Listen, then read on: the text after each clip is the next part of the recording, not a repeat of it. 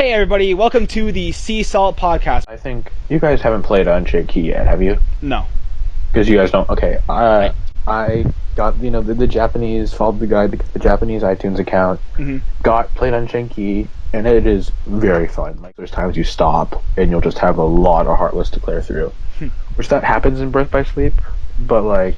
Unversed, but yeah. Unversed, you're not clear through Heartless. Okay, I'm sorry. Swine. Okay, it's really weird. You can't tell the difference between an unversed and a heartless. Get the fuck out! What the fuck you doing in here? I can't read Japanese, so I don't know if they mentioned this in the story of Unchained Key. But there's totally Heartless in there.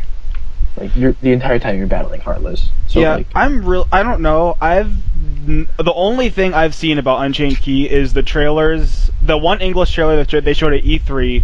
And the back cover trailers they showed in 2.8. That's all I know about Unchained Key. I know there's something about a traitor, there's the foretellers, and they seem to have parallels with other characters. All I know about it. And I know that I don't understand how the fuck they have like Heartless and like in the trailer they showed like Donald and Goofy and shit. I don't know.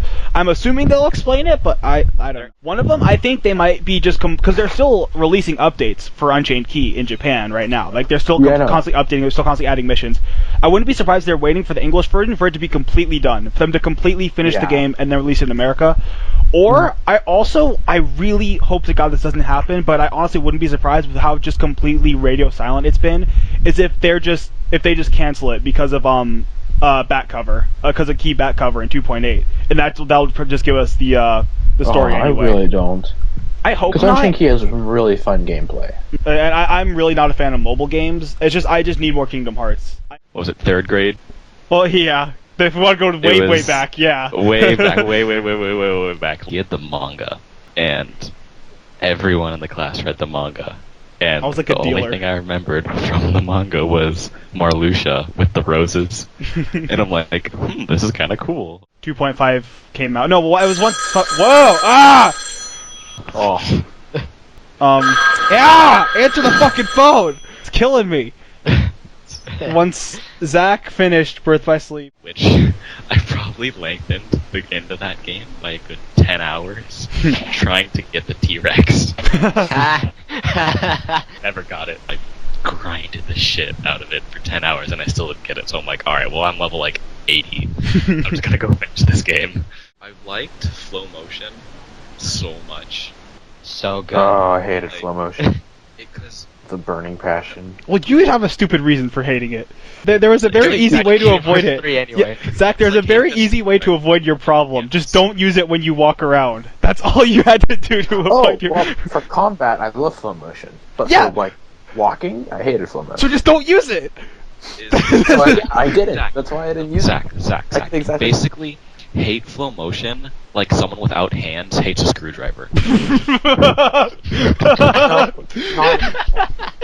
had a PSP, but I had no memory stick, so I had to search for a memory stick, dude. And that was hard. For a tiny little thing that was just a few megabytes, that was hard to find. At least it's not like the PlayStation Vita memory stick. Well, there's a reason no one bought the Vita, Zach. There's a reason four for people? That. Yeah. No, the Vita is strong. It has survived. No, it's not! It has 7 games 3DS Master Race. Yeah. No, I like to think that Nomura, the game is long done, and he just has a shit ton of copies in his house that he uses for wood on the fire. He uses it to wipe his ass. He just has it hanging on the walls. He just enjoys the fact that we can't have it. He just sits there and laughs at all of us. So when do you guys think that 3 is gonna come out? Never. Late 2017. Yeah, that's what I think too. Because assuming that 2.8 actually does come out this year, and they said that there's not going to be any more games in between 2.8 and 3. They confirmed that. Assuming that, and assuming how long they've worked on the game already, and assuming how big the game is, I would say, late 2017 is when I would assume and really hope the game comes out, for me. If it's not 2017, it's probably going to be 2030. Yeah. It's just, yeah, never. Or never. It's just never gonna 2017, come out. I'll just lose all of my faith. Yeah, if it's not 2017, I don't know what I'm gonna do. I can't see it being any later than 2017. Because I remember a while ago, Nomura was talking about how, because everyone was when Frozen was first coming out, everyone was like, "Oh, Frozen's gonna be Kingdom Hearts 3, Frozen," which it's still kind of like that now, but it's died down a lot. But the thing is, Nomura, I remember he said that he wanted, if Frozen was gonna be in it, he would want it to be like a singing world, which. Please no, for the love of God. Haley Joel Osment's cover of Let It Go.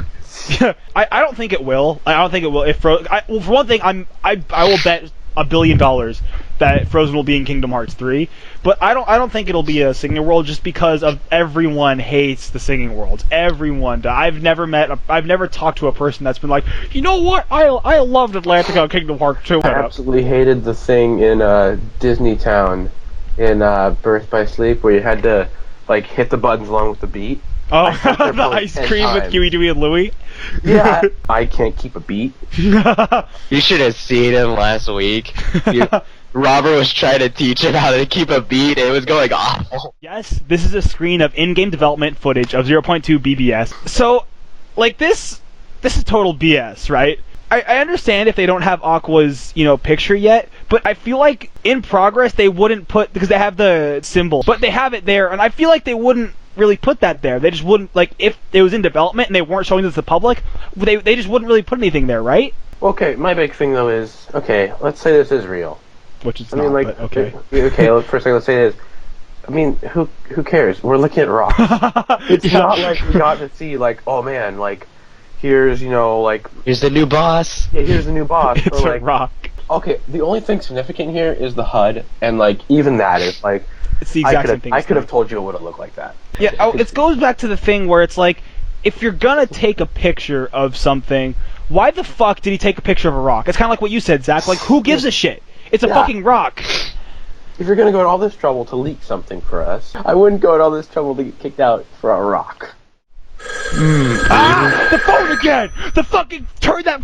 God damn it! That happened for the first one. I swear to God, if it rings again, I'm gonna scream. Okay, I think he muted his mic. Good. Okay. Anyway, JoJo, this is episode 4. It should be episode 5. We recorded one last week. My recorder claimed that it was recording. It said it was recording. I stopped recording. It said, "All right, cool, it recorded," but the file is just not there. So yeah, we're 4 episodes in, or I guess supposedly we were 3 episodes in, and we have a lost episode. That kind of sucks. Square Enix is confirmed for E3. We talked a bit about our E3 predictions as well, which I think the consensus was it'll be mostly 2.8, maybe possibly some Unchained Key stuff, and probably not any Kingdom Hearts 3. And if there is any Kingdom Hearts 3, it won't be that much. Yeah. I'm betting money we're getting a release date for 2.8 at E3. I don't see when else they'd announce it if it's going to be coming out in 2016. We talked about how the leaks that we talked about in now the last episode 3, are confirmed fake. Cynical, of all people, was playing... What was the game? A Story About My Uncle? It's like he just stumbled upon the rock and was like, alright, well... He found the exact rock that was in the supposed leak. So we talked about whether we thought Star Wars Episode 8 or Kingdom Hearts 3 would come out first. And I think the consensus, I'm pretty sure, was I just hope to God Kingdom Hearts 3 comes out first. Yeah. Episode 8 comes out December 15th, 2017, I think, right? Yeah. The consensus was, I think it will, and I just really hope to God it does. This is something that is a very big discussion concerning Kingdom Hearts 3. What are your guys' opinions on a Kingdom Hearts 3 having multiple playable characters? If it's Birth by Sleep style, where same timeline, different routes, where it like intersects sometimes, I think it'd be interesting. But if it's kind of like oh, Sora kills a boss, right? And then it jumps to someone else, and they're watching Sora kill the boss, and they go off and do something else. Like, all 3 are going simultaneously, but you can only see one at a time. Then I feel like that's gonna be And if they take that away, there are parts of this story where you're not going to be with this character, and you're never gonna really see what this character did in this time. I feel like that's kind of taking away a little part of what Kingdom Hearts at least means to me, Also, I don't want to have to level up 3 separate characters or 4 separate characters. I'm either with it or against it, depending on how they do it. And also, I liked the thing with Birth by Sleep where they all felt unique. If the characters are Sora, female Sora, and then other Sora with a palette change, and they all play the same, or like very similar. Because in Birth by Sleep, I liked how they each played uniquely, NPS. but similarly. Yeah. Whereas if I'm playing literally all three of them are Sora with a different skin. For me, honestly, I don't want multiple playable characters in Kingdom Hearts 3. I just want to Okay. play as Sora. Now, I have no problem with, like, at the end of Kingdom Hearts 2, when the final boss where you play as Riku for, like, 30 seconds, I think, like, that's fine. For, like, a couple, like, a minute or so in the middle of a boss fight where, like, you're, fighting someone alongside one of the 7 Guardians of Light. Sora's in trouble. Yeah, you're like, oh, yeah, something like that. In Kingdom Hearts 2, when you die and all of a sudden Mickey comes in, that I have no problem with. But what I don't want, and a lot of people are constantly saying, like, Sword and Goofy are looking for the key to return hearts, and Mickey and Riku are split up into 2 groups looking for different stuff. A lot of people are saying that, you'd switch off between Sora, Donald, and Goofy, and then Mickey and Riku. Or maybe do like a chain of memories thing where after you play as Sora, you play as Riku and Mickey. I really, really don't want that. A lot of people are saying during Keyblade War, like, you'd switch off between all the different 7 Guardians of Light and, like, fight a certain boss fight with that specific Guardian of Light.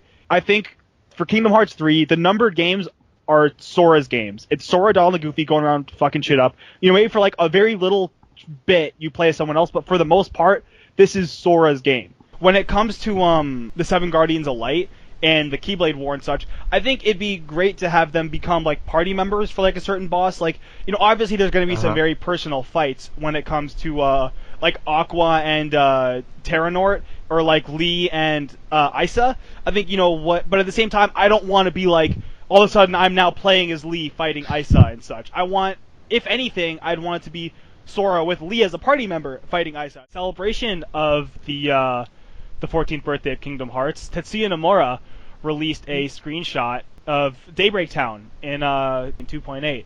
So pretty. posted it on the Japanese Kingdom Hearts Twitter, and the post is in Japanese, but I put it through the amazing Bing, Google Translate, whatever the one's on Twitter, and it said, from that translation, it said, KH birth from about 14 years and today. Sora departed age. It is thanks to everyone that supported me long. Thank you very much.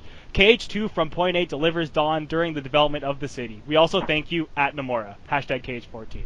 And after that, I put that through Brer Translate, which is Kingdom Hearts started 14 years ago today, which is how old Sora was when he started his adventure. It is thanks to everyone that supported this game this long. Thank you very much. The image is of Daybreak Town in 2.8 at dawn. Thank you once again from Nomura. Hashtag KH14. So, Kingdom Hearts Key, not Unchained Key, but the original browser game, is shutting down in September. And that game's been going on for about 3 years, I believe. Okay. The big one. Fucking Unchained Key came out in the US. So Yesterday. Holy shit. When Unchained Key was announced that it was coming out on the 5th, I believe, they did a interview with Tetsuya Nomura. Nomura showed a picture that he drew of Chirithy and 2 other characters that I have yet to see in Unchained Key. I've seen fan art and shit of them, but I have no idea who they are. Fucking Zack. I feel so bad. Zack right now is in, as we speak, building houses or some shit, and he has no idea the Unchained Key is out. Right? Like technology or anything at all. He left on, Sunday or Monday, he left I last think? week. He left the day after we recorded the last podcast. He hasn't had any internet since then. So he has currently no idea the Unchained Key is out. I messaged him on Skype when it was announced, like, dude, when you're reading this, Unchained Key will be out. And he said, there's new characters like the Foretellers. Yeah, Ephemera and Skull. Those are the people in the picture, I think. And I've seen their names. Okay. And I've seen their names and their pictures all around. I didn't play the Japanese version. I haven't gotten there yet in the English version. Yeah, I'm having a lot more fun with this game than I thought I would, Yeah. I'm really... When I first heard about Key, the original Key, way back in the day, I was hoping that it was not canon, and I was hoping it wouldn't come to the US, because I did not want to play it. I heard about it, and I was like, this looks dumb. And then it was confirmed that it was canon. I was like, well, shit, now I'm still learning about it. But then it didn't come to the US for, 3 years. So, like I said, I'm having a blast with it. It is so fun. I'm just happy it's out. But it's been since 2012, since the last, real Kingdom Hearts game came out. Stream Drop Distance. That was in fucking 2012. It's been 4 years. There was an interview at PAX East with the producer of Unchained Key. I apologize for butchering your name. Hiranori Okayama, I believe. the prototype for Unchained Key was actually originally in English. So like all the testing, all that other stuff before the game came out was originally in English. The only reason it came out in Japan first is just because they're based in Japan, so they were able to release it faster in Japan. So me all fucking saying like, oh, it's gonna be canceled in America, it's not gonna come out. It's like, here, look at that. I didn't find the stats on the medals, but I did find that there are Ventera and Aqua medals, and you can merge them together in a trio. Wait, what? Okay, wait. Is this My heart. Japan? Japan only? No, it's Japan only so Yeah. far. Special Birth by Sleep trio medal if you have the medals of Terra, Ventus, and Aqua. Oh, okay, I'm down. I'm getting that the second it comes out. I don't care how many daily deals I have to open. I will somehow open 3 daily deals a day. Lady Luck is actually the best Keyblade out of the 3 attribute ones. Uh-huh. It gets so many boosts. Yeah. But Treasure Trove has some stuff going for it too. Treasure Trove is ugly though. But it can almost double the power of one of your medals. But it's ugly. a I don't want to factor use of it. It looks 1.9. dumb. Can't use your Kingdom Hearts 1 Cloud Rs Arcanum to its full potential. I have KH2 Cloud, that's the one I share. Oh, yeah, I have 3 KH2 Clouds, but 2 of them are 4-star medals. No, wait, no, I take that back, I have 4. You gotta fuse those medals Fuse together them, and then max out. You can fuse... What? Yeah, and you get that super awesome power boost. Just when What? Wait, so... Yeah, but you can only fuse like 4 stars with 4 stars and 5 stars with 5 stars. Okay, so I have 3 4-star KH2 Clouds. Can I... Wait, 4-star. Okay, never mind, 2 3-stars. Get those 3 stars to 4 stars and then put them together. Okay, level up. 1 second. Boom. Anyway, Oh, and I put a little dot up in the corner. Yeah, hang on. okay. Whoosh, hang on, wait. Get together, big burst of light. And KH2 Cloud, now level 4. Ooh, I got a special attack.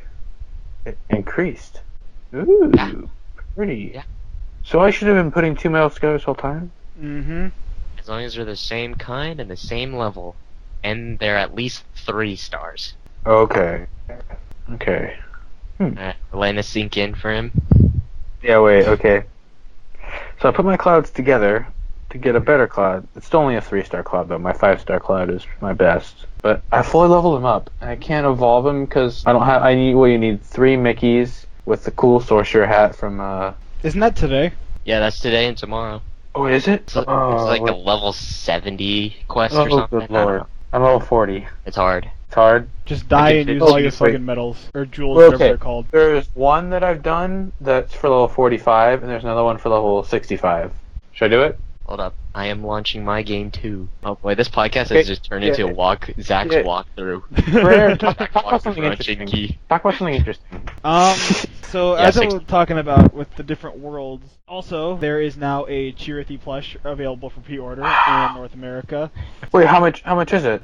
I don't know. $40. There you probably. go. 40 $40. bucks. No, he's That's Squeenix. not much. No, hang on, wait. I'm gonna find out. What's it called again?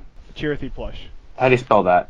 Oh, it's $43.45 with Amazon Prime. There you go. Oh, wait, I have Oh Amazon wait, no, Prime. Anime Poco. Sorry, I misread Anime Poco as Amazon Prime. Oh, well, Good job, dude. Oh, I want to check this out. I have a question for you guys in Unchained Key. Why do some of my medals have a little lock up in the left-hand corner? Because they're If you hit that, you favorited. can't sell them. Oh. Basically, if you lock them, you can't accidentally sell them.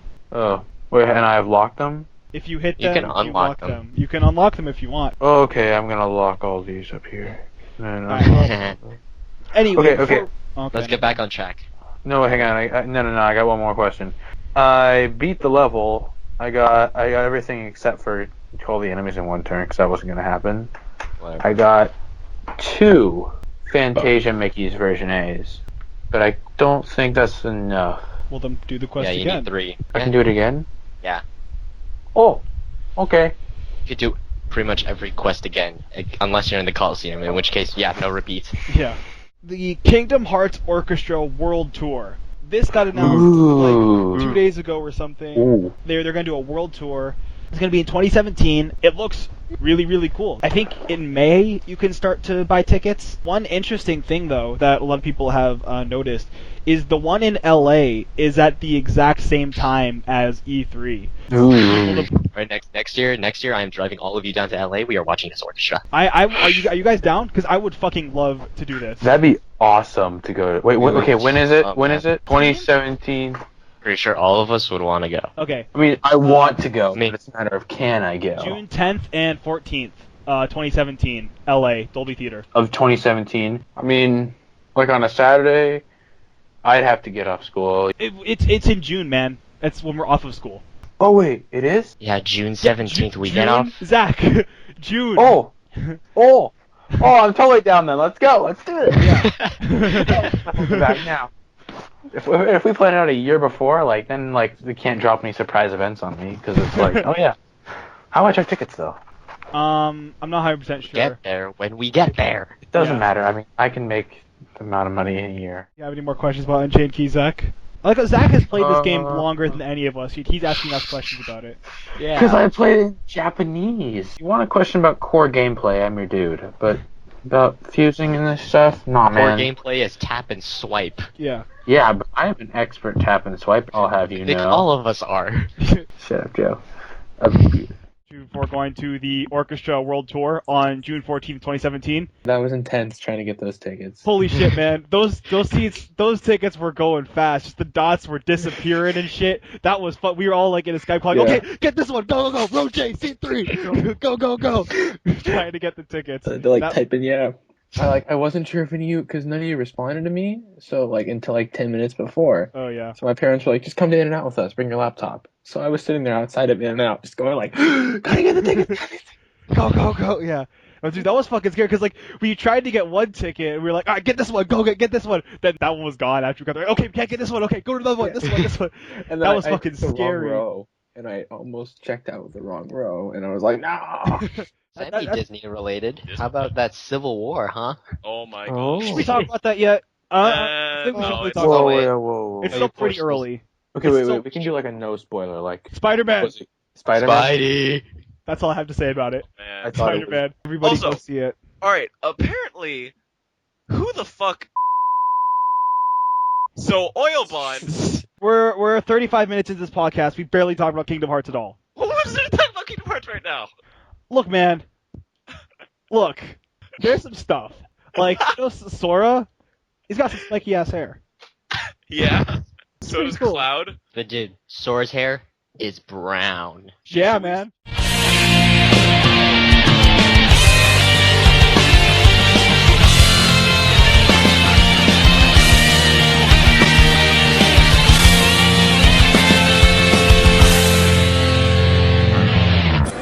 We're sitting by the trash because we're trash. Nameplate.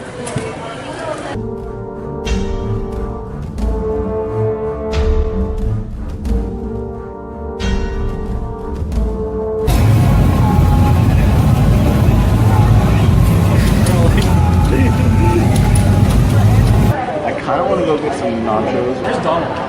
Dead. We don't know. Alright. Did we see him out? We saw him outside, right? No. No, we didn't see him. Wait, was he outside? Yes or no? I don't know. But he's a lost Gundam on a lonely road. The other way. It's the adventure to find Donald. Yeah, man.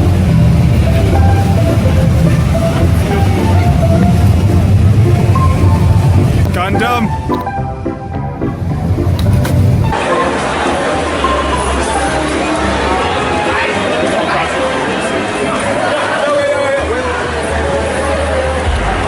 Oh, it's the box Gundam.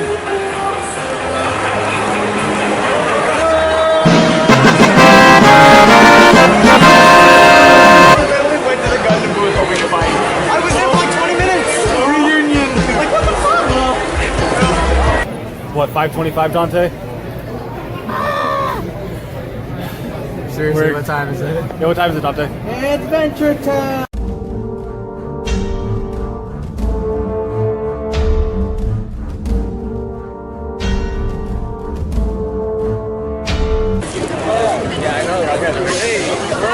Too much. I was like, Games Pro. Is she at the games hall? Oh, Dante. Gates. Is she at the games hall? Why were you? By the bathroom? By the artist alley? Alright. Are we waiting?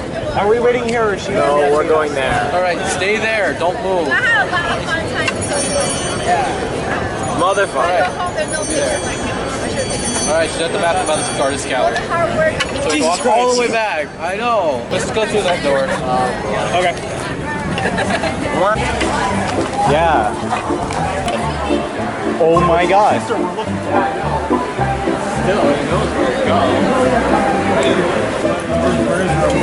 Is it in there? I'm assuming it's not downstairs. No, it's up.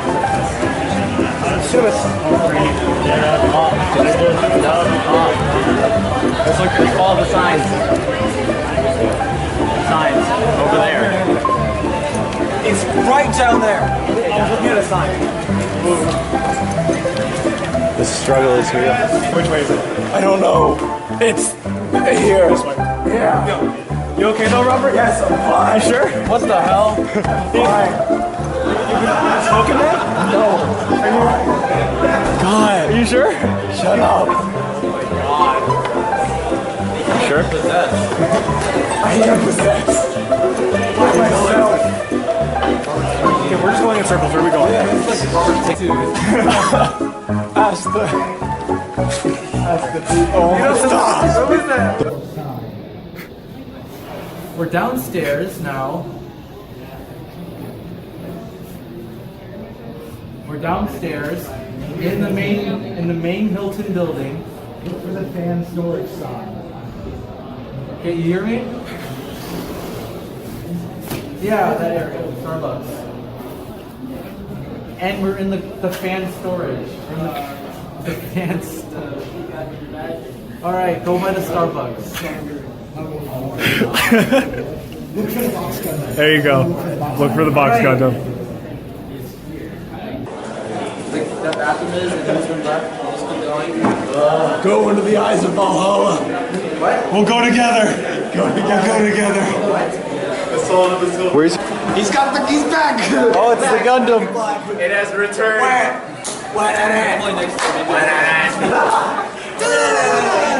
I can't put it in. Someone put it in. Man, today was fun. Today was a lot of fun. I want to die, but yeah. Party don't start until we walk out. So bad. Fuck the thinking tree. The thinking tree. Fuck the thinking tree.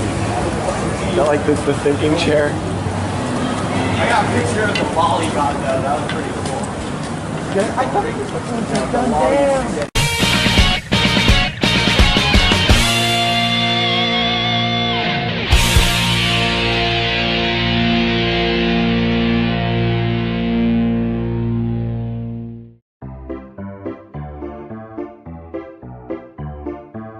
Mr. Robotnik, and we have one question for you. Yes? Was anime a mistake? I'm not sure what you mean by this anime. Was anime a mistake? Yes. Why? They made you. Yeah, they made you. Was anime a mistake? Follow-up question. Why? It's just perfect. He's speechless. It's that bad. Anime is the main reason why America got involved in World War II. How does that make you feel? Every anime has its downs and ups. Even hentai? Hentai's its own thing, man. But it's good. Was Sonic in? Sonic was a mistake at birth, and I'm dedicated my life to eradicating it. But didn't you make the robot Sonic? Of course. It is an ironic statement to defeat him with the powers he holds himself. Hentai? No. Yuri? No. Yaoi? No. Wally? No. Mega Milk? No. We're here with either cyanide or happiness. Are you gonna stab me? Yes. Alright, we're live with Aquaman. We have one question for you. What's the question? Was anime a mistake? Horrible mistake. What about hentai? We have one question for you, sir. Yeah. Was anime a mistake? Got it. What? We're gonna need emergency pocket. You need another one. With the cross. We have one question for you, cross. Was anime a mistake? Squeaker, squeak, squeak. Squeak, squeaker. We're here live with Doodle Bob. We have one question, Doodle Bob. Was anime a mistake? Mr. Devin, one question for you. Was anime a mistake? Never. Why? Why? Because without anime, we won't have hentai. But you know, being that I am one with the fishes, I try to stay away from like all these land things that go on up here, which a lot of animes they don't represent the water. What about Squid Girl? Okay. The one and only real, not real Hatsune Miku. We have one question. Yes. Was anime a mistake? No, it was not. Mr. Satan himself, the Satan. How many people have you killed? Probably fewer than the burgers I've made. One question, Susan. Was anime a mistake? Guys, I think anime is the best thing ever. Giant robots, guns, swords, laser beams, all that. Is anime a mistake? What about hentai? Hello, we have one question for you, Mr. Franchise. Yes. Was anime a mistake? No comment. No, it's not a mistake. We just have to make anime great. Pink from Knight, who is your character today? I am Date Night. Date Night!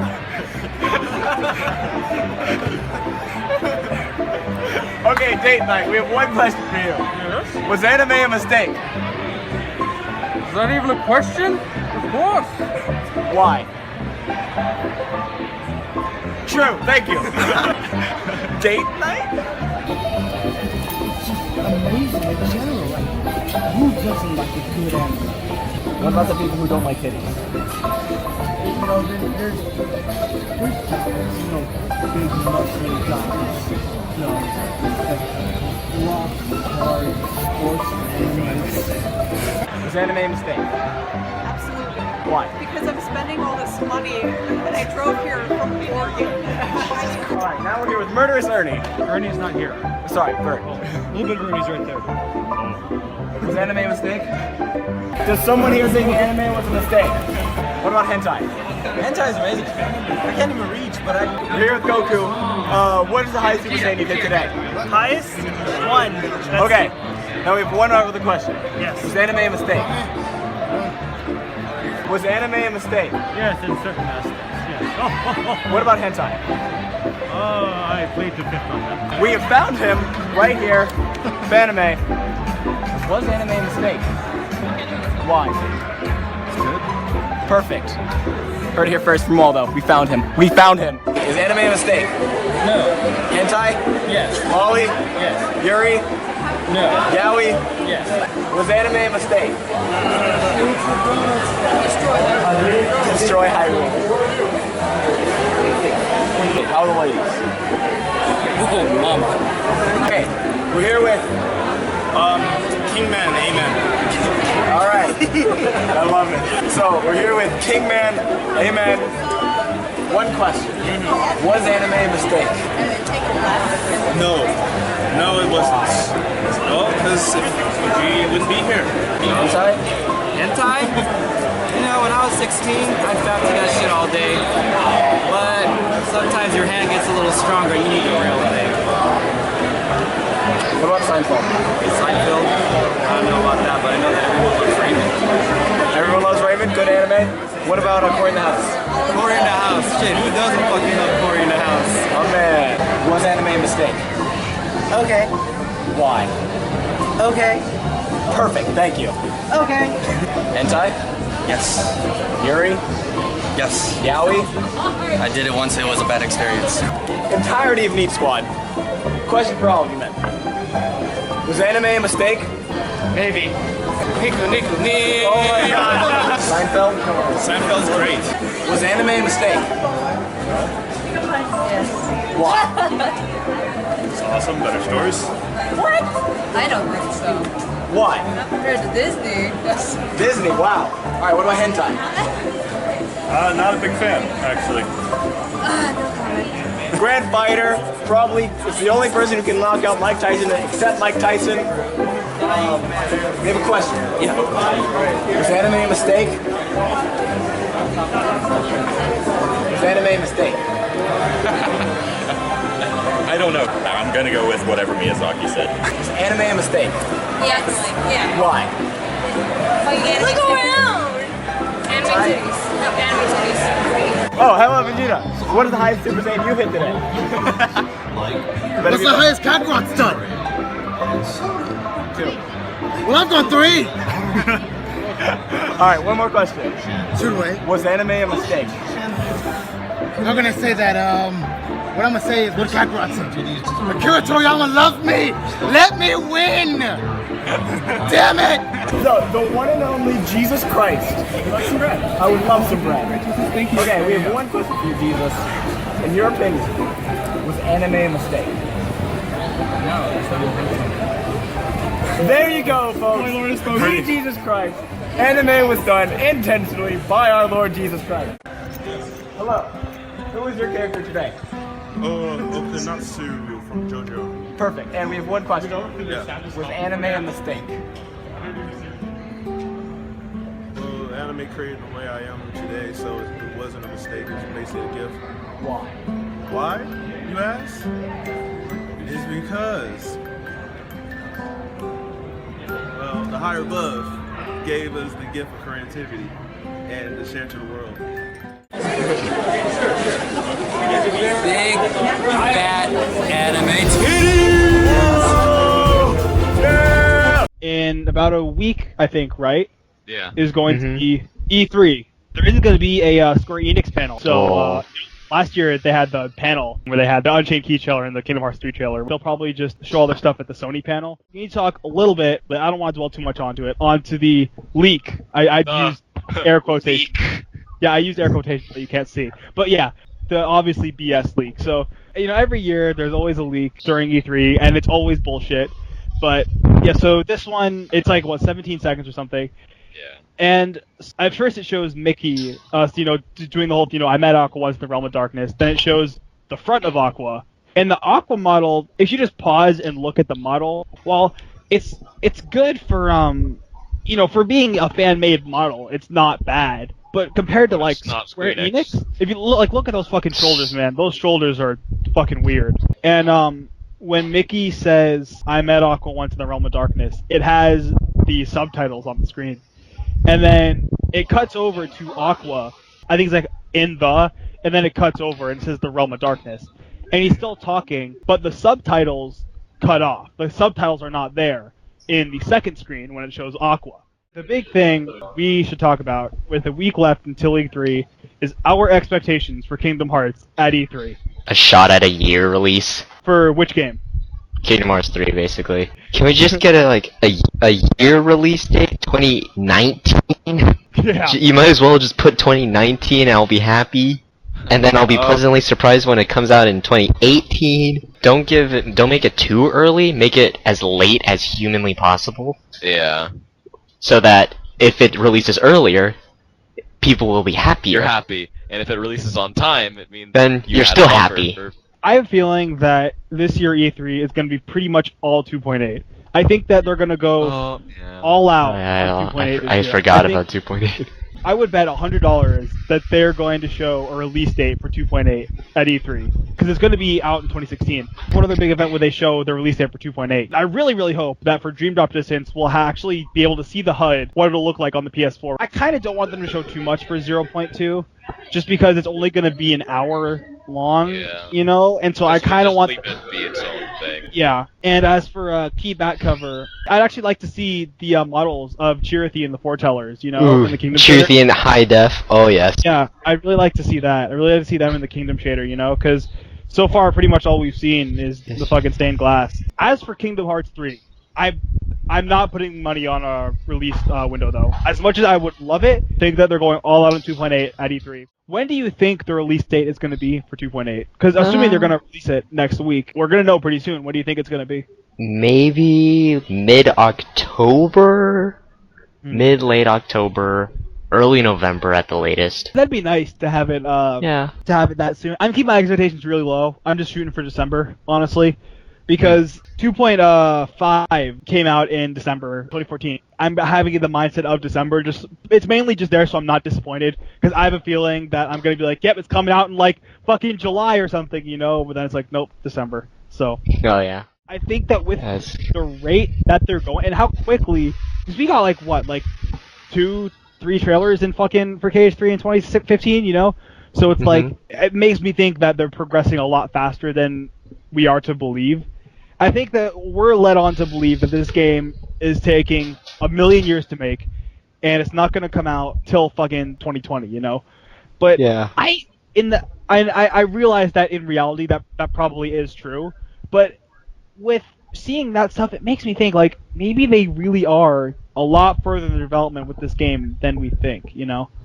Because, and I understand that, you know, we haven't, the only really worlds we've seen, well, we've seen Olympus Coliseum, the Mysterious Tower, Tangled World, which name escapes me, and Twilight Town.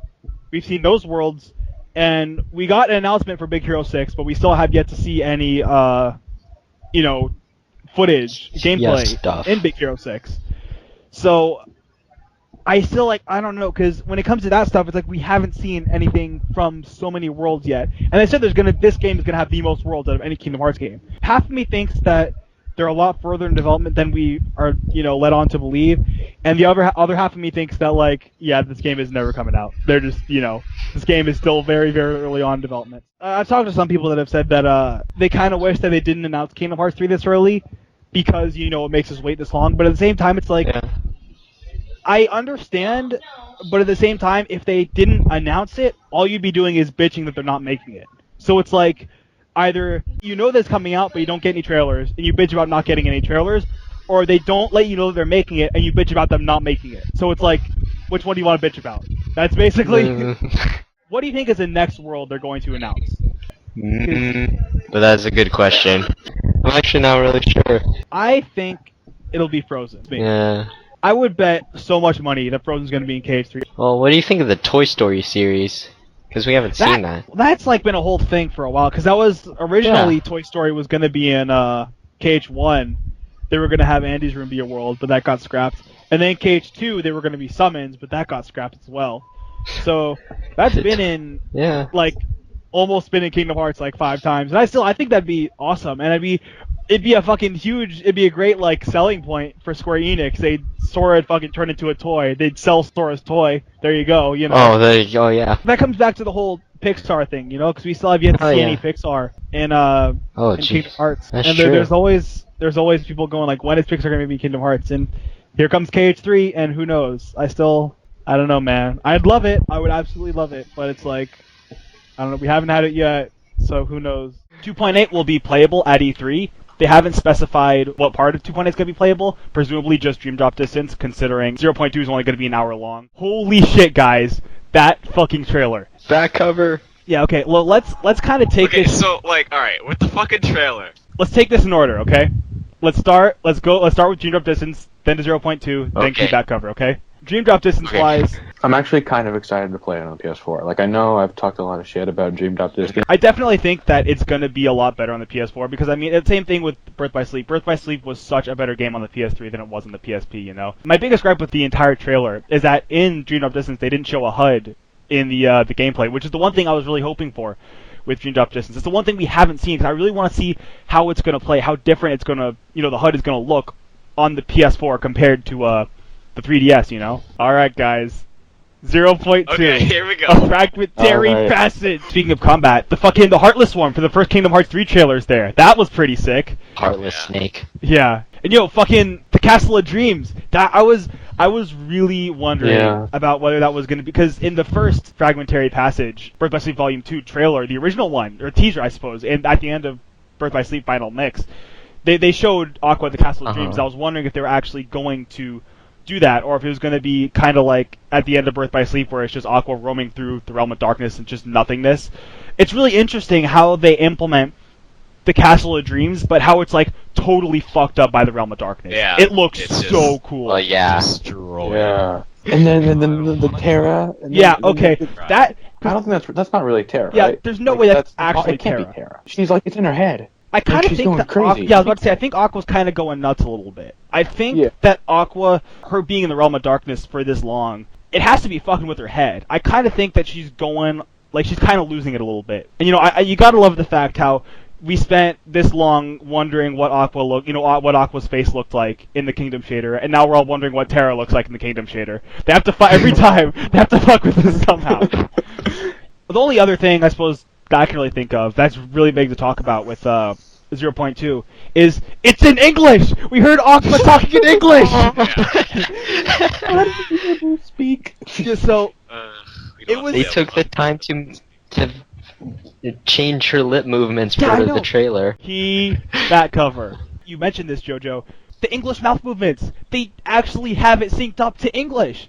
With Days and Recoded in 1.5 and 2.5, they didn't sync up the mouth movements, which I understand, It's just like a movie that, is retelling the DS games. And I kind of wasn't expecting them to do it in key back cover either. Just, kind of for the same reason. It's just an hour-long movie. It's so pretty. I know, holy shit. The fucking, the foretellers. We saw all the fucking foretellers of the Kingdom shader. And fucking Chirithy, back of Chirithy for a second. And then there's also fucking the organization dude. Who the fuck is that guy? What is up with that mofo? He thinks he's the coolest motherfucker in the world. He has three different split personalities. Like in the beginning he's all like, "Oh, darkness shall prevail," and then when he's talking to unicorns, he's like, "Nope, not possible. I'm just chilling." Yeah, that's my biggest thing with who the fuck is that guy? Ursus is totally the traitor, right? Like this man. He has every right to be mad, because his union does not break 4th place. That's why he's mad. It's either Ursus or Unicornus. Unicornus, I don't think so. He kind of seems like he's the guy that's the most trying to save everything. Like but at the same time, it might be he's trying... He's Mr. Leader. Yeah. Unicornus is either the one completely trying to save everything, or he's trying to get all this information, and he ends up fucking everything up. Fucking Ephemera, we saw him in the fucking Key back cover trailer before we even see him in Unchained Key in English yet. Jesus fucking Christ. Still haven't seen him. The very end of the trailer. December, worldwide. Guys, this is a really big thing. This is the first time that Kingdom Hearts has had a worldwide release ever. And when it comes down to it, if 2.8 has a worldwide release, there is no way KH3 does not have a worldwide release. You guys always have the luxury of not having to deal with spoilers when the games come out in Japan and not in America. There's 3 to 6 to 9 months where you basically completely stay away from the internet trying to avoid what happens in the Kingdom Hearts game. We don't have to do that anymore. This is a huge, huge thing for the Kingdom Hearts community. Besides the worldwide release, the one thing at the very, very end of the trailer, KH3. New information coming in winter.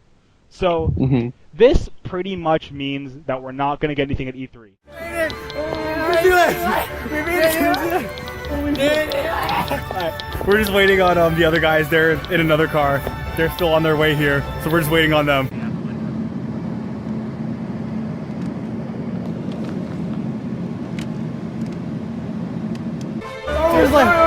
That's Star Wars Land right there. That's right.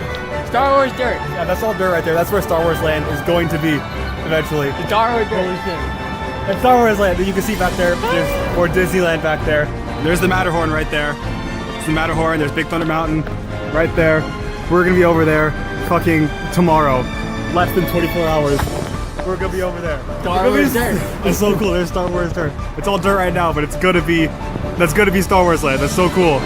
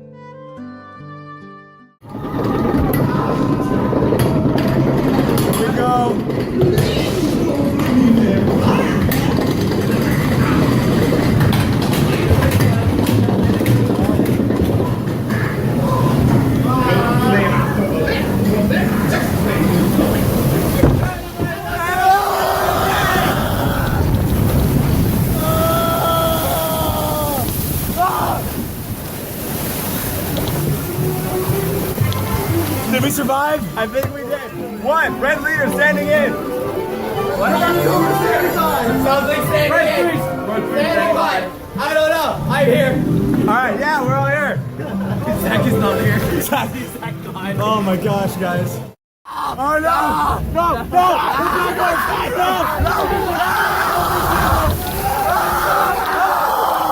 Yes! Oh my god! Fuck you! Oh my Fuck god! you! Oh my god! Fuck you! Every fucking time! Now! No more! Oh god! No more! Why? Go away! Go away! Go away!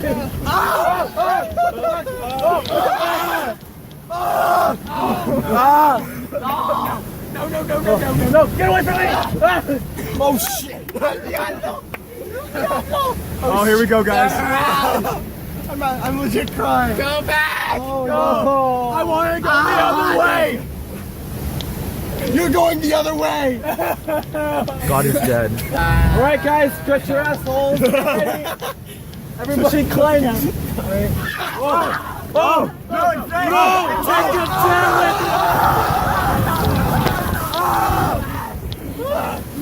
We did it! Why are you dry? Why are you dry? Stop being dry. Hey, you're not. At least you're not as bad as last time, JoJo. You're not too bad. I just got this. I got it worse. Yeah, you're good. How about you, Donald? I hate this ride. You're good. I got it this time. I got the worst part. No, I did. Yeah, Donald did. Yeah. Okay, I have my pedals to the wall. I'm going. Go. I'm going. Go. Go. Go faster. I can't. Go. Drive. Why are they so close? Go. I'm Go. going. I'm going.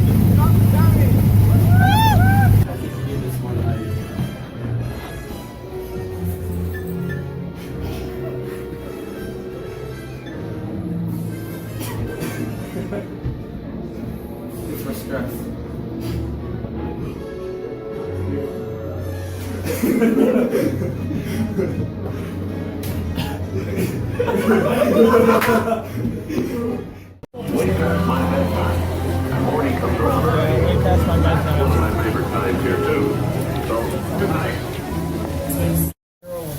I wish for Pyrrha. I wish for Pyrrha. Here's gonna stop that. Yeah. Okay, wait, let me.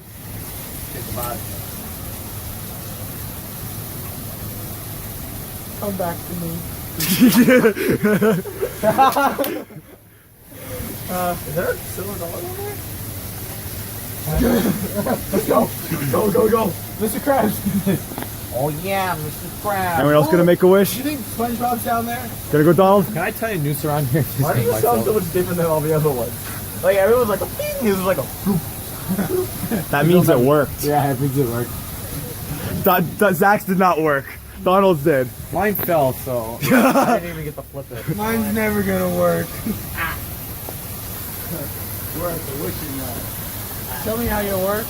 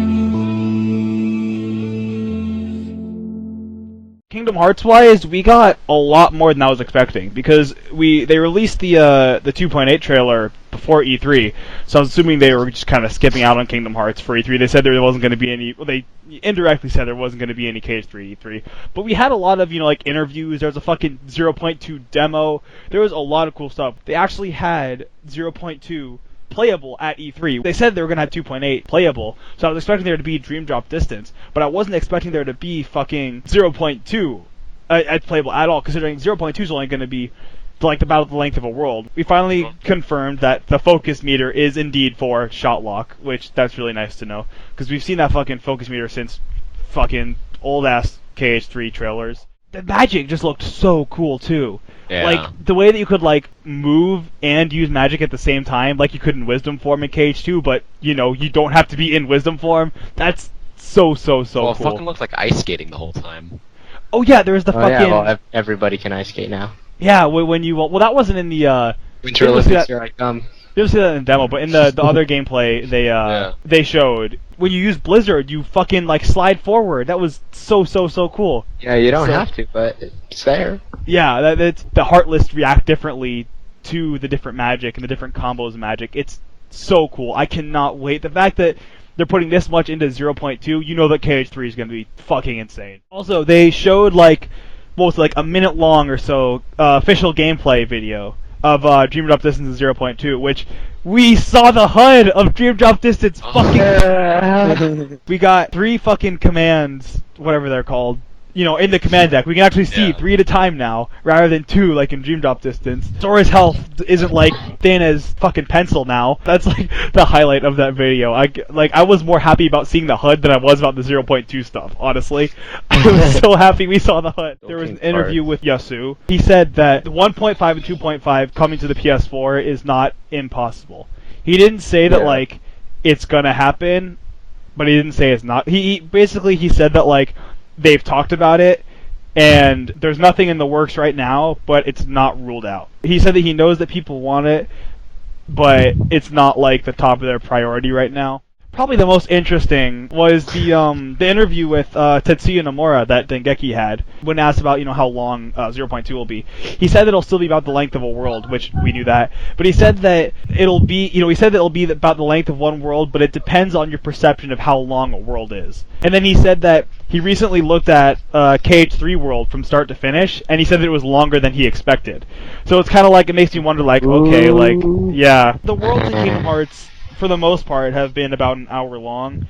So one thing, I wonder how long 0.2 is going to be, and I wonder how long a world in KH3 is going to be. And I wonder if we're going to be visiting worlds a second time, like in KH2. I feel like if he was surprised at how much longer it took, yeah, then it's probably a lot longer. Maybe hour 45 minutes, even 2 hours. Because if it's just an hour long world and you're like, oh, I've been in here for like an hour 20 minutes, like you're not surprised. You're like, oh, I probably fucked up somewhere. Yeah. But like if you're in an hour long world for 2 hours, you're like, okay. Speaking of worlds, he said that 0.2 will have many worlds to go through, and the Castle of Dreams is just one of them. So it's pretty interesting how, like, presumably Destiny Islands? No. No. It'll be I'm assuming it'll be the worlds that are in Birth by Sleep that we don't see later. So just probably more like the Princess's World, like Snow White's world and shit like that. I will say I really like how the trailer pretty much just is a trailer of stuff we see in the demo, and the demo is just the beginning of 0.2. So it's nice how we don't have too much spoiled for us. We're just having the very beginning of this hour-long game spoiled, which I do appreciate. Bye, guys. Here. Maybe Xehanort lives in Flavor Town. Alright. Boy. You and the forbidden number 12. See you on the other side. Guy Fieri. We've said bye like 8 times. So in the newest Unchained Key update, Ephemera finally is introduced. However, his name is Ephemer. They got rid of the A for some reason. Not sure why. Ever since the game came out, the only thing I knew about Unchained Key is that there is the people with the animal masks, which I found out were the union leaders, and there's Ephemera and Scold. And I was sitting there waiting for Ephemera and Scold to show up, but they never did. We still haven't seen Scold yet. I don't know who the fuck she is. I just know that she's Scold. But Yeah, so Ephemera finally showed up. That's fucking cool. He's a good kid. Well, I thought he was till he fucking left us at the end. Fucking jackass. I liked him up till that part. What was that shit about? We finally got the explanation for why there's all like the Disney characters and shit. That's pretty cool. So Yeah. all the worlds are holograms, basically. Like they're illusions in a way. I'm assuming kind of like Castle Oblivion and Chain of Memories is what I'm kind of assuming that they're going for here. Yeah. Mm-hmm. So they get all the lux. They're still getting all the lux, all the light from Daybreak Town, and Ephemera said that the holograms, like the illusions of the world, presumably he thinks come from the Book of Prophecies, which is the same place that like all the metals come from, presumably, and all that other shit too, And also mentioned Chirithy.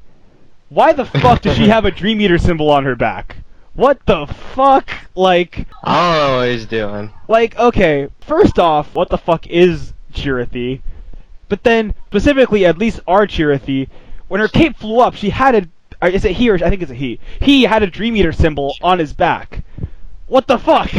I guess he's a Dream Eater. So would that mean that Daybreak Town is a sleeping world? This, like, the whole new ball game with this shit, right? So... Yeah. Oh boy. All the other Disney worlds holograms, and basically the only world we've really been to in Unchained Key is Daybreak Town. Mm-hmm. And if Chirithy's a Dream Eater, then that would mean that Daybreak Town is sleeping, right? Yes.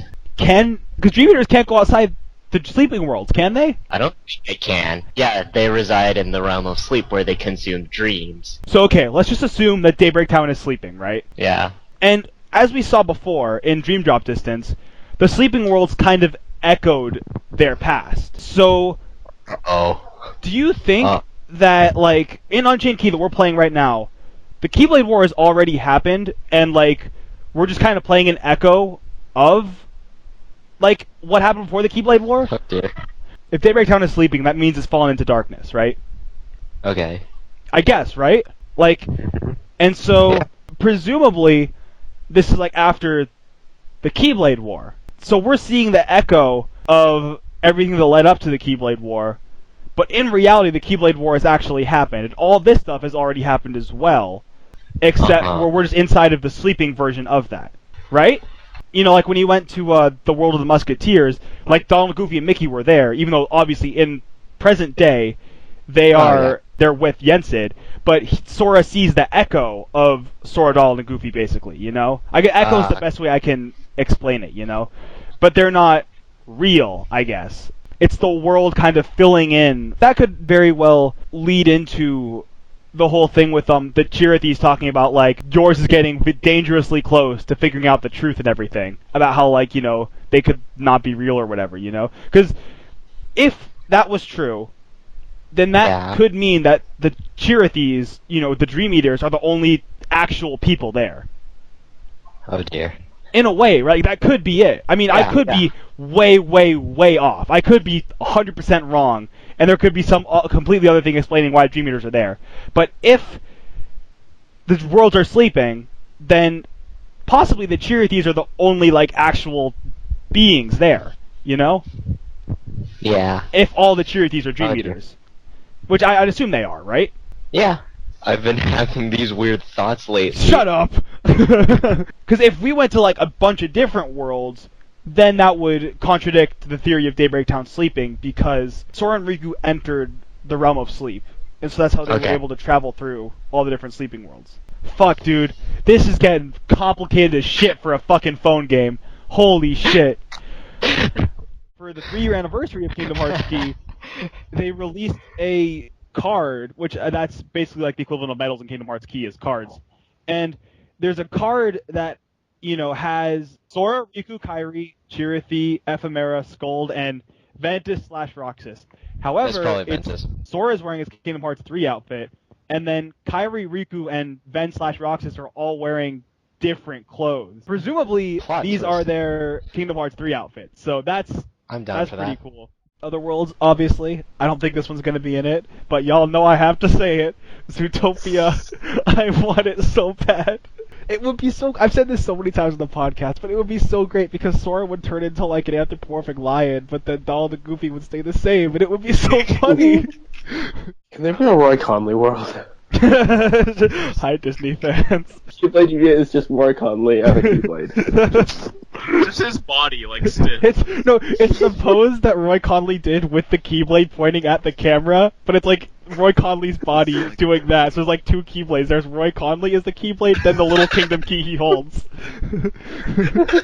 So do we kind of have an idea of who the 13 Secrets of Darkness are going to be? Not all of them. There's speculation, but like... Because, like... We have a really, really good idea about who most of them are, and then there's a few who are like, eh. Yeah. Because, like, what if someone from the good side turned to the dark side? I'd kind of be down for that. That'd be cool. Like, I mean, speaking of, you're talking about what 13 Secret Darkness we know. So, we know, for 100% sure, Master Xehanort, OG Xehanort, Ansem, Secret Darkness, and Xemnas, Syx, and Xigbar. So we know those 5 for 100% sure. Yeah. Ooh. Other than that, I mean, Vanitas is a big one, I would say. Yeah, probably.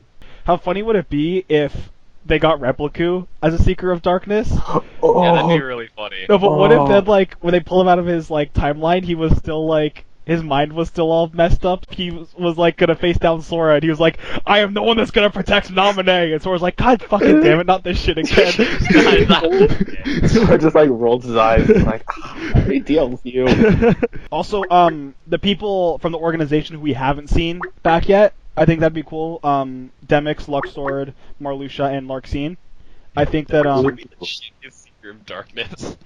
Demyx? He's so lazy. Yeah. I mean, like, obviously, I could very easily see Luxord being one. Luxord, Larxene, and Marluxia.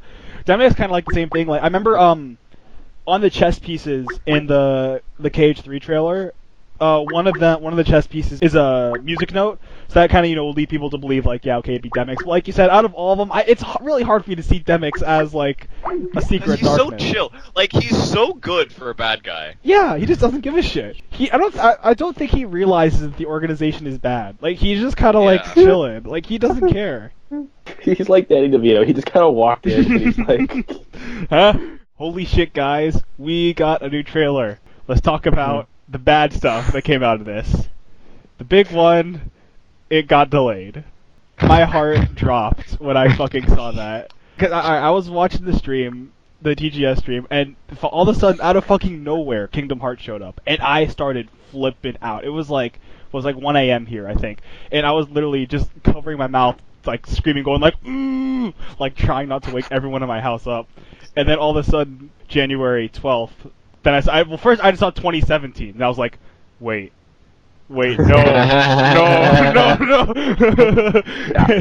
My heart just dropped. So, yeah, I don't know. I mean, you guys saw, like, my whole dilemma in the Skype, where I was like, at first I was like, no, it got delayed, no. Like, 5 minutes later, I was like, I was angry, but now I have no more fight left in me. God is dead. Like, yeah, I don't know. So, I mean, if they need more time to work on it, that's good. Or if, like, the more realistic thing is that because Final Fantasy 15 got delayed, this got delayed so they don't come out, like, right next to each other. Yeah, no, I mean, I knew it was going to be delayed before I watched it because of your reaction, because I watched it, like, the morning after. Yeah. And so I was like, oh, at the end of the trailer, I was like, oh, okay. Yep. I mean, at first I was kind of like, oh man, this sucks, this could delay, but like, I should say, I'm not happy about this, but like, also, it's the same thing, like, Final Fantasy 15, I think all 3 of us are going to be playing that, right? Mm-hmm. And that was going to come out pretty much like a week before this, and so like, I don't have, that much time to play that much time to play a 60-hour, JRPG in a week. And then like, so I mean, if it only got delayed like 2 months, and about a month, about a month, and like probably the most likeliest because of that delay, and probably the way that Final Fantasy 15 was demoing, they probably were like, we need a lot of we need to get this game a lot of work, especially with all the hype they've come out with it. Mm-hmm. So it's like, it is what it is, I guess. The biggest thing with this delay is that this kind of, obviously there's no 100% confirmation. There's never been any 100% confirmation. But this kind of means that we're not going to get Kingdom Hearts 3 in 2017. I think that's the biggest thing that comes out of this, is that this just makes the possibility of KH3 being in 2017 way, way, way less likely. Yeah, I can see that. I mean, I already kind of, like, with when they announced, like, 2.8 and over these past couple of months, I've kind of already expected it to come out in 2018. Like, and even I know 2017 is the 15th anniversary for Kingdom Hearts, so that would be cool if the Kingdom Hearts 3 came out in that year. But, like, I was already kind of preparing my anus for 2018, so, Yeah. I mean, again, it is what it is. I know before I was pretty gung-ho on thinking that Ursus was going to be the traitor, but is it just me or It Anguis? might be Envy. Which one's Envy? Snake. Yeah, Anguis. I would say, yeah, the Anguis one. I don't know their name. The only one I know is Ava. I know Ava is Bulbous because, you know... Ava, Aced, Ira, Gula, and Envy. Okay, yeah. Anguis Envy is looking pretty fucking suspicious in this one. Well, I think it's gonna be a situation where they don't realize they're the traitor until they actually realize the consequences of their actions. This dude's got Xehanort's Keyblade. This Keyblade is the first Keyblade to be based off of the Keyblade, you know, the X-Blade. So this is the oldest. This thing is the oldest Keyblade we have on record. Not including, you know, the Keyblade.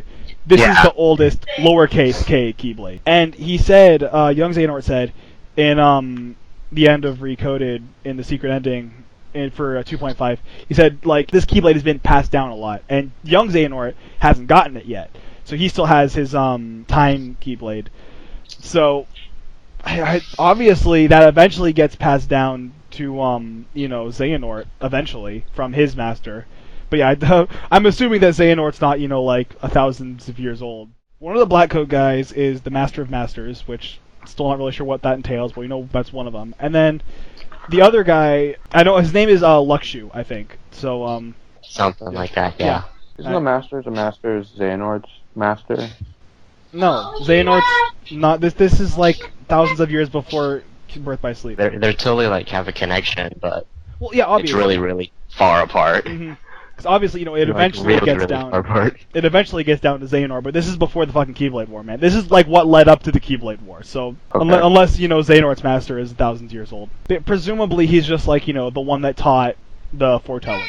Oh, would be the box art. Oh yeah, fuck! Thank you. Holy shit! I completely forgot to talk about that. Thank you. Holy shit! It looks awesome. Okay, now when I first saw it, I was like, it's a little like, okay, maybe I'm just like, because I prefer I like the 2.5 box art because it's got like a bunch of stuff going on. But like, as the more I look at it, the more I'm like, that's really, really cool. I like that they use the illustrated like versions. Yeah, I like it. You know, it closely resembles the 1.5, which isn't bad because the 1.5 box art is like, you know, I think it's pretty cool. You know, I like the 3 different games. I like Dream Drift Distance is this like the center focus. Like, it looks really cool. Some people point out that it's like, that's literally like almost the exact same thing as the Final Fantasy 15. It is the exact same thing. Like, it's literally, they're in all the exact same positions. It's hilarious. The more I just copy and paste it. Pretty much, honestly. Like, it's straight up like... David in turn. Yeah. It's just like, here you go. I feel like putting a bad guy in there would have maybe ruined it. Like, not ruined it, like, ruined like the feel. But like, maybe like in the background, you have like young Xehanort somewhere, I don't know, like twiddling his thumbs or something like that. I don't know, or you can put like, maybe like okay. Now I'm just like performing surgery on the box art, what I want it to be. But like, if it wasn't this, I think it would have been cool to have like the like 13 Secrets of Darkness maybe like in the background of that, and then you have like you know, like, or like these 3, you know, Sora, Donald, Goofy, Riku, and Axel. I mean, like, or Lee, all like, you know, kind of lined up. Like, that would have been cool. But like, you know, maybe that's gonna be like, I don't know, in the Kingdom Hearts. Did you mean Kingdom Hearts 3? Yeah, I know. But like, they could just kind of sprinkle, maybe not like full on, but like sprinkle them in. Just a little dash. Their chairs are there, so we just put them, you know, on sitting on the chairs. Yeah, like. The full from on the chairs. I like the 0.2 with Aqua and Mickey. Now maybe this means I'm gonna put on my tinfoil hat really quick. Maybe this means that Mickey's gonna be in it more than what we do, like one cutscene or like 5 minutes, or maybe he'll have like a bigger presence in it because he's on the box. Honestly, but also, putting my tinfoil hat on again, it could just because they're like, we have to put X amount of Disney characters in this, and like, all right. I honestly think that's what, because I mean, Mickey's on the cover of Birth by Sleep, and he's barely in it. And I think that it's kind of like the same thing where it's like, yeah, we just have to put Disney on the covers, and Mickey's in 0.2, so might as well put him there, But just because it's been so long, we haven't even talked about it. They fucking announced 1.5 plus 2.5 on the PS4, which I am really fucking pumped for. So it's everything I wanted, because I don't have 1.5 or 2.5. Did you guys ever see the fucking thing? It was like right before the Switch event. Someone like updated Kingdom Hearts 3's Wikipedia page to like say it was coming out for the Switch, and then everyone just started editing the Kingdom Hearts 3 Wikipedia page to make it like nonsense. They were just like if they change it to say like "Kill Yourself 3" and shit. It was fucking funny. I have some screenshots of it. I think I still have them saved. I'll put them on. It was pretty fucking funny. It was going on for like 15 minutes. Every now and then I just go back, refresh the page, and it'd be more bullshit slapped on the Wikipedia page. It was pretty fucking funny. The fact that we're almost going to be like playing a piece of Kingdom Hearts 3 on Tuesday is like, my mind can't process that. Kingdom Hearts 3 doesn't exist. I can't process the fact that we're going to... Yeah, my brain can't process it, We beforehand have said that we weren't going to watch all the cutscenes in the Japanese version of Key because we were waiting to play it in the US version, like the North American version. But then Nomura said that once it actually gets to, because then Key ended, and he said that Unchained Key is going to basically get to the end, and then it's going to kind of go a different route. So after we heard that, we realized it was actually different. We went back and watched all the cutscenes in Key. And so we haven't actually talked about it, even though I know this is an old thing, but we should talk about it, especially considering back covers coming up. Holy shit. Like, it gets fucking intense. Like, okay. I felt so hard. Oh my god. Okay, for one thing, the fact that they actually showed the fucking Keyblade War, which, that just gets me so hyped for back cover. Like, holy fucking shit. That's gonna look amazing, assuming that actually happens. And, so, the trader thing. A while ago when we were talking about it, I said, like, there's no, obviously, we can rule out Ava. Ava's the one that's, like, we can 100% guarantee is actually trying. Everybody who's intentionally going to be the traitor, it was probably going to be somebody that wasn't Ava. Yeah, because Ava's the one, she's, doing all, like, the dandelion shit. But then there's the whole thing with Luxu, and there was the whole thing was, like, the traitor will, it was, like, sound the bell or something and start the war. And then she attacked Luxu, and the sound wave rang the bell. So Ava's she's the fucking traitor. She just was unintentionally the traitor that started the war. And oops. I don't think that there's anybody that's straight up intentionally trying to start the war. If I had to guess, I would say that Aced just kind of realized there's nothing they can do and just kind of rolled with it. It was like, alright, well, if I can't do anything, I'm going to fucking rule this new world that comes after the war, I don't think he was ever intentionally doing anything. It's like, oh, there's going to be a war. What's the point of trying to stop that? Because, it's going to happen. Yeah. The fucking war... It's implied that she dies at the end. But, and that's a whole other thing, because it's, there's like, reach out for the light, then Ephemera and Scold are there and everything. But then, and it seems like, she's dying, she's going into the light. But if I had to guess, which we've talked about, me and you, not on the podcast, have talked about this a bit. Yeah. I think that she's going into the Unchained, is what was happening. I think this Ephemera and Scold I know Ephemera unchained himself when he disappeared. Yeah. And when he became a dandelion. Yeah. So I would bet that's what she wasn't dying. It was supposed to look like she was dying. She probably thought she was dying as well. But I would bet that she was going into the Unchained. And Unchained Key, because Ava even said, like, when you go into the Unchained, she said something along the lines of, like, you might experience some, like some past experiences that you've already had, blah, blah, blah. So I would bet that Unchained Key is our player after Key in the Unchained. And that's why it's called Unchained Key. If I had to guess. There was the secret ending with like the Maleficent secret and everything. Ending just like screwed everything up. Yeah, I have no idea what the fuck that was. Everything was so perfect. We had everything figured out, and then this happened. Yeah, Maleficent just had to show up, And say the magic word. Sora. If I No, don't say that. I took a chance and looked at the trophy list for 2.8. I am going to read you the number of trophies for each Alright, that works, game, that works. Okay. Okay, alright. Kingdom Hearts Dream Drop Distance, 55 trophies. 1 platinum, 2 golds, 5 silvers, 47 bronzes. Okay. Kingdom Hearts 0.2 Birth by Sleep, 15 trophies. 0 platinums, 1 gold, 1 silver, 13 bronze. Kingdom Hearts Key back cover, 0 trophies. Aww. They added trophies for fucking days and recoded in 1.5 and 2.5. I saw that and I was get a trophy for watching it. Yeah, in 1.5, 2.5 they did. They legit gave you trophies for watching it. I sat through this. I took time out of my day to start this and end this. Just give me 2 trophies. Yeah. One for starting it, one for ending it. No, I was a little mad about that. That was the bad news. Well, and the 47 bronzes, which is like, oh lord. But from looking over the list, It'll be fine. 47 bronzes in the back. 2.8 came out. This is the biggest thing we've ever really had to talk about since the podcast come came out. true, man. Yeah, we actually had a Kingdom Hearts game fucking come out. I want to hear what did you not like about 2.8? I personally, I have 3 gripes with it. So we'll start off with the bad before we get into the good. Yeah. the ending. Of 0.2? I think for me, the biggest part, especially for 0.2, I never thought I'd say this, but I felt like there was a lack of enemies sometimes.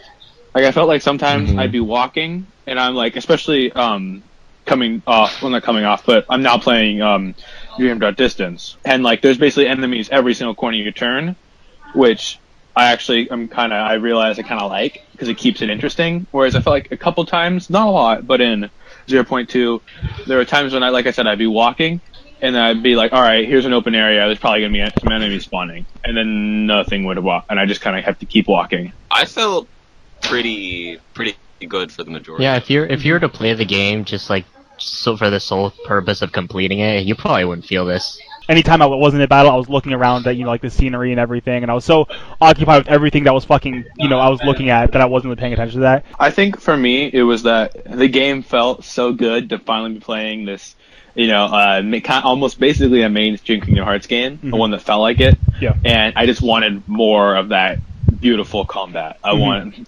more. The combat felt so clean. It was so clean. Yeah. It's so nice. It reminded me of how much I loved, like the combat from 1 and 2. Just like, and I personally really like the kind of the deck style thing where you can like the command deck. I don't like it, I think, as much as kind of like KH1 and 2s, but I think it's a nice like add-in.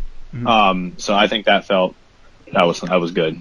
Yeah, I honestly think this is the best gameplay and combat since KH2. This beats Days, Birth by Sleep, Recode, and Dream Drop Distance all together. I don't think any of those games come even close to it. Is it better than KH2? I think it's hard to compare because it... Triforms. Well, no, more just because, KH2 is like a 40-hour game. This is a 3-hour game.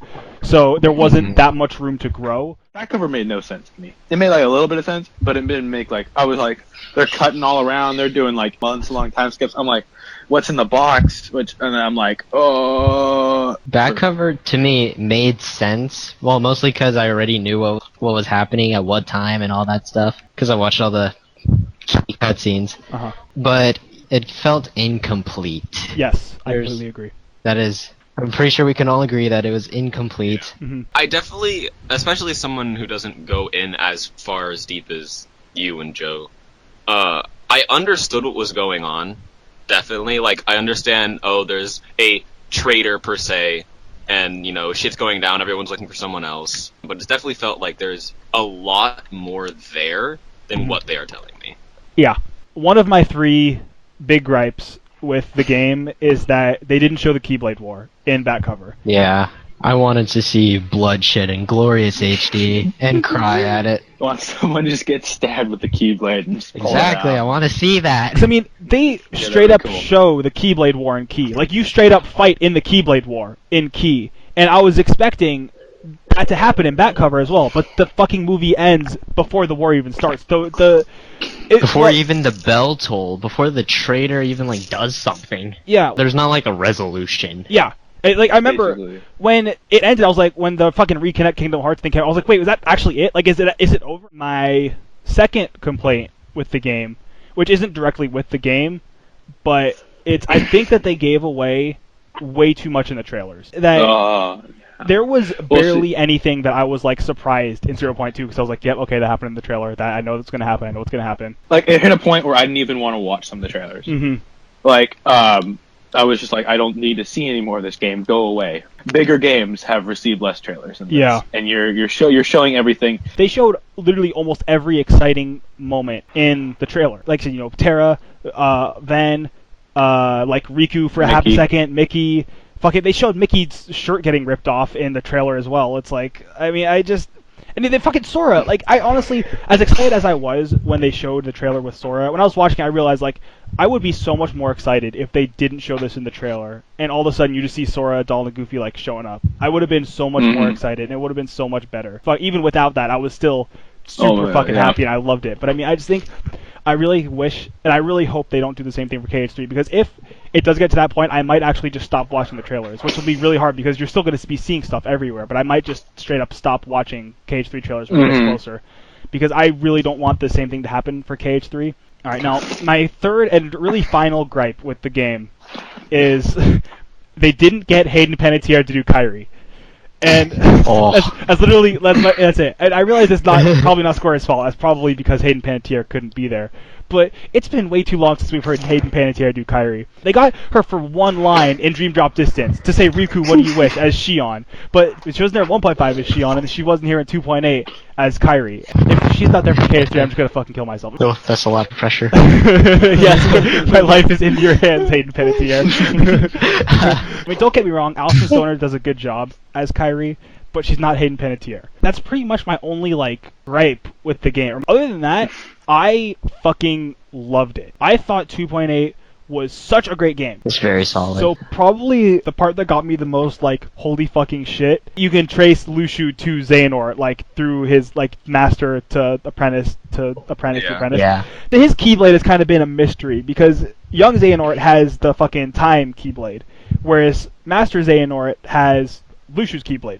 And in the recoded secret ending, young Xehanort is talking to Xigbar about how that Keyblade that Master Xehanort has is the most ancient Keyblade that's based off of the Keyblade. And that's also how the Masters knows all that shit's happening, is because his fucking eye is in that Keyblade, and he's using that to see, and so Lushu passes that down to his apprentice, and that apprentice passes down to that apprentice, and however many times it goes until it gets to Xehanort. I found that really interesting. I was like, they finally connected that thing together. Greatest thing about 0.2? Fucking cat ears. Oh, yeah. Oh my god. I put the cat ears on and I left them on the entire time. Oh, she has little cat ears! The accessories were so ridiculous and so great. Also, with the combat, I felt like you could absolutely play the whole game mashing X, just Kingdom Hearts style, but it also added a whole, like, you could either just press X, you could, you know, press X, like, retarget magic and then keep spamming, or you could, like, get, like, really, really, like, intricate combos off. You know, you could be, like halfway through a combo, turn around, retarget, like, magic someone, go into a drive form, keep comboing someone, and then use, like, another magic so your drive form does, like, the bigger version of that spell, fuck some dude up with that, and then continue your normal combo. And, like, I felt like there's a lot more ways to layer the combat in 0.2, which, if you can do that throughout all of KH3, I'm gonna, like, fucking, like die. It felt, like, without going fighter game style, like, here's a combo, here's a combo, here's a combo, here's a combo.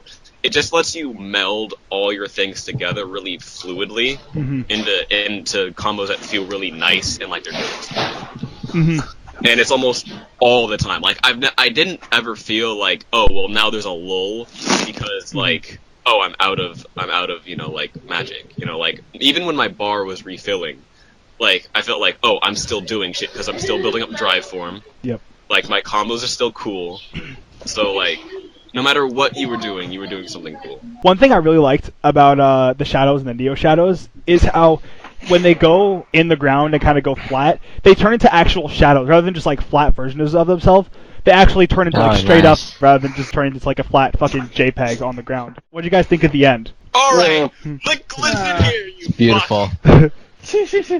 Alright, it was amazing, but fuck you. Alright, fuck you in so many ways. Like, this was supposed to be a happy moment, everyone was supposed to get out of the fucking darkness, and everyone was supposed to be good, but no! They had to go and fuck you up in the butt again. That one moment when Aqua was laying there on the Destiny Islands, and all the worlds are returned, everything, she's like, they did it, and then Aqua just falls back into the realm of darkness. I was just like, not again! Not again! No. It was so fucking sad, and it was so beautiful. Just seeing her, like, on the Destiny Islands, like, they did it! They fucking did it! Gotta appreciate how they, put into canon why Mickey wasn't wearing a shirt in KH1, how he basically got his clothes magically ripped off. Like, the fact that they like thought about that was like it's just so awesome. I like how they showed finally how like the dark side of the Kingdom Key was behind the fucking door in Destiny Islands that we never knew what the fuck was behind it. Been there forever, we never knew what the fuck it was. The only time it opened was that one time when Kairi got flown through and her heart went into Sora. Justice is good.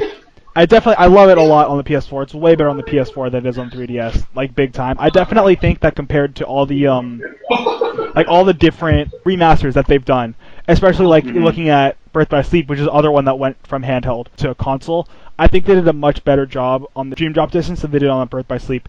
Not saying that they did a bad job with Birth by Sleep. I just think they did a lot more, and they went above what they needed to. We're not cartoons. Yeah. He's a tangible being. I am real.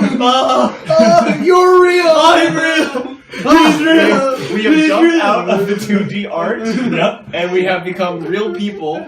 We're not just disembodied voices. Yep. Because of our 1 year from our first podcast. Yep. February 15th was the date that we uploaded the first episode of the Sea Salt podcast, and it's in 2016, obviously, and it is now February 19th, 2017. We're a bit late. Yeah, we got our beautiful. We made a cool sign. It's written in Joe's blood. Yes. Actually. Yeah, you can see the scar. It's kind of funny. I was thinking, the reason that we started this podcast is because back when I first got you into Kingdom Hearts, what we would do is me and you would Skype. Yeah. It was like right at the end of KH1. Mm-hmm. Yeah, I said, you said like, I'm pretty much going to finish the game. I was like, send me like text message updates. You're like, this feels like a fucking school report. Like, let's just Skype. I don't want to write that much. Yeah. And you said, it was on my old phone, so I don't have it anymore, but it was like a huge thing. It was like, I went this way, I went the wrong way, I died. I fucked up.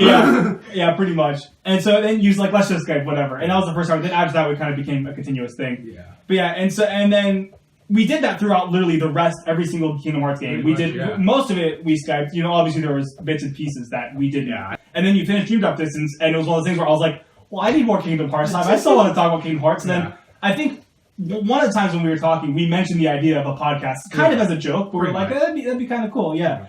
And then after when we finished Dream Drop Distance and our Kingdom Hearts Skype calls were done, we were like, maybe we could start a podcast, and YouTube play Kingdom Hearts as well. I don't even think I asked you guys if you were going to be on it. I think I made the Skype group of the Season podcast, and I put you two in it. It was all four of us, and I was like, hey, me and Zach were talking, we're going to do a Kingdom Hearts podcast. You guys were like, okay. For a year, we've made 17 episodes. So that doesn't actually sound like a lot. I know, it's really not, but I mean, for being just a stupid hobby and something that I honestly thought was going to fall through the floor really quickly. Yeah. Which it almost did. We almost did. 3 months. Yeah, we almost did, but I think we're definitely going to hold on to it as index fingers. As much as possible. So, yeah, I'm very proud of what we've managed to accomplish, the 17 episodes. First played KH1. Yeah. You were like, where do I go? I was like, go up the ladder. You go, I don't see no ladder. I do see some jump in and you jumped up the ladder. One fucking thing at a time. One thing that I literally got out of my seat because I was so excited about this. You guys don't understand how excited I was when you could turn off subtitles. I was so... I started back cover, and because in fucking... the movie in Days and Recoded, you can't turn off the subtitles. It's a fucking movie! Like, let me turn off the fucking... And so I started back cover, and I was sitting there, I was thinking, there's probably can't turn off subtitles, can you? Then it comes up, would you like subtitles on? I was like, oh, I'm not kidding, I got out of my chair. I was like, oh my gosh! I was so happy. I was fucking ecstatic. I think Riku's actually my favorite character. You were there. I literally went from being like, I'm going to shove my keyblade up this man's ass because I hate him so much. So now, like, I love you, Riku! I'm so sorry! And then he goes from passing his Markham Mastery exam before the main character in the game. I know! Like, he's that cool. I love him. He's great. Yeah, and so I think that's why... I love that 2.9 cutscene where Vincent is just like, you're shit at this. Yeah, he said, Sora, like, you fucking suck. Yeah. You did everything wrong. You came out of this test worse than you already were. You lost a bunch of shit. You got negative points. He did. Sora, he got worse. He got out of the test worse than he already was.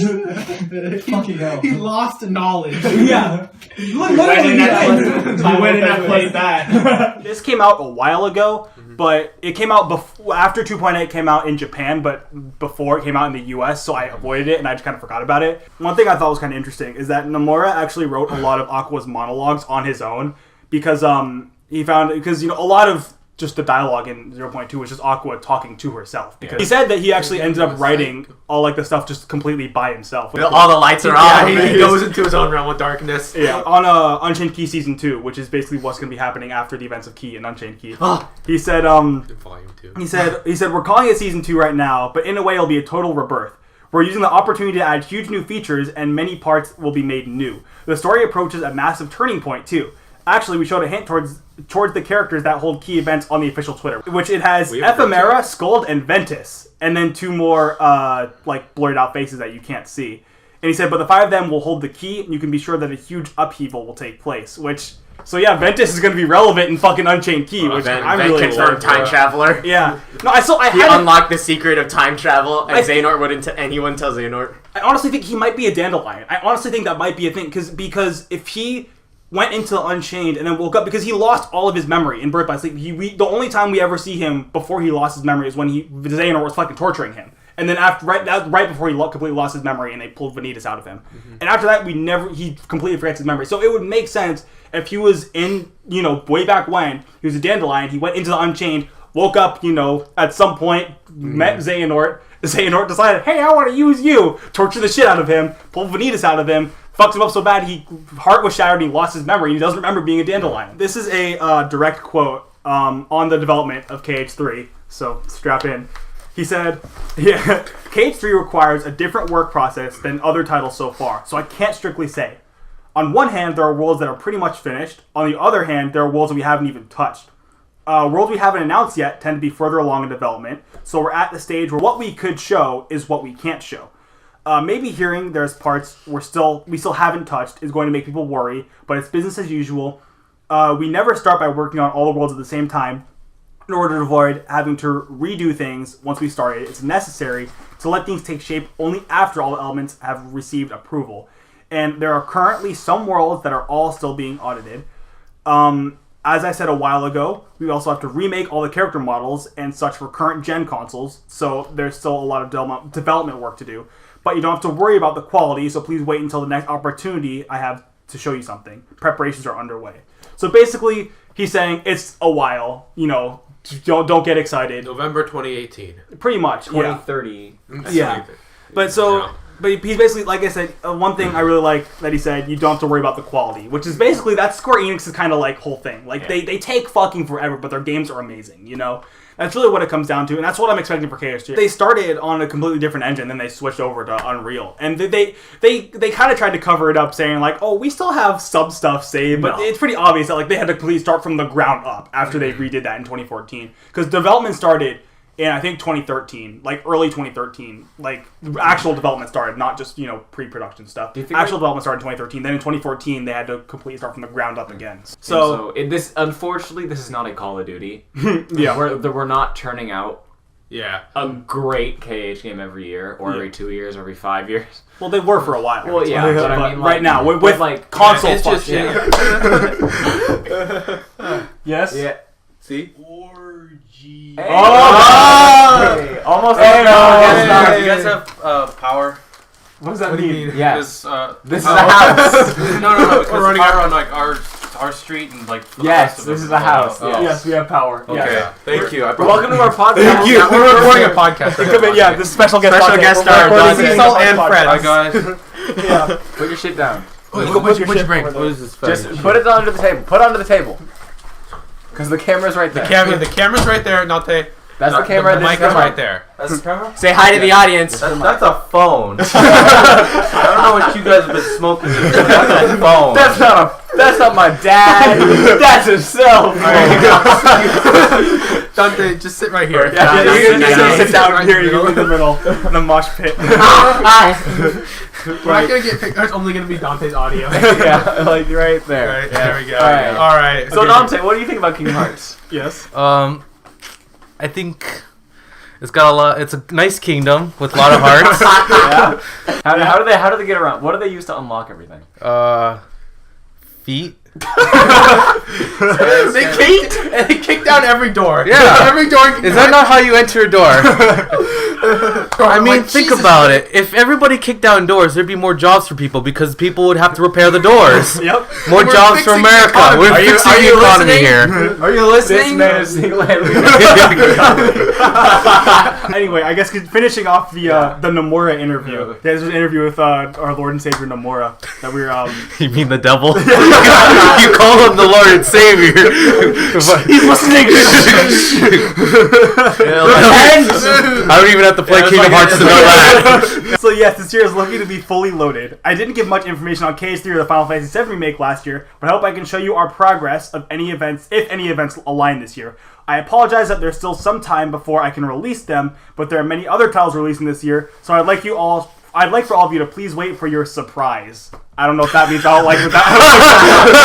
A surprise. The game is canceled. Honestly, Nomura's dick pics. Christ, yeah, but no. So It's more pictures of him on vacation. Surprise! The game's not finished. Name all the characters that you can from Kingdom Hearts. There's Goofy, there's Mickey, there's that Sora guy. Yep. He's got lots of spiky hair. Yep. Like that kid from Sonic. We have. Oh, you mean Sonic? Them trench coat peoples. Yeah. Do you know what they're called? What's their organization called? I think it was Hydra. I mean, yeah, Disney, Marvel. We got them Disney characters. You know, lots of. Who else do you know? Anyone else? There's that Mickey guy. You already said that. 2 Mickey guys. I think there's also some trains and cups. I think there is a train. Yeah. Yep. You know who the bald dude with the goatee is? I think that is. Did you mean Roy Conley? Yes. I think you're thinking of Sir Patrick Stewart, but. Yep. My favorite Star Trek actor. The best character, Kingdom Hearts. The big thing, obviously, is Union Cross. That was announced, which is. Oh, I love that. Yeah, Union. Yeah, I'm I'm sure all you're about that. super excited for that. I know we were talking about how excited you were for the trailer and everything. Yeah, it was like we all watched it together, and he was the first man who like went. Oh. Yeah, he was. I was very happy in my pants. You played through all of it like 8 times now. Yeah, I completed the game 100%. 110%. You learned how to read Japanese just Yeah, so the Japanese version. Yeah. No, so basically they're not like rebooting, but they're completely like changing Unchained Key. They're renaming Unchained Key is now called Union Cross, which at first I thought it was just Union Key, but the little thing says Cross, so it's Union Cross, which is going to take me a while to get used to that. In the Unchained Key, where we are, at least in the US updates, we're very close to the end of the browser version of Key. And then Nomura said before that it's going to get to that point where it's going to get right to like the end, and then it's going to go like in a different direction. Also the big thing with fucking how Ven is now going to be one of the main characters, and I totally called Ven being a dandelion. I fucking called it. I was talking to you about this because me and you were the only ones that wanted it first, and I was like, I bet you Ven's a fucking dandelion because he doesn't remember fucking anything that happened before. All we know is that he was with Xehanort. He's a fucking dandelion, and I called it. I'm smart. I'm the best because it's what there's gonna be like all like different like leaders of the fucking like the Ephraim Dandelions. Skull are leaders of the Dandelions of their union. Ephraim Skull, Ven, and then Ven the two other and the two people mystery characters. There were just silhouettes in that one It's picture. just Dante, filled. Yes. can you name all the Kingdom Hearts games? Kingdom Hearts 1.5, Kingdom Hearts 1.7, close, 1.8. Closer. Change the first number. 2.8. 2.8. There you go. Kingdom Hearts 2, Kingdom Hearts 3. What? Kingdom Hearts 3. Kingdom Hearts 1.6. No. Okay. You No, got pretty much all the. You got all There's one more point. There's one You more missed decimal point, but before 2.8. 2.8. A number that comes after 2.7? 1.5, but before 2.8. it's not the average. Kingdom Hearts 2. In between, after 2, in between, it's 2 point something. 2.4. One more. Five. There you go. 2.5. There you go. Okay. Now, Now, name the games. See, the real inside those challenge things? is naming Yeah. the not numbered ones. can you name the games inside 1.5, 2.5, and 2.8? What was that game where you get to squirt the... That's KH3. Spell that out. Okay. Dante's only played Kingdom Hearts 3. Yeah, I've only played Kingdom Hearts 3. I only know what you... 15th anniversary. We got 1.5 and 2.5. Very exciting. They released a picture of Sora like sitting on sitting on the throne and everything in his KH3 clothes. Because he's a fucking king. Yeah, and it's pretty cool because if you look closely, it's kind of blocked out because of the 13. Or But yeah, not a cat, it looks but like like a a- fox. Which I'm assuming it's a fox because of Ava or something. Before about 2 weeks before the US, 1.5 and 2.5 came out in Japan as well. But there were a couple of problems with it out in Japan. There weren't too many, especially compared to like 1.5 and 2. Like the load times were fucking amazing. Same thing in the US version. They are fucking beautiful. Oh my gosh. Especially compared to 2.5. Holy shit. Yeah, there's a couple of things like where like because it was in 60 FPS, there were some things that weren't rendered in 60 FPS or something like that. I don't know how this shit works, but basically like for example, like when you're fighting Sephiroth in KH1, how like the meteors would be coming at you. Because they weren't like made for 60 FPS. Rather than going like toom toom, they go like toom toom toom toom and go super fucking fast. Or like the Vexen data battle, the bar for the Heartless thing to pop up be like rather than like slowly over time. So it's basically like impossible. They didn't fix the final Xemnas fight, and there were so that fucking hell. And there's a save crash as well. So like sometimes when you go to save, the whole game would just crash. They did release a patch for it, which for Kingdom Hearts is mind-boggling. They've actually released a patch. I don't know how much they fit. Like I know they didn't fix the final Xemnas fight. They might have fixed the save crash. I'm not 100% sure, but because the majority of the stuff that like had problems with it was for besides final Xemnas and the save crash was for like speed runners or stuff like that, or also because the 60 FPS kind of caused some problems with like the gravity or some shit, but also like you wouldn't notice unless you like are a speed runner and that kind of stuff matters to you. Yeah. I've only played a little bit of 1 so far in 1.5, but the load times are fucking amazing. Like with especially like compared to all I don't know about 2 yet. I'm assuming it's as good as the Japanese one because I've seen stuff for that. But like when you walk through an area, it'll go black for about a half a second. You'll see the heart spinning thing for like it'll spin once and then it'll be loaded. It's really really good. Like the real question. Can you turn off subtitles? You cannot turn off subtitles, unfortunately. 0 out of 10. However, the subtitles are much, much smaller and much easier to not pay attention to. So I still give it my seal of approval. So you just take off your glasses. Come on, pretty much. Honestly, yeah. I have a story with the day 1 patch. Oh yeah. Yep. What? There we go. So we got day 1 patch. I'm very, very, very happy we got a day 1 patch. That's never been said before. No, because it came out in Japan and there were a lot of problems with it. Oh, okay. So I'm very, very happy we got a day 1 patch because that shows that they actually give a shit. You're happy they fixed the problem. Yes. Yeah. That's what I'm happy. I'm not happy that they shit something out and polish it up. I'm happy that they, unlike every other fucking Kingdom Hearts game besides 2.8, they're actually paying attention and noticing, hey, we kind of fucked up. Let's polish this up. Yeah. I'm very happy they did that. There's something wrong with my PS4. Something wrong. Okay. Wrong's a weak word. On Tuesdays, which it came out, I have 2 classes at my college. I have one in the morning at like 8:10, 2:10, and then I have one at like 12:45, I think, to 2, right? And so I go to my class in the morning, I go over to GameStop, I get the game, I come back, I get an email. My second class has been canceled. I'm so fucking happy, right? I can spend the entire day just playing Kingdom Hearts. I did all my fucking homework, bless you, that I had before. So I am completely clear for the entire day. I don't have to do fucking anything besides play Kingdom Hearts, right? Yeah. Put in the game. I knew there was gonna be a day one patch, so I'm like, all right, I'm I'll a couple hours maybe. Yeah. So it shows up about a little bit less than 5 gigabyte update, right? Shit. So it's a couple. I'm assuming a couple hours, not too bad. I can just chill while I'm waiting for it.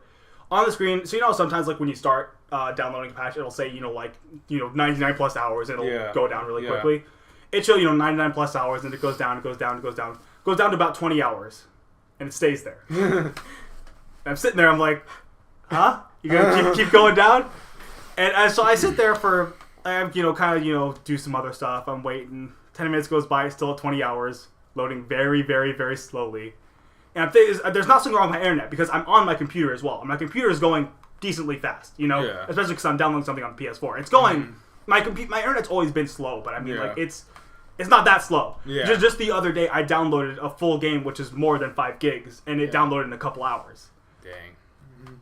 My PS4 literally took over 20 hours to download a 5 gigabyte patch. Shit. I couldn't play Kingdom Hearts the day it came out. And I had the entire day to play Kingdom Hearts, and I couldn't because it was downloading a fucking 5 gigabyte patch. So there was something wrong. There was definitely something wrong with my PS4. It's like fucking present. You unwrap it, and all it is more boxes. More boxes. Pretty much. After like fucking 7 p.m., I was sitting there. I was like, I'm not gonna play the game today, am I? Not even 50% yet. I just want to play Kingdom Hearts.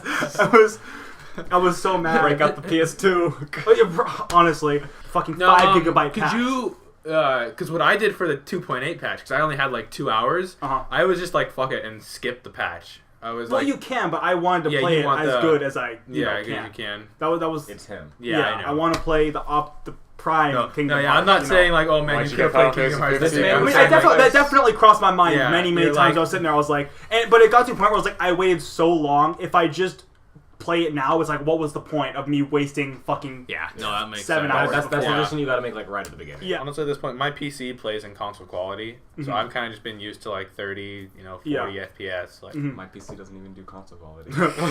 I built my computer almost 10 years ago, and it is. I'm finally trying to just get a new computer. Yeah, you need to do. Man, I'm still so proud of that computer though. I'm gonna I have a giant fan in it. And I'm just gonna take that out and keep that because that's like the heart of my computer. I imagine you have one of those like big fans they put in warehouses. Ones like this big and right on your PC. It's like a 5-inch copper heatsink fan that sits on top of my CPU. I mean, I'm assuming you have a heatsink right there, right? Like and like. Wait, no, the fan is the heatsink. It's copper, so like the fan 2 in 1. It heat sinks and it whisks off the heat. And then I also have another built-in motherboard fan, so that keeps it cool. Wait, so you have a fan on your motherboard? Yes. Or like it was like an NVIDIA one, and it has a little like tiny fan like tucked off to the side. Oh, okay. And then I just said like, nah, fuck that, and like put on a giant fucking fan. I once put a fan on top of a fan because I didn't have. I was dicking around one day, and I opened up my my aunt's PC or something like that, and my uncle's, and I like kind of like Frankenstein them together, and I was like, I don't know where to put this fan, so it was the heatsink, fan on top of the heatsink, another fan on top of that, and maximum circulation. And I literally, it was electrical taped around too. I didn't even have a screw to put it in. It sounded like a generator because I turned on. I was like, oh man, maximum circulation. Yeah, I think that's what I paid for. Oh my gosh! Well, I guess this is a perfect time to wrap up. Wait, I don't think you're in frame, Dante. He's coming. No, he's Dante. Okay, bye. Dante. I'm just gonna come out of the closet right now. Come hither. We've been trying to wrap up this podcast. They keep going off topic. We keep talking about Shut the fuck up. And with that, we're going to go around. Bye, everybody. Bye. I thought it was going to be a good idea if we went through the accumulation of everyone throughout the years, because it started with you and me. Hi. We were in preschool together. Kindergarten together. Sorry, not preschool. I've known this person, this thing, too long. Abomination. Yeah. You guys are practically brothers from another mother. Honestly, Yes. yeah. How old are we? 18? Yes. Sure. And how old were we in kindergarten? 5? That's usually the age you are when you're in Yeah, you're about kindergarten. 5 Good when job. you're Yep, yep. I You don't guys know. were as tall as We've known each other for like 13. A long time. Almost 14 years. Yeah, because I'm almost 19. Yeah. So it's been a long time, and so It was just you and me for the longest time. Mhm. It was through up to 5th grade. Yep. Then I disappeared because I Mhm. went to a different school. Yes. High school was when we Reunited. Reunited. Just Where we us. found this fuck. Well, you found him. I found this fuck. Do you want to say- tell the story or do you want me to tell the story? I'll tell the story. Alright, you tell the story. Okay. So I was just your happy average little freshman babby high schooler. Normal person. You were a freshman in middle school? I didn't know any of you guys. Mm-hmm. I was just by myself. I knew Thanks a for couple being on the podcast, Donald. I was just by myself, where I knew some students from my previous school. They're my friends. Let me just smack my fork on my plate. Thanks for the commentary, Donald. Donald's like, when you're a boy, you put the pot over and you hit the wooden skillet. I used to have I had a music class before I had PE, and one day in music, the tubas and the clarinets were tuning, and in my head I was like, they sound like geese. I just kind of carried that thought with me to PE, and I just said to the guy next to me, I was like, as I was, opening my locker, getting my feet closed, like, yeah, and the clarinets in my band class sound like geese. And then, Lord behold, the guy next to me just turns his head. Band camp? And basically, I just fucked my whole life up. So. One sentence changed this man's life. This lone behold man followed me for the rest of the semester, for the rest of the school year. The way and I like the to rest of imagine my it is life. that I took your shoes. You fucking just you ruined my life. No, it wasn't shoe. It was a shoe. A single shoe. You So took that he had all my shoes. mismatching shoes in PE. I had to strategize before I got into PE. I was like, please, Robert PE. When I saw your tall ass head bobbing through the lockers, like, whoa! Get my shit off. We were like right next to each other. Fucking Jaws theme starts playing. There was swimming during PE. Dante over here thought it would be a funny idea to bring a little rubber ducky with him that he could use in the pool. At the end of the I never the saw pool, that ducky again. I still have that duck. I know exactly where it is. Every time I go to your house, I'm like, yep, there's Dante's duck. You stole my bike key too. My bike lock. You took that one day and never gave it back to me. I have no idea where that is. Start taking our shit. So that was the main three, and we just kind of rolled around for a while. For a long time. It was Rolling all Stones. freshman year. It was just the three it of was us. just the three of us. Mhm. And then Mr. Gundam over here. Mhm. We found Mr. Gundam. Me and Donald, we had the same, quite a few classes together. Because the EA Academy was really small and all the classes were the same. Like, every time I went to class, I would talk with these fucks in between class and then this fuck in class. And so eventually I'm like, hey, you should just hang out with us. I mean, we got a bit of a group going. Joe, no one approached. Yeah. Joe was just kind of absorbed through osmosis. I remember what specifically it was. It was we were sitting in the TRC. You were there too. We were talking about Soul Eater. Yeah. And you walked over. You were like, anime. we played Smash Bros. This dude's way too fucking good at Smash Bros. He's very, very good at Smash Bros. Yeah, he plays fucking Yeah. nasty. It's not like me playing Jigglypuff and somehow getting second every time. If you win with Jigglypuff, you are a god amongst men because Jigglypuff is widely considered in Smash 4 the worst character in the game. I did pretty well as Jigglypuff. Well, yeah, but also because you didn't fight anybody. You just Yeah. wait till everyone else is dead. You just roll I around. would always jump super high, activate the roll, and then when I hit the ground, I just roll into someone, and then I just start jumping up again. I played down B. That's what I Yeah. Fucking, I remember that one time you and Danny were on a team, and your name was down, and his name was B. You're both Pikachu. And then to round off the group, we have our resident punching bag. Me. Yep. Zach. So yeah, I'm the only one that came in through Kate.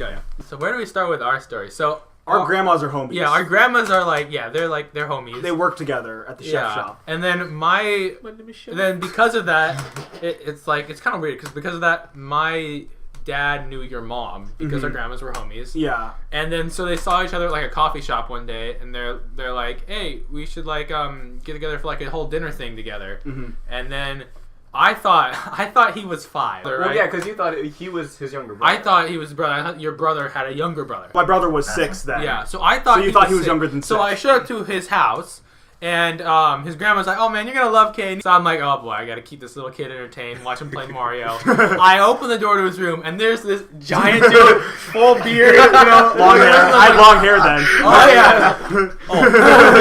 And it was opposite. He sat there and watched me play video games. Like, oh yeah, he played Infamous. Yeah, I played yeah. Infamous. He has like a bunch of video games over there, and I was like, I've never seen so many M games. Yeah. Where you buy it? Over the course of that summer, basically, we kind of like we became friends, but we weren't really like we were friends, but we weren't like we like hung out anytime other than when our families got together. I was going to your same high school, right? Yes. Am I? Duh. We like met each other in the hall one day. We were just walking by, something like that. Yeah. And then that was actually the first time I took his food. No, well, actually, it's funny because my other friends were like, I don't want to say they were abusive, but they were basically what you do to me. It was like, but worse. I did it in a controlled environment. Yeah, I was their safely. punching bag. Yeah. And so I hear it, and I'm like, man, these guys they don't harm me. They don't like they don't take my stuff. The real you. Lures them in. No. So then, before you were there, it was Dante. Dante was our punching bag beforehand, and now it's both of you. But now, yeah. Anytime I need to get away from Robert, I just lure him to Zach. And then Robert like, oh, he's your target, and then go to Zach. And then I do the opposite. I'm like, look at Dante. Fresh Dante. We've had to bond together a couple times. I know. That's the only reason we bonded. Fight a really. common enemy. So yeah, you pretty much told me that if I ever got bored with my other friends, come over here. And then, like the very next day, I was sitting there, but I was like, I am bored of these guys. So, but what I used to do is I used to like split half between them. And what the tipping point? I walked up one day after being like I spent half the lunch with my other friends, and then I went over to see you guys, and you were like, oh, look who decided to show up, and I was like. Oh, you guys notice when I'm not here? Like, what the fuck? Oh, okay.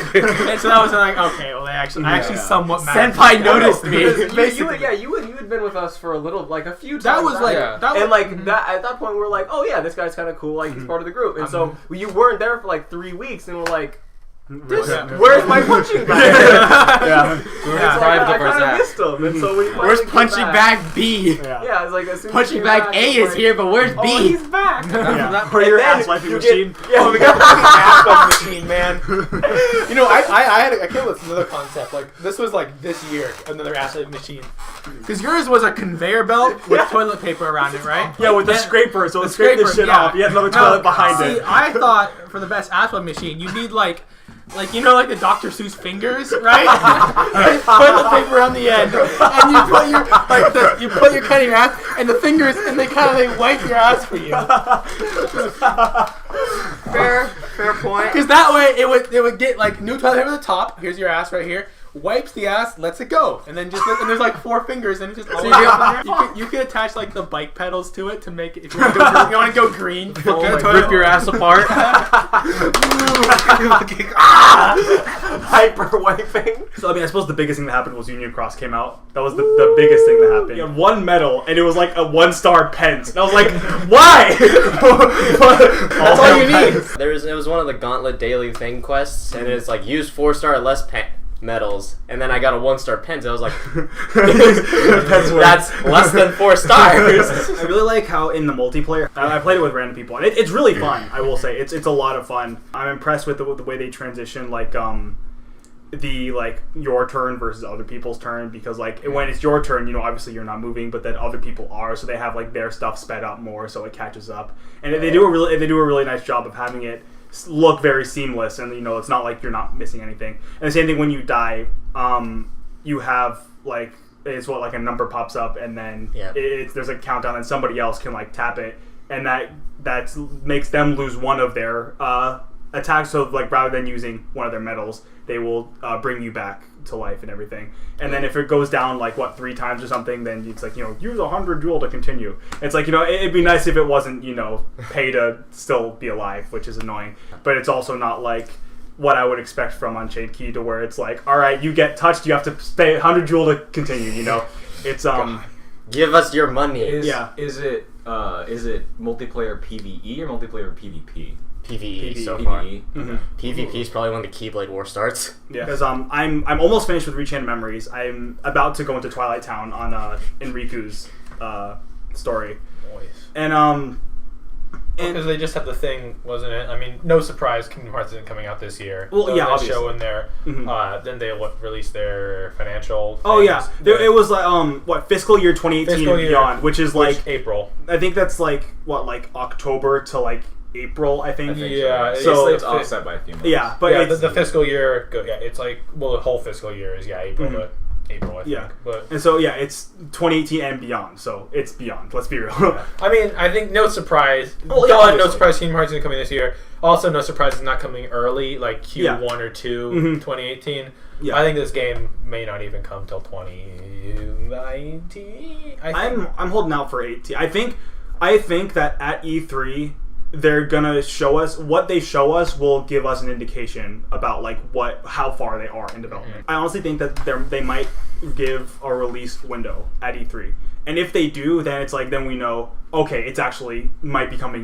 late 2018. But if it still says now in development at the end of the trailer, I think it's still further away. 2018, 2019. I could see them doing what like basically every game last year did, which was like tell us it's coming in November, and then be like psych and push it back to like March or something like that. Square Enix is normally good with delays, I would say, because the big ones, especially with relevant to this podcast, Final Fantasy 15 and Kingdom Hearts, well, 1.5, 2.5, both got delayed. 1.5 plus 2.5 got delayed because of Final Fantasy 15, so that wasn't anything wrong with Kingdom Hearts. And Final Fantasy 15 got delayed because it needed more time. I think they would have delayed that game again if they could. Oh yeah, well I I'm think sure. that Yeah, game could have because it had a day one. But the reason they delayed it is because they didn't want to have a day one patch, and they still had a day one patch. No but I think day one patch. Yeah, I think at that point it was kind of like if they delayed it again, everyone would be like, all right, fuck this shit, Yeah. So I think that was like the last, that was like their last delay. Like they couldn't do that again. I don't even remember what the last Kingdom Hearts 3 trailer we had. It was a while ago, which understandable because 2.8, 1.5, 2.5. They had a lot of other and Union Cross coming out and everything. They've had a lot of Kingdom Hearts stuff happening that isn't 3. And so it makes sense for them to be like, all right, look at this while we work on 3. Don't worry about it. And if it's still pay no attention to the man behind the curtain. Yeah. And if it's still at a point where if we don't get anything, it's like we're doomed, Yeah. But I mean, if we get a little something, I would say 2019 maybe. And maybe Union Cross in America could update to the Japanese version. Yeah, please, please. That's never happened. Can we see Blaine? Yeah, fucking Fedora Man. Fedora Man. What's up, everybody? Welcome to the Sea Salt Podcast. I'm your host, Brer Fox. Psych! No, I'm not. That's Brer Fox. What happened? No, I am your host, Zach Martin. And I'm joined with me, my 3 panel of experts. And so, I am joined with me. They came to me and they said, Zach, there's no news. We don't know what to do. We can't have a podcast without the news. How it turned out. Yeah, I was there. Yeah, easy. And so I said, guys, I was in the shower the other day, and I thought of great topics for this show. Our first topic, let's go right at the gate. Who are our top favorite Kingdom Hearts characters? Riku, okay. I can share mine. So I did put mine down on my notes. Yes, they can see that. They are totally not from church this morning. So my top one is Riku. Now here's why, right? So I started, I think my favorite character, this was like a while back, I was like, yo, Rock's my favorite character. But then as I thought about it more, I had more shower thoughts, more pooping thoughts about, who my favorite Kingdom Hearts character was. I was like, you know what? I like Riku. Like, just watching him going from me hating Riku, I literally, quote, I would like to shove my Keyblade up this man's ass. Yep.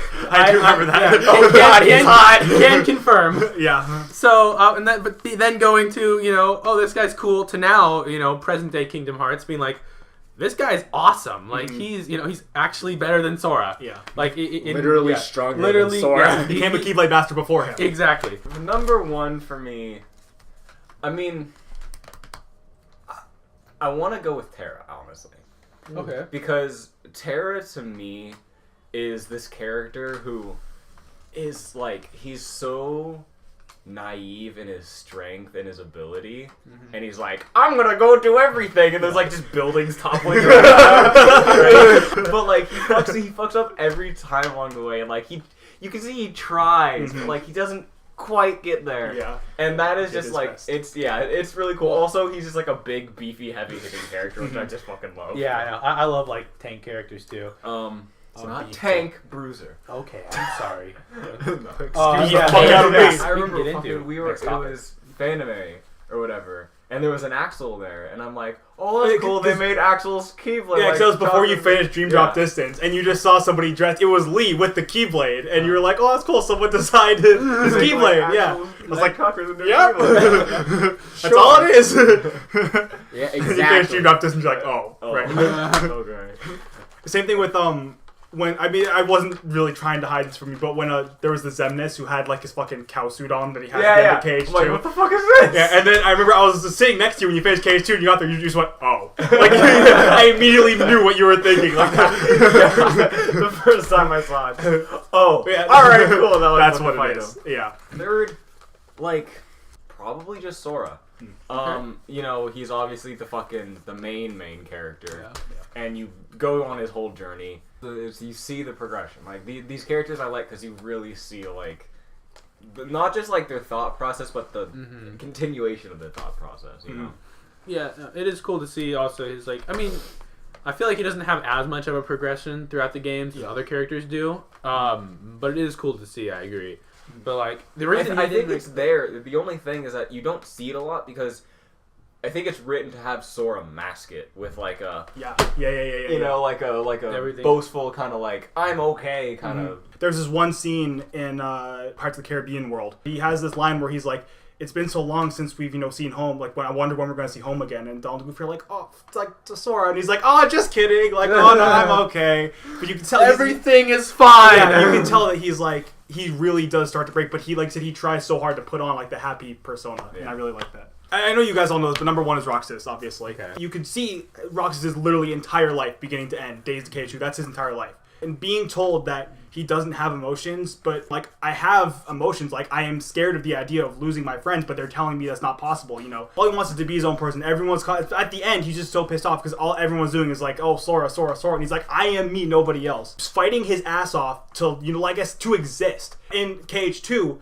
when Sora and Roxas fight each other, this guy, who I don't even know who the fuck you are, but I'm somehow connected to you, and all my friends and myself died for you, why do you deserve this? He's gone so far from, you know, fighting just to exist, and then going to, like, accepting the fact that he's, you know, he will always be just part of Sora, even though Sora then proceeds to tell him, like, you deserve to be your own person, which is awesome. So who's your third? Probably Sora. He's not the main character at all. He goes from KH1 to where he's the chosen one to being now he's just some kid that accidentally got caught up in the middle of it, but he's still gonna be the one to save everyone. And I think that I really, really like that. You know, the obvious Riku, I think everybody's established that. Riku. Riku's an awesome character, better than Roxas. Yeah. Garbage character. A little bit, you debatable. know. Yeah. Roxas is a garbage character, though. Yeah, I mean, no one cares about him. Yeah, you know, he was trained to hit those balls so hard. What was the difference in those fucking Mark of Mastery exams? Fucking Aqua and Terra are like, key, and then fucking Sora's like, go on this adventure. Yeah. Well, I guess awaken the sleeping world. Well, I guess it's because Terra and Aqua, they at that point there wasn't any imminent threat that they knew about. It was pretty much like if, you know, one of us went to go get like a black belt at a like kung fu or karate thing. Yeah. It's like we're not go defeat China. We're not training to go trouble in little China. We're not training to go like defeat somebody. We're training just because that's our we like to train, you know. Whereas Sora and Riku are training to go save the fucking universe. So it makes more sense to where it's like a traditional Mark of Mastery exam. No, that's actually a really good analogy because I've always thought the same thing too. I'm like, man, they got it off easy. Like, you know. Or maybe there's like an entire part of the exam that we didn't see. That's what I mean. That's what I like to. Honestly, probably, but like, because like you can't. The fact that we just the final test was smacking balls around. Although the final test was Terra fighting Aqua. They fought each other. Yeah. The semi-final test. Can we get a list on screen of everyone? No, please. I'd like you to put our lists on our faces. Don't do this to this man. Motion tracking and everything. Yeah. Please no. Please Photoshop my list here. Joe's list here. Shut up, Zach. I think I would. Darkness, my old friend. I mean, this one, our next topic, Billy Iron Keyblade. I tried drawing mine, or like what I thought might be mine. Basically, just think of like a saw with a diamond on the bottom. I will show you Exhibit A. It looks like a legitimate saw or like a. That part looks like an actual key. Well, because I don't know if that's on purpose, I'll but explain yeah. this. It's a fucking house key. I will show the It's like audience. fucking, what is it? It's the one in the big fender or whatever. No. Yeah, but it looks more like a legitimate like. Yeah. All right, cool. So, my thing too. So I've always loved the Oathkeeper, but I also like the Tron Keyblade a lot too. And I love like the glowing and like the science. Yeah. So I was like, what if we took the Oathkeeper and you took the Tron Keyblade and like kind of combine them? So basically you have like the wings from the Oathkeeper, but with like the blue lasers from the Tron coming out. That's cool. And like, yeah, I thought like you basically just take the Oathkeeper and like science it. I like that, and I've always liked the one that actually looks like a key. Well, the Fenrir probably you're thinking of. Yeah. The one that he has in the picture. Yeah, the one one that that looks like just a the key. Fenrir. The Fenrir. I don't know why. I mean, like, I've always thought, because, like, oh, it's a key blade, but, like, half of them don't even look like a key. Yeah. I mean, they are keys. Old they're boy, I old wish I had a school key. keys. Mm-hmm. Yeah, but, like, I have the one that actually looks like a, looks legit, like yeah. a key. I was like, oh, that's cool. And I thought, like, that's what I tried to draw right here. Was like, I was like, okay, what if we did something like that, and then it has, like, I don't know, some cool, maybe even, like, the Oathkeeper kind of handle, some of that. Mm-hmm. I have a personal, like, special place in my heart for Metal Chocobo, because that saved me during the Dark Riku fight. I was like, fuck magic. Well, and all of you know that I'm a very big Final Fantasy IX fan. I just wanted to don the fuck out of Metal Chocobo, and then it's perfect. Make it like the ultimate weapon of Final Fantasy IX. Yeah. Except it's Metal Chocobo. For me, probably just like a combination of Oblivion and Oathkeeper, kind of. I think it'd be cool to have both like a light and dark Keyblade, because there isn't necessarily one that's like that represents both light and dark. The closest one is Riku's Way to Dawn, but that one's pretty much just like the Soul Eater, but with a wing on it, Yeah, and it's like it's really separate. Yeah, Mr. Sword, what is yours? So okay, I was thinking about this, and it's literally just like a katana. No. So what I was thinking is, there's no swords that have a multi-purpose, right? Okay. So what I'm crowbar comes out. It's not like a fucking Swiss Army knife. Like there's nothing that could do this thing or this thing depending on like modes or kind of. So what I was thinking is the handle base would look kind of like a rapier sword, or like an old school like Florentine.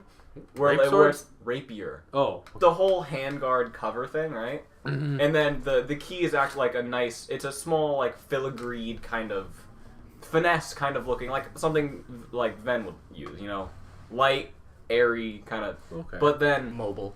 Yeah. But then you could just like push a fucking button and the thing like folds out Transformer style. This is like and he a basically just got a pocket fucking basically just got like a bat. Well, actually, if you think about it, Ventera and Aqua actually have multi-purpose keyblades. No, they can do Keyblade transformations. Yeah. So yeah, you could very very easily go from like a one-on-one duel where you're like fencing some dude, or you're just like, all right, bah! Have at it goes into your pocket. Yeah, it's just a small little go gadget bat. We did our last podcast the day before this leak came out. There have been a lot of leaks before, and a lot of them are obviously bullshit. The reason that this is big is because this is from like a credible source. Yeah. This guy has gotten some stuff wrong, but he's also gotten a lot of stuff right. Obviously, this isn't confirmed like happening. Something to keep an eye on. Yeah. Nomura is still a perfectionist, but Square isn't, so a lot of stuff is getting cut from KH3. God damn. According to him, there's going to be a trailer at E3, and they'll announce the release date, which is 2018. Or not like it didn't necessarily release date, but at least the release year, which will be 2018. Yeah. And he said, which is true, basically all Kingdom Hearts games have had cut content before, so this is nothing new. And they're not necessarily rushing Kingdom Hearts 3, and if they can't finish a deadline, it'll just be cut. And he also said the game, it's not in development hell like Final Fantasy 15. They said it's harder to work on the game than they expected it to be, but it's not necessarily like behind in development. It's not in development hell. I was thinking about this. All right, so what's the bad stuff that comes out of this? There's obviously content is being cut, which that could end up meaning, like a few bosses, or it could mean like worlds. And also that obviously brings up the whole DLC aspect of it, because we live in the age of DLC now, which that would suck. But also, that's the only stuff that like is really bad about this that I could think of. There have been a lot of stuff, people looked in the game files and seen, like in KH1 there was the Treasure Treasure Planet world, there was the fucking, like the Jungle Book world and Birth by Sleep. There have been a lot of stuff that's been cut in Kingdom Hearts, and this isn't anything new, And when you say cut content, you obviously start to panic because you want Kingdom Hearts 3 to be as perfect as possible. But it's like, there have been cut content like every single Kingdom Hearts game. It's almost bound to just happen. as long as it doesn't have any impact on the overarching story that is Kingdom Hearts. I'm sure we'll be because fine. as long as you're working on it, you're gonna want to work on it till the deadline. You don't go, all right, finished game. We still have 2 weeks. You work on it till the last possible. So shit's gonna get cut. Another thing, like we wouldn't notice a difference. That stuff's cut. Stuff has been cut in Kingdom Hearts 1 Birth by Sleep. I never thought there was supposed to be a world here. It's like it's nothing new. And another thing, which we kind of said before, is Final Mix and a DLC as well. Which at first, obviously you think of DLC, you want to kill yourself. But the thing is, Kingdom Hearts has always been a DLC series with Final Mix. But the thing is, before, because they didn't have the ability to be able to download stuff online, they were released a full-fledged remaster of the game for $60 for a little bit of new content. Whereas now they could add the cut content. It might not necessarily be cut content, but just Final Mix in general as a $20 DLC. Download the Final Mix pack now. Rather than buying a whole other $60 game, which is actually a really nice thing. I don't want to have a DLC of a whole separate world, I don't want a DLC, here's the Zootopia world, for $20 DLC. I don't want that. I'd want it to be what Final Mix has always been, pretty much post-game stuff. Extra bosses, extra abilities and stuff like that. Little. See, I kind of like an extra world. Well, I kind of like it if it was like some games are done where it's kind of a branch off the story. It's just and it's if they did like 3 world in a pack and it was kind of its own little story following. It doesn't even have to follow Sora. Yeah, I'd be kind of down for that because it'd be a cool way. That's kind of how most worlds are. Yeah, well, it'd be, but with an overarching story. I mean, I'd be kind of down for that because it'd be a smaller game. Yeah, it just basically be if they did something like 0.2. Yeah, except as DLC. I just kind of think that's almost cheap. That's paying more for a game that should have been in the original game. Well, I don't want them to go the EA route where it's here's a $60 game, day also one the $50 day one $50. That's the thing. Yeah, so they could go a Zelda route too. The first round of DLC is not really story, but it's more just an offshoot of something you can do. Yeah, and the second round is actually kind of a story kind of arc. Just a post game story. Where are they now? But I think 2 Final Mix is great. What what would have been DLC had it been the time allowed it because it was for the PS2. All the absent silhouettes, the data battles, a little bit new abilities fucking the different drive form stuff like that. I think is great for DLC. Add the addition to Hollow Bastion with the whole Cavern of Remembrance. Yeah. That whole thing. I think that's really cool, and I would love something like that. Well, I wouldn't necessarily love to have to pay for it, but I think that's much better than having paying for a whole other separate world, I don't like it when they do stuff where it's you have to pay extra for the full game, I like it because I think that Final Mix has always been great where it's you pay extra for a little bit of extra stuff, whereas, if you said, have other, separate worlds, it's that's paying more for what should have been in the original game. It's even if stuff's cut, it's that's okay. Stuff gets cut. Put it in a future Kingdom Hearts game. They've said many times it's not going to be the last Kingdom Hearts game, so there's room for more later. People like us would totally pay $120. We're not recording video. We're recording audio, but not video. Oh, god damn it. I was back to the loyalist thing. We would totally pay $120 for Kingdom Hearts 3. We're just that fucking crazy. Mm-hmm. Is there a ceiling to how much we pay for Kingdom Hearts 3? What is the ceiling? For me, yeah. Ceiling is okay, if we're talking about DLC, 100 probably the top. With the game? Overall. Yeah. I'd say probably 100, 60 for the game, and then if the DLC was I would max pay 120 for the full game. For DLC specifically, I would only pay up to $20 because I'm not. Depends on what the DLC is. Yeah, it depends on what the DLC is. I'm not going to pay for another Keyblade or something. If I just heard the word DLC, I was I'm only going to spend $20 on it. But then if I look at it, I'm willing to negotiate. Yeah, time for a moment. We're in a world now. Mm-hmm. We're in the separate timeline. The leak never happened. What are you guys' predictions for E3? Okay. Ooh, okay. I was still expecting a trailer and a year release date, but I was kind of expecting either late 2018 or just 2019. Yeah. is I am probably no leak. I'm expecting a closer look at gameplay. Maybe like a short little 2 to 3 minute kind of tech demo where it's like they basically go through a fight showing off all the cool how all the stuff actually works with it, because we've had glimpses of it, but we never really know how it all connects. We've had kind of like amount. I mean, we've had, because basically every trailer's been just gameplay, but like not necessarily, but not showing what it is. It's just kind of like, here's a picture, not picture, but here's a video of the game. It's like because we a full on battle start to finish. That'd be. It's like because we don't really know how attraction flow goes into what, like the new flow motion system into the new shot lock, all that, like how it all works into each other, like because like we got a little bit of a hint with the 0.2, but it's gonna be different in Kingdom Hearts 3. No leak. I honestly do think, like you said, I think they'll show a trailer and a year. Because so it's been a while since it's been over a year since we've had any Kingdom Hearts 3 like trailers or anything. And last year was very heavily on 2.8, which is understandable. I'm glad they did.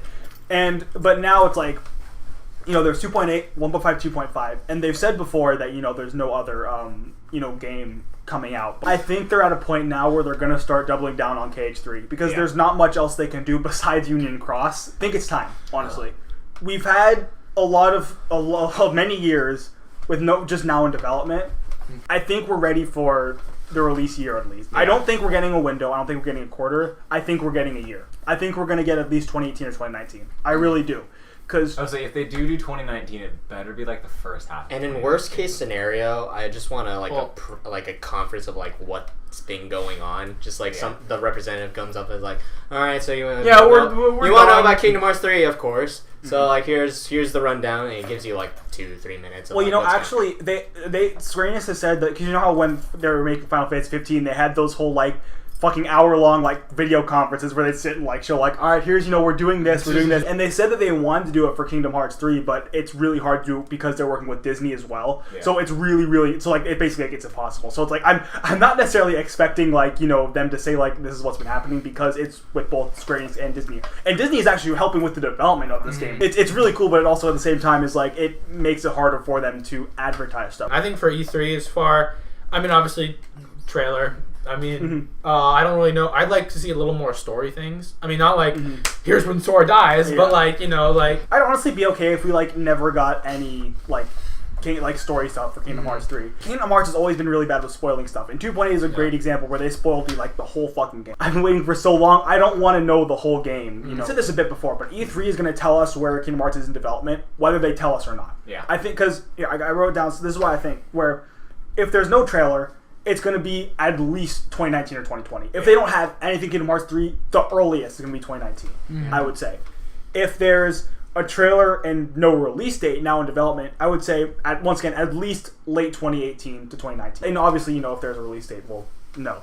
It's kind of nice to be like, all right, we're in the final stretch now. Or it's like, we're going to find out if we're in the final stretch, or if we're, is that the light at the end of the tunnel, or is it the train? Like, we don't know. If they announce like a release here, I'm gonna lose my fucking shit. Just so you guys know. Or jumping out the window. I am gonna flip. It's gonna sound like I'm being murdered. That was good. How long we talked? I need to realize, originally our plan for this episode was we were gonna make like just a quick little record online with each other, maybe like a bit of a shorter one. Put in our final bets for Sony Conference Free 3. Something happened last night though.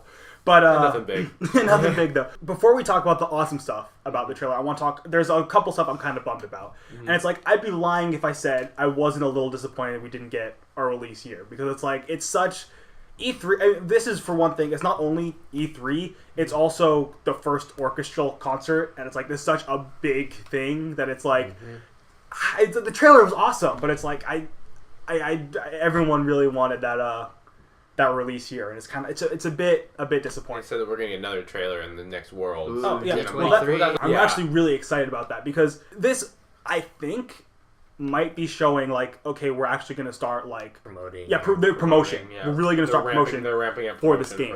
Yeah, because for the past years we've had all the remixes and re-releases. We've had, I think, because KH3 was announced before 1.5 came out. So pretty much they went hard on promotion for 1.5, 2.5, 2.8, and 1.5 plus 2.5, even though they really didn't promote that game that much, but still. Yeah. And Now, the only other thing they have to promote is Union Cross, which they still do a fuck ton, but it's like, that's a phone game. It's Union Cross. Because they say, literally like a month at D23, they're going to be showing a new world and a new trailer. I think this might be showing like, alright, promotion's actually starting. Because I remember they said last year, because they didn't show anything at all throughout 2016 besides the announcement of the drive forms, they said that 2017 is, I think the exact wording was it's going to be an endless flow of Kingdom Hearts 3 content and like announcements and trailers and stuff. And it's June right now. This is the first thing. They're waiting a while to open that dam. Yeah, big question. Do you guys think that they're going to be showing the release year at D23? Yes, because I really, really want it. If I believe hard enough, you just gotta pour all of your soul into this. I don't know. It's like Yeah. I was, if it wasn't here, at E3 like now, Would have been aware. Yeah, because I mean D23 is like it's a E3 very next year. D23 is a very big like Disney expo, but it's also just a Disney expo, Personally, what I think is KH3 in 2018, Final Fantasy VII Remake 2019, then whatever the fuck the Marvel Avengers thing is in 2020. I think Kingdom Hearts gets pushed to early 2019, like February, March 2019 is probably. I mean, I would hope for 2018. Well, yeah. But I think that's probably more logical. Mhm. I don't think we see the Final Fantasy VII Remake till 2020. Yeah. Honestly. I think that's just something that's good, especially because it's 3 parts they said it's going to be, and I think we see the first part till again, maybe late 2019 they announced it, and then pushed it back till 2020. I don't know though. I still wasn't expecting KH3 until late, November, December of 2018. Yeah. And if it gets pushed back to January or February 2019, it's that's fine. That's like a difference between June and August. That's 2 months. That's fine. Mhm. So the year makes it sound bigger than it actually is. Yeah. But it's December to January is not that big of a. It's like when 2.8 got delayed. It was oh wait, well a month delay isn't gonna kill me, but yeah, it's the biggest problem with 2.8, the release jump, was before we realized that 1.5 2.5 was the 2017 game. The year jump kind of made everyone realize oh shit, we're not getting KH3 anywhere near 2017. Let's finally get to. That trailer was fucking awesome. That was a great trailer. Oh my god, they launched Goofy like a missile.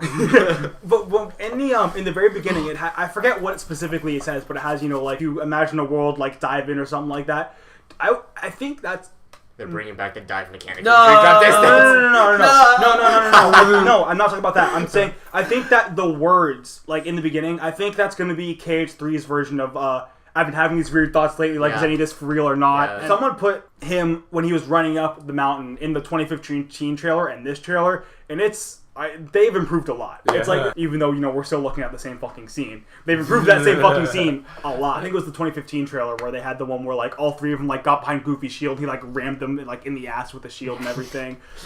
And now this one we have Goofy fucking launching him off. It literally just a nuke. Yeah, I've always loved those team attacks with Donald and Goofy, the fucking the Trinity limits and everything. We've seen a lot of already stuff with the 3 of them in the trailers, and I'm really excited to see how much we're actually going to be able to, or is it just going to be kind of the limit commands, where it's every now and then you can if you have MP you can do this. Yeah. It's that's fine too, but it's it'd be kind of cool if it was actually kind of almost like a reaction command kind of thing, where it's Goofy's getting his ass kicked, you can come in and yeah. I do wonder how often me as a very bad Kingdom Hearts player will be using this, because I didn't use the limit for the drive forms because I oftentimes just kind of forget about them. Mm-hmm. I did remember them a couple times when I was getting my ass beat. But I'm it's just because the person, or however they're rendering it, or person playing it, I don't know how they actually shoot these, but is really good at the game, or am I just gonna be standing there hitting, and then obviously the combos are cool. Yeah. But yeah, I would like it if it was more of a reaction command opposed to boop boop boop. Yeah. Hit it. Attack portraits change when they're in battle versus when they're not. Yeah. That's kind of cool. I still angry Sora. I gotta admit, I still like the illustrated versions more than the 3D versions. Yeah. I mean the 3D versions they look good. They look good. It's just I liked Nomura's actual illustrations a lot more. It gave it a different, almost a different feel to it, Whereas now it's it's just straight up grabbing, their model and putting it right there. Mhm. So Pete and Maleficent come back, which they're looking for the fucking box. Yeah, I know. Lucius Black boxes. Secrets! Before, we knew they were looking for the Book of Prophecies, right? Mm-hmm. Now we're looking for the box. And my Yeah. first thought was, the Book of Prophecies is in the box. For one thing, I hope not. That's just kind of like, really? Well, like, that's dumb. Fucking Xemnas and Ansem, both in their... Somehow. Yeah, well, the... Time travel bullshit. Yeah. Ansem just standing there. He's there, but he doesn't say nothing. Xemnas, he says what? Like, if you're gonna bring Roxas back, like, what is he like? You've got to bring Roxas back. You gotta like. Why would you unlock the bring darkness. Roxas back when he shouldn't have existed in the first place? They said you have to like what? Become one with the darkness. Or, So become a call heartless. on the power of darkness. Yeah. Use darkness. Mm-hmm. So basically, we need to get Kyrie ready to hug us again. Yeah, It's yeah. gonna be a heartless. Mhm. So basically, like he's basically saying like you gotta die to get Roxas back, like because that's honestly that's how you get. pretty much Roxas what you back. do. Yeah, you gotta become a heartless. Alright, Sony, go hard. Oh, man. No, at this point, Sony just needs to show up to win. No, they're all here. I'd be so mad if I walked in and one of the towns in my house. Everyone in town. Get the fuck out! I'm trying to play baseball. Oh, 3, we go. It's a Sony, man. Oh shit, they're opening with this again. Again? Well, last time they opened with the big ass orchestra. This time they're opening with a small ass orchestra. It's Assassin's Creed. Looks like it. Yeah, probably. So is it Assassin's Creed or is it? For Minecraft. What I is think this? the new game. No. Oh, it's Is God this of War. Uncharted? It's God of War. Yeah, it is Uncharted. Is it? Yeah, is this the yeah? See? Oh shit! No, never mind. This is basically Uncharted 0.2. It's Frozen. No, this is. Oh, it's Horizon. Ooh! Are we getting Horizon DLC? Is that guy sleeping?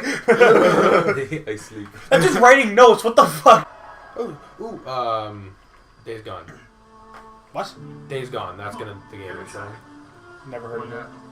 It's Sony Ben's new game. Squatters off the highway. That doesn't mean anything to you. Nope. So what is Rainbow this? Six Siege. It's a zombie game. Oh, Watch Dogs. Yay, zombie game. Get fucked. Should have just pet it. Oh, that's Manny's bike. Mayonnaise? Mayonnaise. No, it's not an instrument. I've had enough of zombie games. Yeah, I'm the same way. Those people? Hey. That's pretty funny. Everyone looks so goddamn uninterested. Okay, except for this guy. Hello, fellow gamers. That was the shit, bro. This guy's No one cares in this fucking audience. Everyone is just like... What are video games? What are video games? What are video games? It's my personal pleasure and a privilege to share with you now a title that has a rabid cult following around the world and has a very special place. Did I hear in my heart. rabbit? Ricochet 2! Bubsy. That's Final Fantasy. That's... You have a point. That big giant sword. You have a really good point. Giant sword in the third person. I mean, it's not Final Fantasy, but you have a point. You could... When you aggro the enemy. Well, big ass sword and... Put leaves over it. Oh, there you go. He has like one leaf.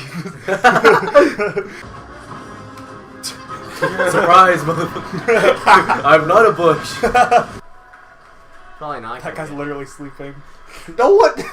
He looks so unenthusiastic. Ooh, Japan. Japan is made by the Japanese government. All biological life must be exterminated. Never heard that before. Destiny 2. It's done. Oh no, Is that Devil May Cry? Wait. Oh, Wait, what is this? Is this It's, Oh, it's... Oh, Marvel vs. Capcom. Marvel vs. Capcom? Yeah. Kamara's art style like changes like every other game. Or is my boy Rocket?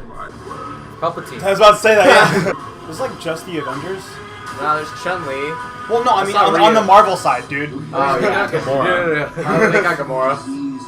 Well, they're gonna be in the next Avengers movie. Got any like X-Men or anything? Bow before your god. They didn't get the right. This doesn't have to be MCU, dude. Well, we Not got- like Wolverine or We got anything. Thanos. Freaking. Well, that's still Sonic MCU. Heroes, Anybody all outside of the MCU, like. Oh, yes. Is that Nolan North? I wouldn't be surprised. He's everything. He probably voices everybody in that Yeah. game. The dude taking notes again. I'd totally get this game if it wasn't Call of Duty. If it was Battlefield 2 or something like that I'd totally get it. But Call of Duty I don't trust. I know that this being a Call of Duty game, it's not gonna have any vehicles and multiplayer or any of that stuff. So it's just gonna be running around, just bunny hopping and shooting each other. So that's why it's like no desire to get it. Oh, Skyrim! Skyrim VR! Oh man! I think this is the Switch version. It says PlayStation VR, dude. This is not the And Sony. on top of that, this this is the Sony conference. conference. The Nintendo conference is tomorrow. How do you pull off Skyrim in VR without getting motion sickness?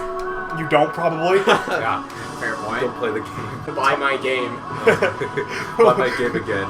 Like, okay, Skyrim's a good game, but like, y'all need to chill. I might actually get this. I've never played. Oh my Skyrim. God, Zach! It's already coming out for the Switch. Man, this is supposed to be a press conference. Where's the press part? Love The part where the you press cancel out. I'm loving the trailers. Don't get me wrong, but like, this is a press conference. I'd rather trailer after trailer than trailer talk about it. Trailer talk about it. Fair point.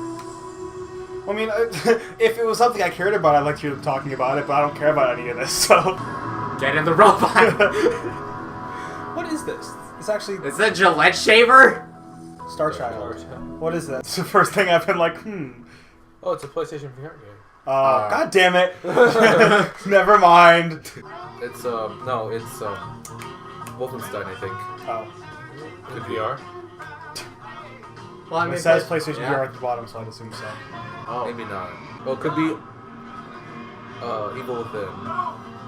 Could be. Alright, well. Oh, okay. None of the above. What was it? Everyone's like, okay, like, what is was that? that? You're welcome to join me.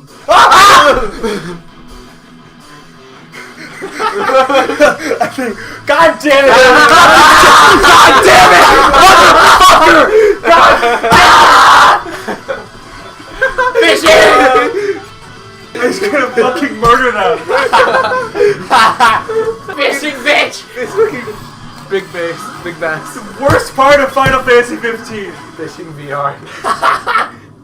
I'm gonna kill a bitch. God damn it! Yeah, I'm with you guys. Camera zooms to the guy with the revolver. God damn it. Here, I'll shoot you for you. Thank you. Sonic Adventure all over again. God. Alright, you good, man? No. Game's broke. This conference is over. Broke. Bravo team. Bravo team. Bravo. We made it. Better than fucking fishing 15. You can experience the worst part of the game in virtual reality. Cartoon. You're gonna go to sleep. We're gonna put one of those on your head. Wait, what was this? That'd be like 10 times more terrifying than being in like a fucking horror game. Yeah, it's cool. Was this freaking Tale of Despero, the video game? I'm pretty sure it's Ratatouille. What is this? I mean, it's VR, so I don't want to... But what is this? This actually looks good. It looks pretty. Is there a not VR version of this? I'd play that. I'm a snake. Moz. Okay, that actually looks decent. Except it's VR. If we have a normal version. I'm gonna look up and see if there's not... That's not like a VR game. There's gotta be a not VR version of that. If there is, I'm actually gonna look into it. That looked good. I probably got a new fucking... version of the PS4. They just announced the it. XX PS4 Excuse XX. me, it's called the PS Quadruple. Okay.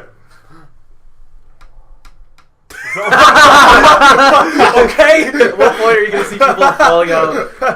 That's it. Someone taking a piss? Somebody left their mic on there in the bathroom. Probably Assassins. No, it's not. Never mind. Because the Assassin's Creed trailer came out yesterday. Oh, did it? Or, well, I've been going on to every single video, and then every time it's a 5 second. God of War. It's a 5 second ad for Assassin's Creed. I was like, oh, watch the trailer. It's obviously Avatar. You gonna do it? That's his boy. Good game. Oh, I thought he was gonna chop. Oh, that's cool. Like, just like smashing shit. No, God of War is a fun game. That looks cool. I mean, yeah, it looks good. God of War is a really fun game. It's just a I like this, awesome. I like this track too. Hack and slash, just fuck everything up. You feel like a badass with more weapons. Yeah, we got some reaction out of the audience. Yeah. If you're like, yeah. You guys taking nods. Nothing like. Yeah. You know. Yeah. What was it that with the girl with the and then slashes those guys? It's a lot of games, Dante. The girl that slashes those guys. It was me coming out of the sewer. Charlie and Frank. Oh, there's two of them. There's D. We're with you. I'll follow you, Marcus. I'm with you, Marcus. I'll follow you, Marcus. Mass Effect could drop it out now. I was about to say, yeah, like those nice sync in there. A baby partner. Follow me. Fucking G-mod mouths. I like this view right here. Let me get my glasses. It's like I'm actually there. Oh god, it's probably Destiny, isn't it? You're telling me to wake me up. I'm with you, Dante. Man, I remember when Bungie announced they were leaving Halo, and then they announced Destiny, and everyone was so excited. They thought it was going to be as good as Halo. Then it came out. I missed good old Halo, man. Fucking Halo 1 through 3 was amazing. Oh, wait. What the fuck? Wait. Fucking what? Wait. Is it? Mario. Is it what I... Yes! Ah! Oh. Alright, that actually looks really fucking fun. Yeah. That's the only thing so far I've seen I'll actually probably get. That web slinging specifically looked fucking awesome. Is that it? There's no fucking Last of Us? Maybe there'll be one more thing. So, God damn it, go fuck yourself, Noctis. It's over. Is it over? No. They just said it's over. Does that mean it's literally over? There's some bright People are getting up and leaving. Uh-oh. Well, so Uncharted. Uncharted 0.2 looks cool. Yeah. Moss looks cool, but not in VR. And Spidey. I don't know. I think I was hoping for some Last of Us. That was really that was a little disappointing. Spidey was cool. Spidey was cool. A pleasant surprise. I liked the Days Gone, the zombie open world one. I might get it if it gets good reviews. A lot of huge those who joined us at E3 Experience at theaters across the nation, Latin America, and Canada. Yeah, they were showing us in thank you so much, and have a great night. Oh, at our theater? Yeah, at our theater, Redwood City. I'm glad we didn't go to that. Yeah. God of War. God of War too. Updates I don't know if I'm gonna get it though. All in all, it wasn't half bad, but it was. I mean, everything looked everything looked pretty. Spider-Man, I'll probably get. That actually looked really fun. Fucking fishing. I'm the only thing you freaked out for. I got so excited I saw Noctis. I didn't know what the fuck it was, but I saw Noctis. Like maybe some other like DLC. You up and it knocked you down in a split second. Like episode Prompto or something. Like the VR thing, yeah, it was supposed to be Prompto with his guns. And well, they did that before, didn't they have that? I don't even know if it launched. I don't even think. And then now it's fishing, VR fishing. I never looked into it because it was VR, so I didn't give a shit. But I know that they were like making, maybe it didn't come out, I don't know, like something where you played as Prompto shooting guns, and everyone was like, so alright, you Final Fantasy is a game that is known for having giant ass amazing swords, and you make a VR game and you play as the one character that doesn't use a sword. Why? And now it's fucking fishing. The worst part of 15. But at least you get to open a cold one with your boys. Yeah. We decided that we were going to it in one of our podcasts where because we kind of like before the podcast we kind of like just a little bit we're like, oh hey, there's a concert, that'd be cool to go to it. And I personally really wanted to go to it because it's in Hollywood, but we're like 6 hours away from there. We're near San Francisco, and you're like, when is it? And I say, oh, it's in June, and then you're like, I don't know, that's pretty soon. I'm like, no, 2017. You're like, oh hell yeah, let's go. And we pretty much did the thing where we bought a ticket, so it's like, all right, we have a ticket now, we have to go. We don't have an excuse to like back out of it at this point. It didn't take me till like I was there to realize that it was happening, because we talked about this a lot when we were there, because it's like. When we got the tickets, it felt so far away that I just didn't even think about it. I was like, it's just, it's like Kingdom Hearts 3, really. It's like, it's something that I'm excited for, but I don't really expect to ever actually happen, Even, I was in the Dolby Theater. Yeah. We were in the Dolby Theater, standing in line to get in, basically. Yeah. And I was like, this isn't real. We're not actually. It really didn't hit me until we were, like, actually in the Dolby Theater, and we were with, like, fucking everyone there had a Kingdom Hearts shirt on, and the people, like, cosplayed and everything. I was like, holy shit, it's happening. It's happening. We spent spent a while just kind of being tourists in Hollywood. Like we found Danny DeVito star and everything. Yeah, someone handed me their mixtape and then tried asking for money. We went down like the fucking Hollywood Boulevard. Yeah. Yeah. We found Walt Disney star, Danny DeVito star. Those are the two important ones. I still didn't find the rock star. Yeah. We got Cold Stone, got a 20% off discount with our tickets and everything. Thanks, Namora. Yeah, right. I really wanted to get the program too. I saw some other guy looking at it. I was like, I want that so bad, but it's $40. I already spent $35 on this. Yeah. Like, I don't. I wanted a poster. Like I said, I tried buying the poster that wasn't for sale. Yeah. The guy was like, nah. But like, I mean, the shirt was cool. They had the soundtrack, the little conductee wand, which looked cool. But I'm like, I can't spend. How much was it? Like $55. Oh yeah, it was that. The soundtrack. I convinced both of them to not buy it. I was like, Everglow, man. Yeah. Because like I don't, you know, I saw it and I was like, ooh, that looks cool, and then I was like, I don't need that. Yeah. I don't need that. Like before it started and everything, when we were getting in our seats, we were all just like, oh my gosh, like it's happening. Seeing like the people come out and everything, like the musicians actually eventually, you know, it does start and we're all losing our shit. And cool because they had, you know, as you know, you would expect, they had, you know, the screen with the like cutscenes and stuff from the games as they're playing. Just made it worse. They started with the orchestral Simple and Clean, which was fucking awesome. They had I've listened to that intro so many times. Yep. And everybody saw it coming, but everybody still screamed. Oh yeah, I know. It was so great. It was such a perfect. It was so great to see. Like they play like 5 notes or whatever, and everyone's like, yeah. Like it must have been horrible up there, like trying to like listen to what you're playing, and we're all like, we're like freaking out, like the second they even start. Like, They played a handful of songs. They played, you know, some of the Disney World themes and stuff like that. After a little bit, the music kind of stops. Fucking Yoko Shimomura walks out, everybody screaming. Composer of all the Kingdom Hearts music. I absolutely lose my shit. And she tried to speak English for a little bit, which is kind of cute. Thank you and everything for coming out, and thank you for, you know, your excitement towards the music and the games and all that kind of stuff. Was it the first half when they did the Atlantica thing? Because you see on the screen, you know, Sora and all the Goofy coming out in like their fucking Atlantica stuff. They play like a lingering note like on the violin for like 5 seconds, then they cut and go to the next one. It's like they know how terrible Atlantica is. Thank you so much. The second part, one of the first things was the character medley, right? Yeah, that was it. That was the game. That was the peak. Like nothing ever topped that. I genuinely cried during that. Like, they started with Sora's. They started Sora's theme, and I was like, oh, it's going to be Sora's theme. And then they showed character mail. I was like, oh no, oh no. Especially once it got to Roxas's, I was like ruined. And they played Shion's too. Like, afterwards. Like I said, I genuinely cried. There were 3 times I cried throughout the whole concert. That was the first one. The second one was the Twilight Town medley, which that's kind of like a personal reason why that broke me so bad. Is because when I was a kid playing KH2, and at this point, KH2 was the newest game in the series too, so it's not like, you know, I had a billion games to, you know, go by. I would go back and I would play the beginning of 2 like all the time because I loved Roxas so much. And so I, like, to this day, I can pretty much recite like every single like cutscene in the beginning of KH2 because I have played through it so many times. Roxas's Twilight Town, the Lazy Afternoons, is just like ingrained in my memory and is such a nostalgic song to me, and that just like that really, really hit me.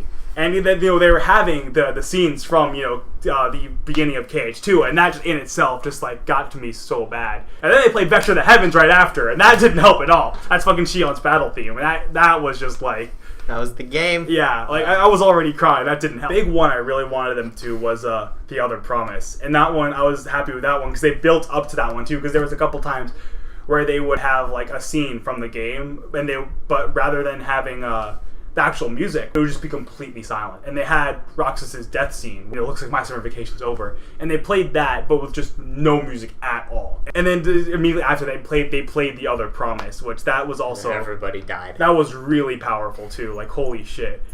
And yeah, dude, like that. And I forgot back in Act 1. When they had the scene where they had the Japanese voice actress for Kairi, her monologue about her training with Lee.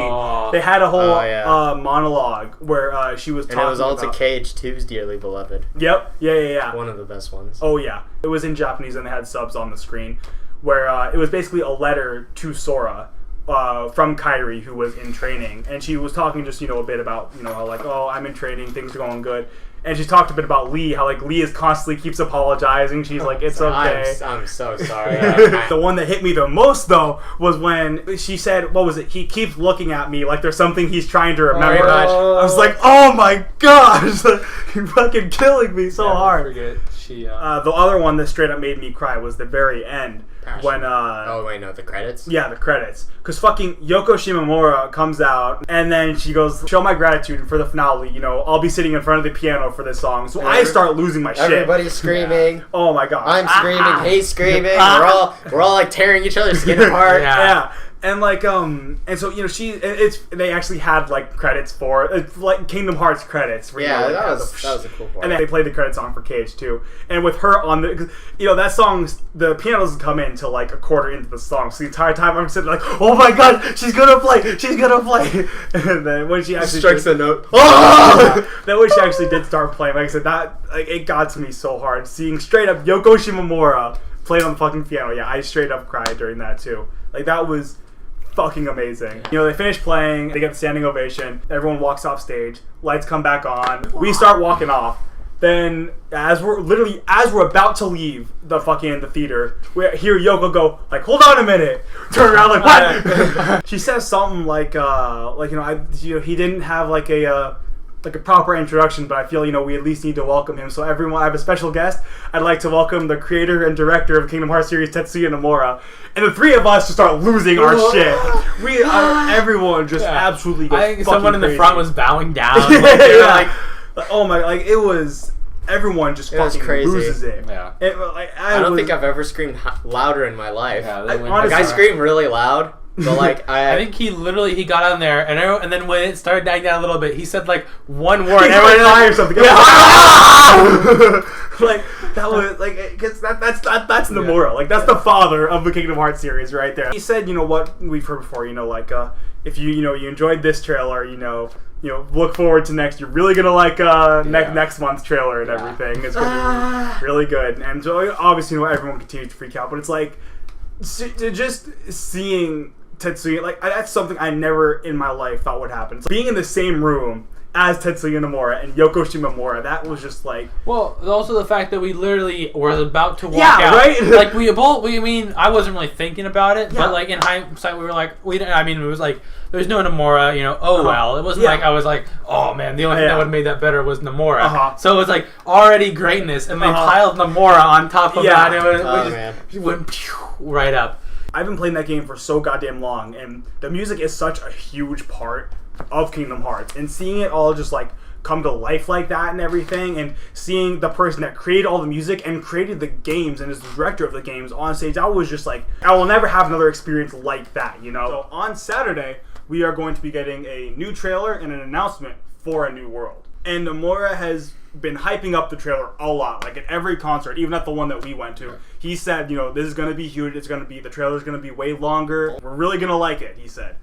And then Famitsu had an interview with him recently where it obviously wasn't in the interview, but Nomura told them what was going to be in the trailer, and they flipped out. They said, I think they specifically said Kingdom Hearts 3 is going to be a god among games, and like they were saying this is going to be the coolest thing ever, everyone's going to love it. But now, just the other day, Nomura had made a statement saying, I've been overhyping the trailer. It's not going to be that great. It's just a normal news.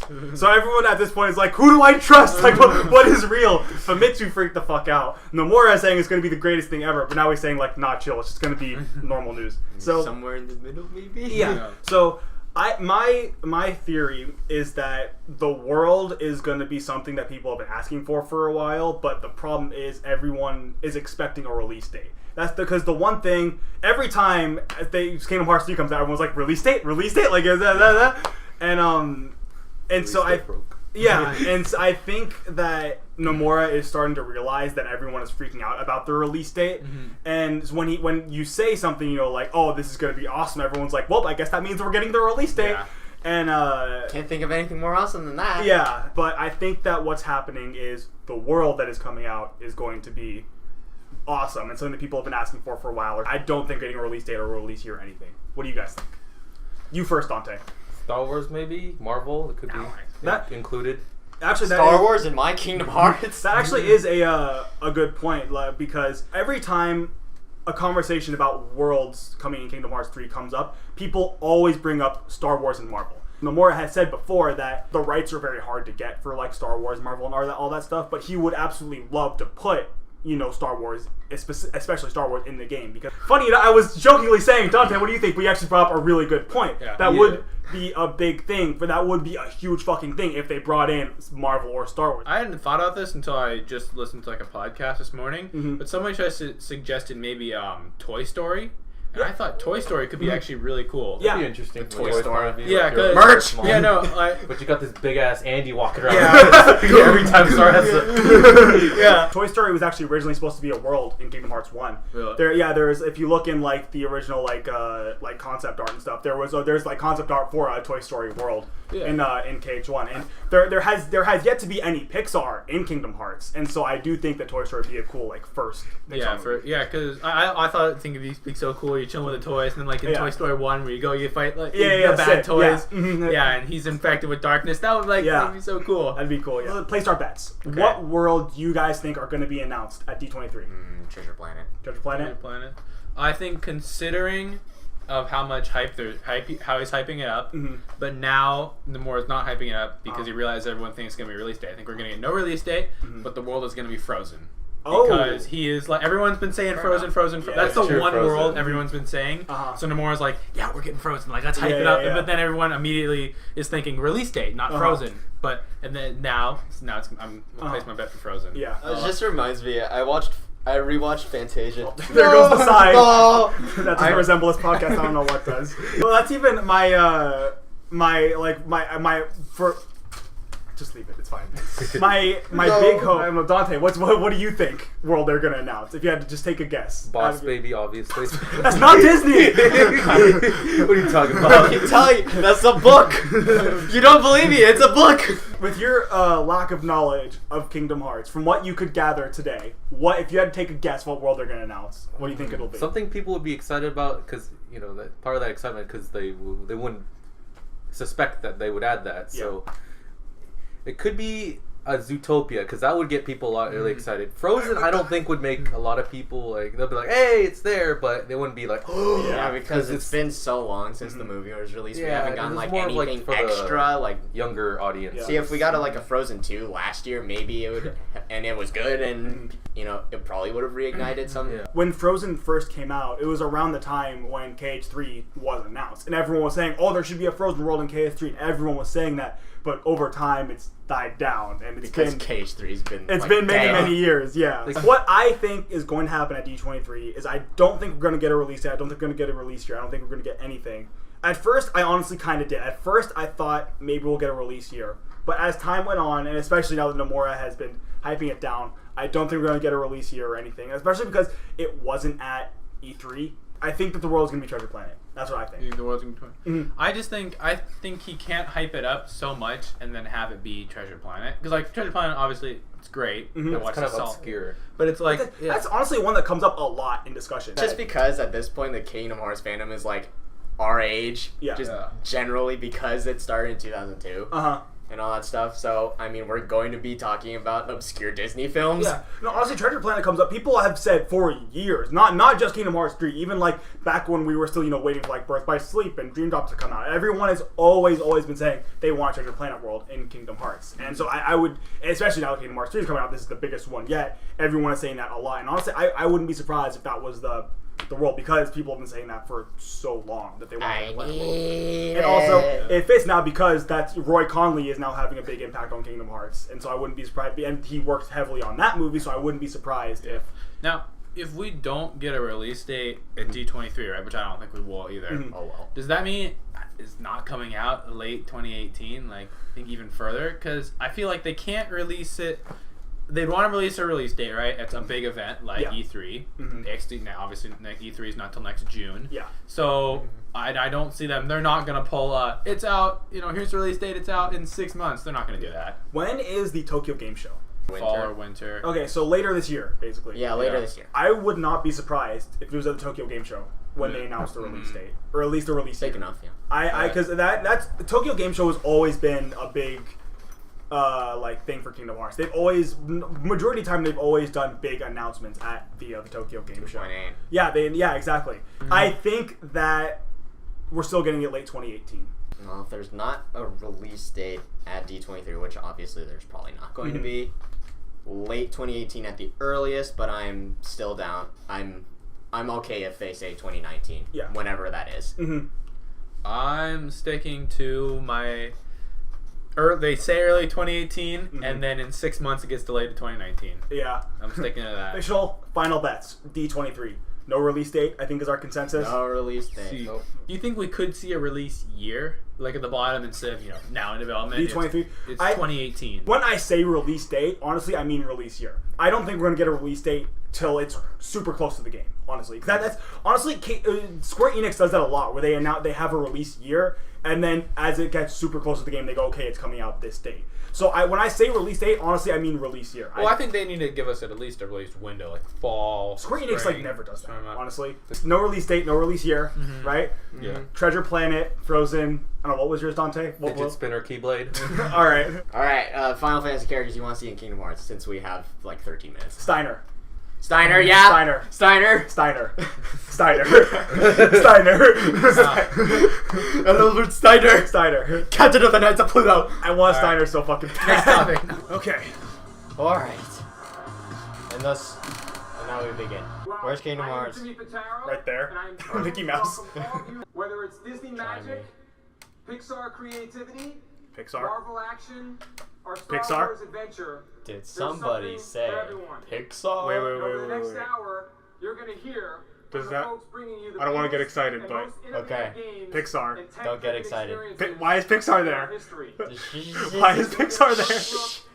At Star Wars Battlefront 2. Okay, cool. Start with the one I don't care about.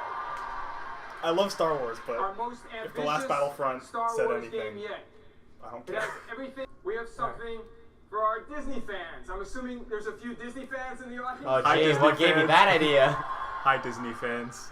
Well, trust me. Our you boy won't Roy want to Collins. miss the announcement we're going to make about what's next for Kingdom Hearts 3. I could not get the loudest cheer with KH3. Yeah. All anyone cares about. It doesn't end. We're going to unveil 2 exciting, never-before-seen projects that tap the latest technology and immerse you into the Marvel and Star Wars universes in ways you've only just imagined. Oh, is it going to be VR? If you've ever dreamed of being a Jedi or a superhero, it's going to be VR. and my Jacksepticeye and Strawberry 17. Wow, people I don't watch. And they're going to take Awaken your inner Jedi. Cool. Thanks, guys. Alright, can we go on to the good shit? Come on, please. I saw Pixar was on the screen beforehand. Why? Why was Pixar there? Please. I'm assuming Kingdom Hearts 3 went on the screen. Whoa! Oh shit! 15 years! It's been too long. It's the same trailer? Are you just gonna fuck with us like this? Almost new.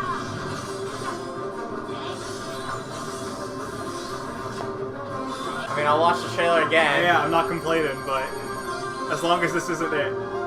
They said there's a new trailer, new world. Don't be like this. It's just standing there. Yeah, you got him, Zebby. Fuck him up. Go! And this is the part where it says new trailer D23. Now we're at D23. Come on, please. Yeah, see, that's now. That's now. Come on. Please.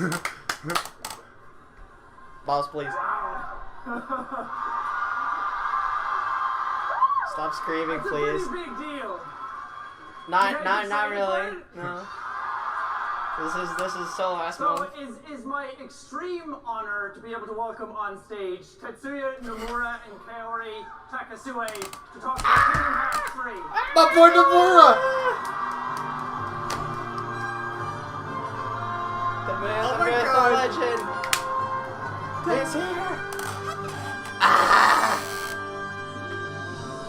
Good response. Good, great response. We're celebrating 15 years of Kingdom Hearts.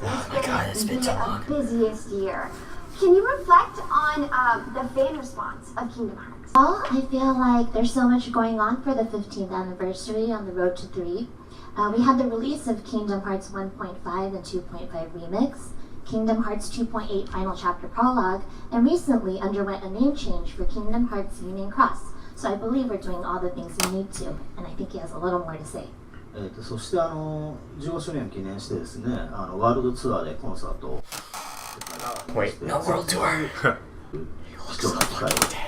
He always looks like that. Recently we wrapped up the Kingdom Hearts World Orchestra, where I was able to go and visit. We was there. We saw the reactions and actually really felt the passion myself from all the fans. Yeah, you better. Yeah, I was screaming. I've never screamed louder. So at last, I hope you know that anymore. I've never screamed louder. So at the last D23 event, you announced the Big Hero 6 world, and we already know. Our boy Roy. We already know that there's going to be a Tangled world as well, but yeah. I believe that you have a new world to show off for us. Come on. Come on. Come on. Come on, boy. Well, I've actually been to D23 a couple of times, but I don't think I've been able to show all that much information. So this time we have something pretty special. Come on! Please, show the video. I'm gonna die. じゃあ早速ですが、皆さんもう見ますかね。Alright, well, do you guys want to see it now? Yes! Oh man. はい。それでは映像をお願いします。Alright, so let's roll the trailer. Oh, I'm gonna die. I'm actually gonna die. Holy shit. Oh. What does that say? Don't assume your... Oh, it's the thing again. Okay. That's Twilight Town. Alright. It's like nobody's and Heartless at the same fucking time! Well, it's because fucking Ansem and Xemnas are in the same room. Okay. Oh my god, he's got guns! Okay, get the words out of the fucking way!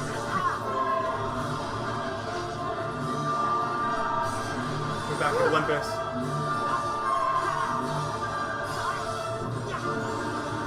Those thieves!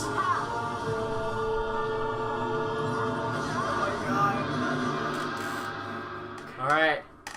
Let's dive into the new world, huh? Oh my god!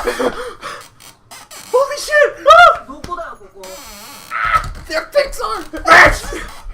Merch! Oh my god!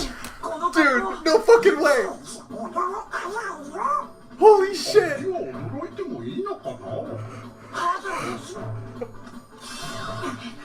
Oh my gosh!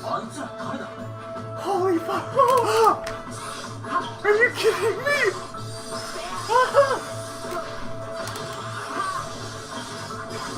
Oh my god! 君たち新しいおもちゃかおもちゃさっきのモヤモヤのことを知っているのかあれはハートレスだよピクサーハートレスは前からここにいたのかいや最近になって現れたんだそういえばそのハートレスの現れたのとみんながいなくなった時期は一致するな他に何か手がかりはないかなみんなが消えた時に変わったこととかあれかなあれだなあれですねアンディたちが消えた直後あの黒いモヤモヤと一緒に Oh no, where's Andy? ようなフードのついた黒い格好をしたやつが現れた黒いフード Oh my god! それってまさか渋沢機関知ってるやつなのかここで起こってる異変の原因がわかるかもしれない俺たちに任せてくれないかいや空たちだけには任せられないみんながいなくなった原因がわかるなら Let's go, Woody! むしろ力を貸してくれ Merch! それでその黒コートはどこに軍曹偵察隊からの報告だターゲットが最後に確認されたのはギャラクシートイツです。最近できた新しいおもちゃだ。 Oh my god. 案内すれば窓から屋根を伝っていくんだ。 I'm like gonna cry. Oh my god. Oh my god. There's so many party members. I'm like actually gonna cry. This is like my favorite movie as a kid. I've seen this so many times. Oh my god. Are you kidding me?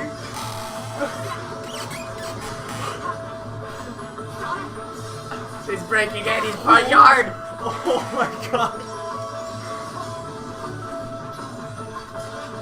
Holy shit.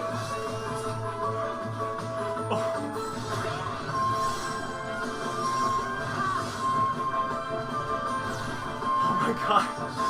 Drill punch. Dude.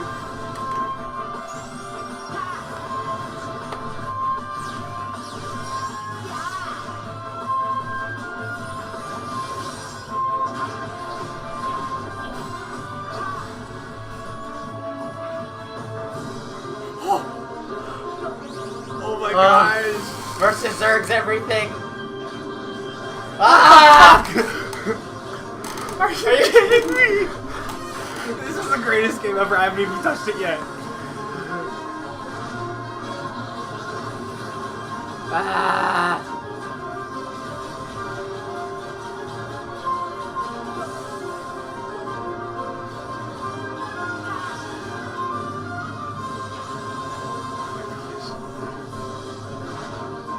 Fuck yeah. Get back in Gurren Lagann.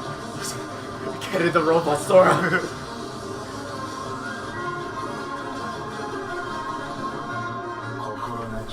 Ah!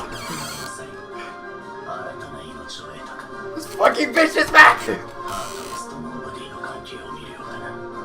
お前ら何がしたいんだよ。我らも欠落した闇を手に入れなければならない。それにはこの世界の心のつながりが手がかりになる。 Give us now in development. I don't even care. That was amazing. That was the greatest thing ever. Oh my gosh. Holy fucking shit. Ah! Oh my god! Holy shit! Oh! Are you kidding me? Oh my god! 2018! 2018! Oh my god! Oh my god! That's 5 months from now! Oh my god! It's next year! It's next year! Okay. Jason Katz, supervisor, and Tasha Sonar, associate creative director. 2018! It's next year! It's been so long! What's up, man? You guys see that? I'm gonna cry!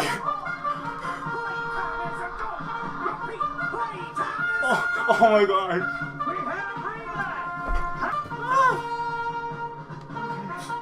Turn off the stream, nothing can top that. I'm dead. I can't. No, wait, I can't die. Nope, not yet.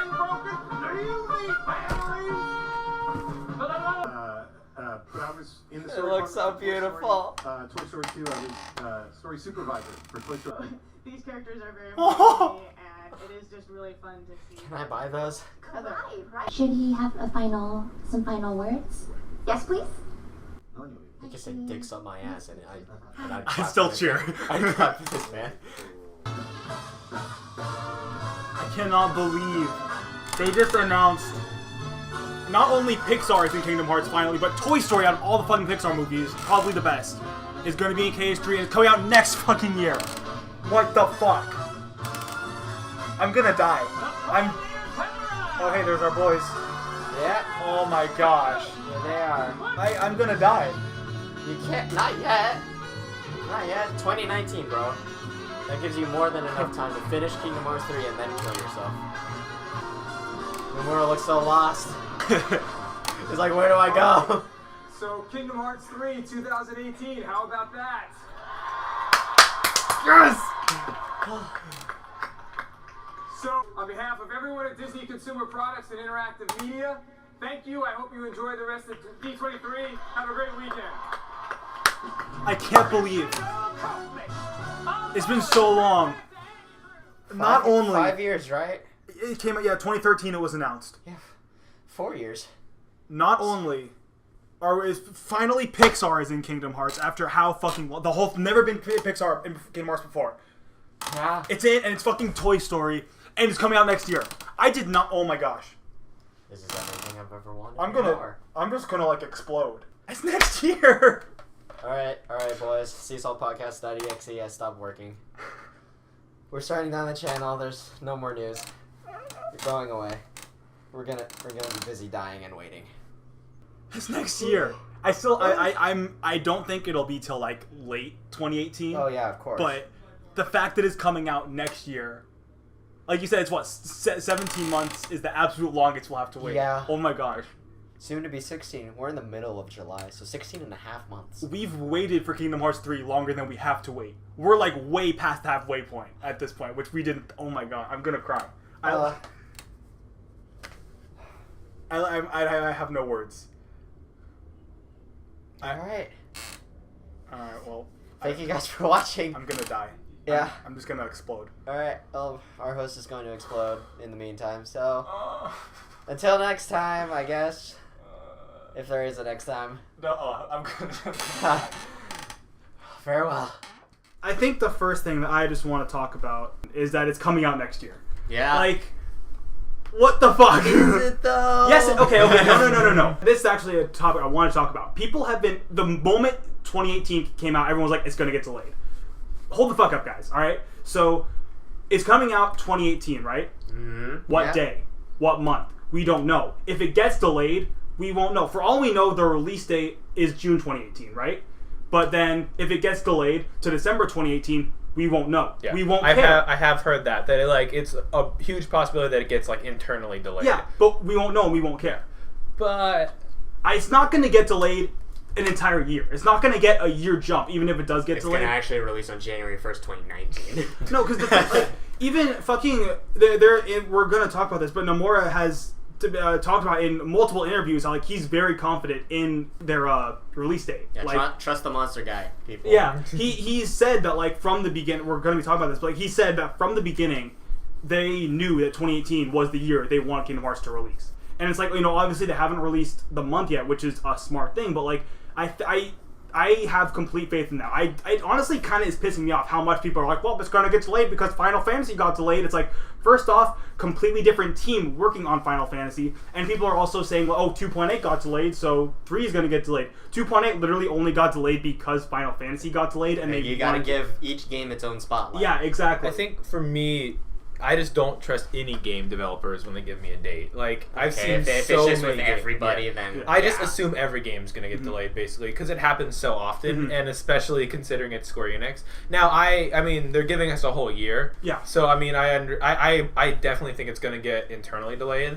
Like, I definitely think they're shooting for like March, and then. Oh, I don't think so. Yeah, you think they're shooting for March? I think they'd like. I mean, obviously they'd like to ship in March, but I think then they're gonna delay it to like November, December, and then that's. But well, we don't know that. I mean, yeah, I honestly think they're like late 2018. For me, I mean, I hope it comes out 2018. I hope I'm wrong. If it did get delayed, then oh well. I'm used to waiting for Kingdom Hearts 3 at this point. I just think every single game. I mean, what was it? It's not just Square Enix too. I mean, Horizon was delayed till from a late, November date to Last Guardian. That's a thing. I mean, Zelda was more delayed. Just Mighty Number 9. Yeah, Mighty Number 9 was trash. But all these games that got delayed from with the exception of like Call of Duty, because that's because that's just a trash game. Any game that's like good and developers need more time, they have no problem delaying it and taking more time. And delays are always good. Yeah. I hope that it gets delayed instead of it shipping like trash. Yeah. Exactly. We've said before many times that we hope this game is as good as possible. Yeah. So take a delay. I mean, like I said, 2018. I think they've got how do I do math? A year and a half now to hit that. Exactly. I mean, and they've been working on this game since 2013. I mean, that was when did they make the engine switch? 2015, I want to say. It was like early 2014. So they've been working on this game for 3 years, technically. Yeah. 3, yeah. I mean, that's a typical game cycle. Yeah. 3 years. If it does get delayed, it's like, okay, fuck me. But like, I don't understand why people don't have faith. Like, I mean, it's been coming out forever, and we all like to poke fun and be like, oh, it doesn't exist. But like, I mean, this now in development is dead. People get over it. D23 really proved that like, okay, this game is coming out. It's coming out soon. They showed so much shit that I have so much shit on here to talk about. Yeah. There were so many interviews, and it's like this game, and it really showed that like it's coming out soon. And I don't understand why people don't have faith in that. But then we're gonna see more. It was the next Japan D23, Mm-hmm. so they got more shit to talk about too. Tokyo, and then they said they're D23 gonna... Japan. Yeah, D23 Japan. That's in like what, like March 2018, I think, right? And so it's like that's also like another thing. I was like, I don't think they're aiming for early 2018 because that's when they're probably going to announce the release date. So it's like I don't think it's coming out early 2018. They don't expect it to be coming out early 2018. So my favorite part of the gameplay portion of that trailer was how open world it's. I know, right? Like it's big. Well, there's the part where Sora is on the roof, right, and then he goes to the ground, like which he just jumps off. I don't know if that. I mean, I'm assuming they meant to do that, like in the trailer, but I don't know if like. Just me, when I first watched that, I was like, wait, that kind of looks like you could do that just by mistake. Like, you're supposed to keep going this way, or at least you could go a little bit more over there. But then, like, you go to the ground, and then I was like, all right, they're going to stay in the driveway. Then they go from the driveway to, like, the other part of the front yard. Like I mean, looks like it's, I mean, obviously it's still a linear game. It's not like Final Fantasy 15 open world. Yeah, like, I'm not expecting side quests. I don't want a big environment to do stuff in, which I think is really good for, especially for linear games. Like, you feel like you're exploring, but you're also, like, on a set path, but you can also like diverge, but you'll always find your way back, which is always fun. Yeah, and always a good thing. In one of the interviews, a direct quote from Nomura here, talking about how big the worlds are. He said, rather than having multiple different little worlds, we wanted to make sure we're providing rich gameplay in an individual world. So we put in a lot of effort and allocated a lot of resources to create these worlds, and it would be sad for players not to enjoy the world and breeze right through it. Therefore, we made sure that each of the world is designed so players can take their time and enjoy gameplay that's available. So, and then he also said another one that there are less worlds than in KH2, but the worlds are way bigger than KH2. How many worlds technically are in KH2? 12, I think. Something like that. There'll probably be like 7, but they're like twice as big. It take place after the movie, and it's going to involve like the Baymax that was left in the fucking limbo or whatever, and that's going to be possessed by darkness and such. And in this one, we know it's going to be taking place after Toy Story 2, like in between Toy Story 2 and 3, a little bit after 2 and everything. I think that's pretty cool. Because at one point, it is kind of cool to just, play through the Disney movies because they're fucking awesome. Yeah. But at the same time, it's almost like we're getting kind of like a canon sequel, almost, rather than like, a warped version of it originally where there's Heartless involved. For me, it's like, how many times can we play through these same worlds? I mean, not like, okay, we got 1... 2, we played through Birth by Sleep. I mean, they had different worlds in each of them. Yeah. For the most part, it's kind of like you're playing through the same, not the exact same story, but you're in the same worlds. And I like how not only are we doing obviously new worlds that are more modern. I mean, of course, this came back. Those games came out on the PS2 and the PSP, so of course they're going to be older. Yeah. But I kind of like how they're doing new shit basically, and it looks like for Olympus Coliseum that it's I mean, obviously in 1 it was literally just that. Like 3 areas. Just Olympus Coliseum. Yeah, it was just Olympus Coliseum. And then in 2, we went into the underworld, too. So we got a little more there. But it looks like it's a lot more open. I mean, and you're fighting all the cool, like, Titans. You get to go to Thebes! Yeah. So if they have to bring a world back, I'm glad they're expanding it to new parts. And judging from that one part where he was climbing, like, everything Noctis style, we could probably get to the Gate of the Gods. Which, maybe. There's so much shit here. Really cool. Say hi to Zeus and Hera. She's his sister.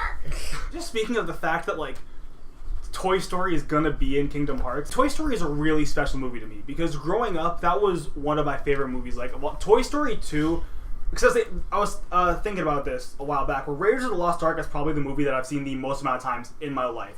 Right under that is probably Toy Story 2. I have seen Toy Story so many fucking times, and it is such like a special and nostalgic movie to me. And it finally being in Kingdom Hearts is so fucking amazing. Yeah. And so I'm just like, I'm so excited. Because I mean, they even mentioned in here that's like they've been trying to get Toy Story since pretty much KH1, but because it's Pixar, it's even more difficult to get than the normal Disney shit.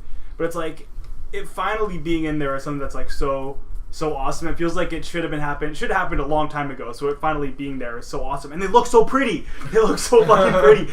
It looks like it's straight out of a Pixar movie. Like Which is good. I was thinking about this the other day in the shower. It's like the journey getting to Kingdom Hearts 3 coming out in 2018. Because going back to how people are restless for KH3, I want y'all to take a journey with me. Okay. So I started playing Kingdom Hearts back in 2006 when Cage 2 was the newest game. So imagine you're at the end of Cage 2, right? They open the letter. All right, we're gonna get a new journey one day. We get the Birth by Sleep secret ending, where it's like, okay, that's probably gonna be Cage 3, right? Probably gonna be more Cage.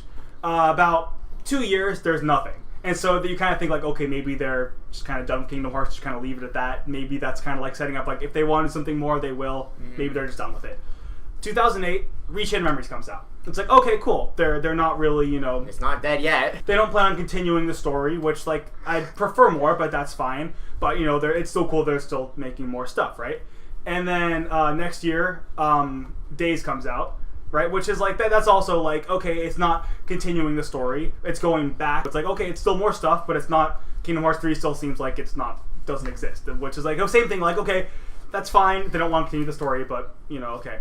And then after that, Birth by Sleep comes out, and then that's like we learn, okay, so the stuff at the end of Cage 2 wasn't Kingdom Hearts 3. It was Birth by Sleep. Takes place 10 years before Kingdom Hearts 1. So when it was coming out, it was kind of the same thing where it's like, okay, we're still just getting more prequel stuff that's adding on to making the story of Kingdom Hearts 1 and 2 all that much better.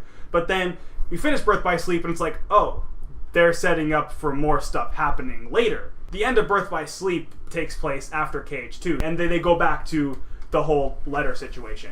And so it's kind of like, okay, like stuff's going to be happening. Recoded comes out, and everyone's like, okay.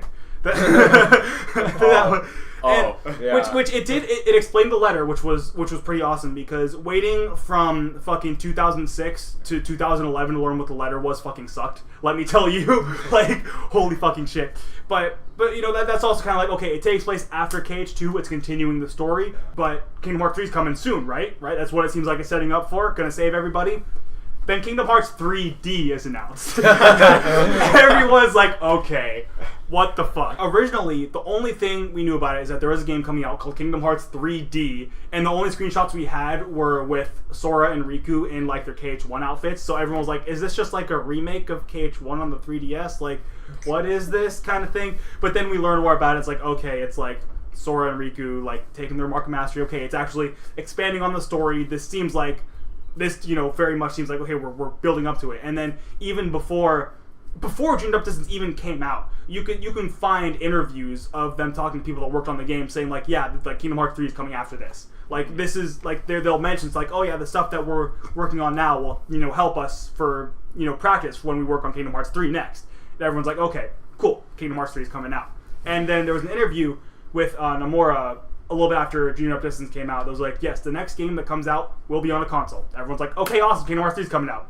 Kingdom Hearts 1.5 is announced. Everyone's like, okay. Fuck you. Like, everyone's like, okay, like, so... It's on a console. Yeah, and everyone's like, okay, like, this getting a bit, like, where the fuck's Kingdom Hearts 3 at this point? It was very exciting to be getting Final Mix in the US finally, because we've never had Final Mix in the US, so I was really excited about that. But at the same time, it's kind of like, you weren't lying about the next one being on a console, but like, damn. I mean, it's like how I played Kingdom Hearts too. Yeah, so and it's like, I'm very glad it happened. Yeah. But at the time, this is before they announced Kingdom Hearts 3. They said Dreamed Up Distance is out. The next game coming out is going to be on a console. They mentioned Kingdom Hearts 3 before. 1.5 comes out. And I was like, okay. But then, a little bit after 1.5 is announced, probably like 6 months-ish after probably it's announced, then Kingdom Hearts 3 is finally announced. That, 2013.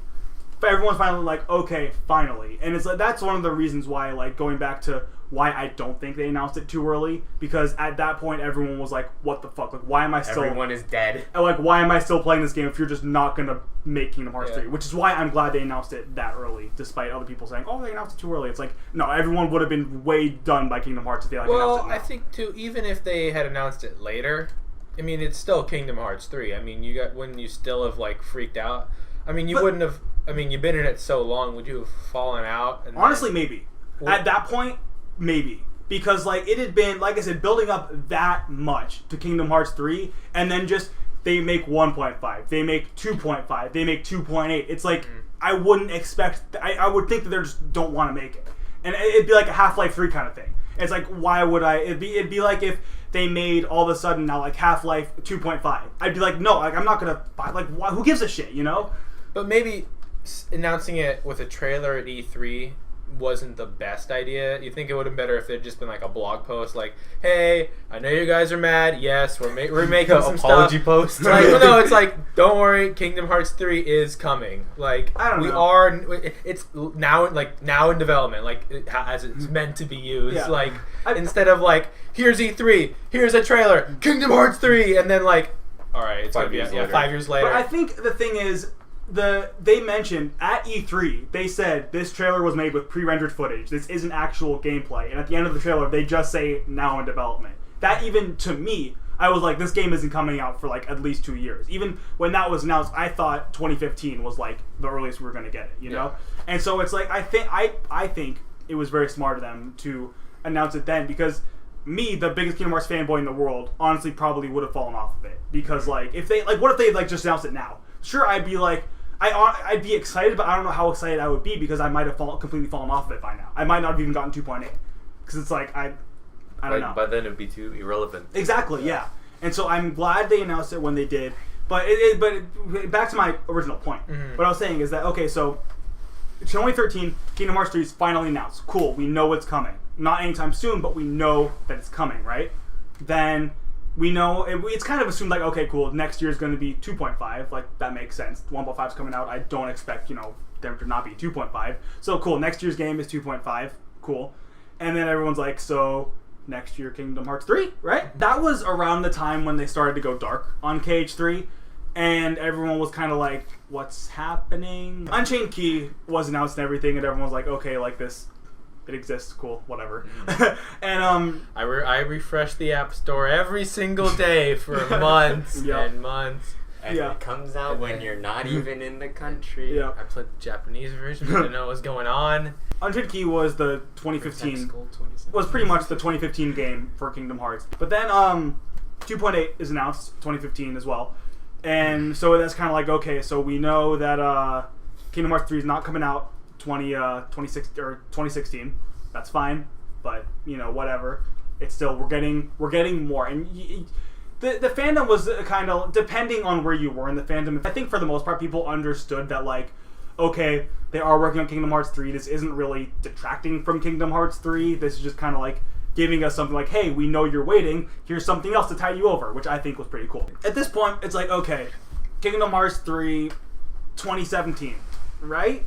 Then there's a year jump between 2.8 from 2018 and 2017 to 2016 and 2017. Everyone's like, oh shit.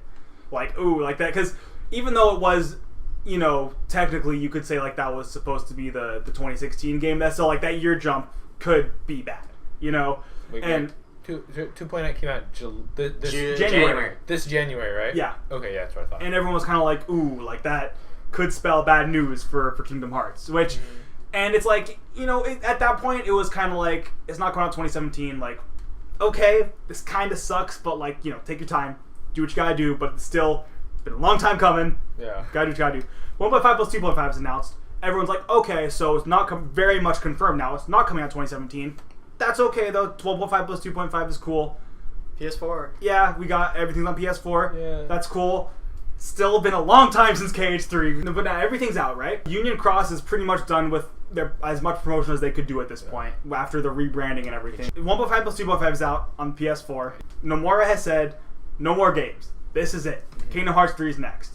And now they're going fucking ham on KH3. And it's like, the journey getting here was so long and difficult, but finally seeing that 2018 was so fucking satisfying after all this time of waiting so fucking long to finally get it. Do you think there'll be DLC or any kind of like updates? Funny you mentioned that. Let me DLC, Dante. Let me look at my DLC. Or is like Kingdom Hearts 3 gonna be the full package? I kind of... Okay, I wouldn't mind a little bit of DLC. I would think Quote from Nomura, on DLC, nothing is set in stone, and I'm afraid we can't go into details, but I have told the team, just be prepared to accommodate for something like that. We can't suddenly develop a system where we're accommodating for downloadable content. So it's not confirming or denying either way, but just so that the development team will be prepared, I have informed them of making the preparations. So it's possible, he said. Just in case. I think too, with now that we know there's going to be less amount of worlds, granted we know they're going to be longer and more meaty. Yeah. It'd be cool if they, they throw a couple more worlds in there in DLC. I mean, assuming that it was like these were worlds that we couldn't make by our deadline. Here's some DLC in 8 months or a year. I don't know about that, honestly.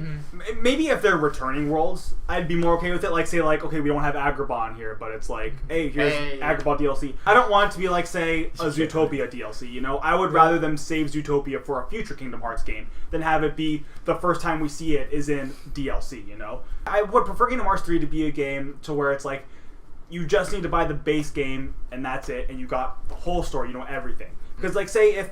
Like I said, I'm just going to keep using Agrabah as an example because it's in every fucking Kingdom Hearts game pretty much. I don't think Agrabah is going to build much on, like, the KH3 story. If they go back to Agrabah again in, like, Kingdom Hearts 4 or Kingdom Hearts 3.5, whatever comes out after 3, them going there, Kingdom Hearts 3 really isn't going to have an impact on it because they've already met them beforehand. But say Zootopia, for example. Say that, the first time never been in Kingdom Hearts before, that's DLC, but then they go back there in Kingdom Hearts 4, it's like, if you didn't buy the DLC for Kingdom Hearts 3 to understand it, it's like, you're not gonna know how they know each other and such, Which I don't know about that. Well, I mean, the same can be said as like if you don't play like Unchained Key or something, or you didn't buy, you didn't play 0.2 or play 2.8, you wouldn't know. Well, that's a whole fucking game. Yeah, but that's different than DLC, I think. Yeah, but I mean, 0.2 could be kind of it was like low key DLC. I mean, we were all excited to get the Dream Drop Distance remake, but. No one was out there like, oh man, I'm buying this game only to replay Dream Drop Distance. Well, even like if, say, you're getting into Kingdom Hearts for the first time, it's like you still need to play Dream Drop Distance in order to understand the full story. So Dream Drop Distance is actually incredibly important. Yeah, that's weirdly enough one of the most important ones. It's going to be interesting how they get to introduce new players into this game. Oh yeah, well, that pretty much at this point, it's you buy 1.5 plus 2.5, you buy 2.8. It's like they're pairing when Sora uses the double arrow guns from now to 2015. It looks so much better. It has improved so fucking much from 2015. Like if you got like a side by side between a screenshot of him holding them in 2015 to now, it's like it looked insanely better. And also they have the same thing like with Drive, in Wisdom form, close turn blow. Same thing with double arrow gun. He was asked about KH3 coming to the Switch. Oh yes, which I saw this. He said that it's a possibility. But if they do make it, it won't be until after it comes out for the PS4 and Xbox One. And he said Switch, but he also said like other platforms too. So maybe like PC would be like an interesting thing. He didn't mention. Well, what he said was he was asked about 1.5 plus 2.5 and 2.8 coming to Xbox One because KH3 is the only game that's been on Xbox ever. Yeah. So it's kind of like out of left field. And he was asked, is there a possibility for 1.5 plus 2.5 and 2.8 to come to Xbox One as well? And he said that, if it did, the same thing with the Switch, it would come after KH3, but it's less likely because apparently in Japan, the Xbox is, like, not popular at all. Yeah, no one plays Xbox in Japan. Yeah, and even in America, no one does anymore. Yeah. But, like, there are now 5 people that can join our party. We're not limited to just like, Donald and Goofy or... switch out Donald or Goofy for someone else. They said that each individual world is going to have its own joinable party members. So, because in some world, even like KH1 and 2, when you could have people join your party, it wasn't necessarily like there were always people joining. Sometimes it was still just Donald and Goofy there. But they said in this one, every single Disney World was going to have people join the party. But they were talking about the mechs that were in the fucking trailer. Like, do you have to ride them, or like, what is it? And then Nomura, this is a quote from Nomura, he said, you saw some mechs in the middle of the trailer, and you don't necessarily have to board them in order to fight the enemies in the area. But I mean mechs. You can ride a mech. You want to ride it, right? That's kind of a dumb question. It's like, do you have to play this game without picking up a gun? Yeah. But I mean, you can, but why? Well, yeah, I mean, obviously you could go through just mashing X, kind of like he said, but like, why not make your Keyblade into a gun? Like, yeah, exactly. Talking about turning your Keyblade into a gun. They said that each Keyblade has its own transformation, and there's multiple layers. You start with the first phase, and if you successfully connect your combos, then the next transformation will happen. So it's not just straight up like in Birth by Sleep, where like you shot lock, then you shoot. It's like you transform, you do a bunch of shit, then you transform again and do even more shit. Well, yeah, that's cool. Yeah, and it's unique to every Keyblade, so that means like there's an excuse to go back to older Keyblades that you have gotten it, rather than like just keep going forward. Yeah, it's not which is good. It's not like KH2 where you get the decisive pumpkin and use that for like the rest of the game. They were talking about how the game coming out in 2018 and everything. And so, here we go. Here's this is long too, by the way, so strap in. But here's a quote from Nomura. A lot of people have been mentioning and making it sound like, oh, Nomura is taking too much time, and it hurts. There was a decision made to change to an external engine, the Unreal Engine 4. So we switched over to that. Unfortunately, there was a bit of time that needed to be rewinded and start over. So there was a bit of a setback there, but it was a decision that the company had to make, so it was inevitable.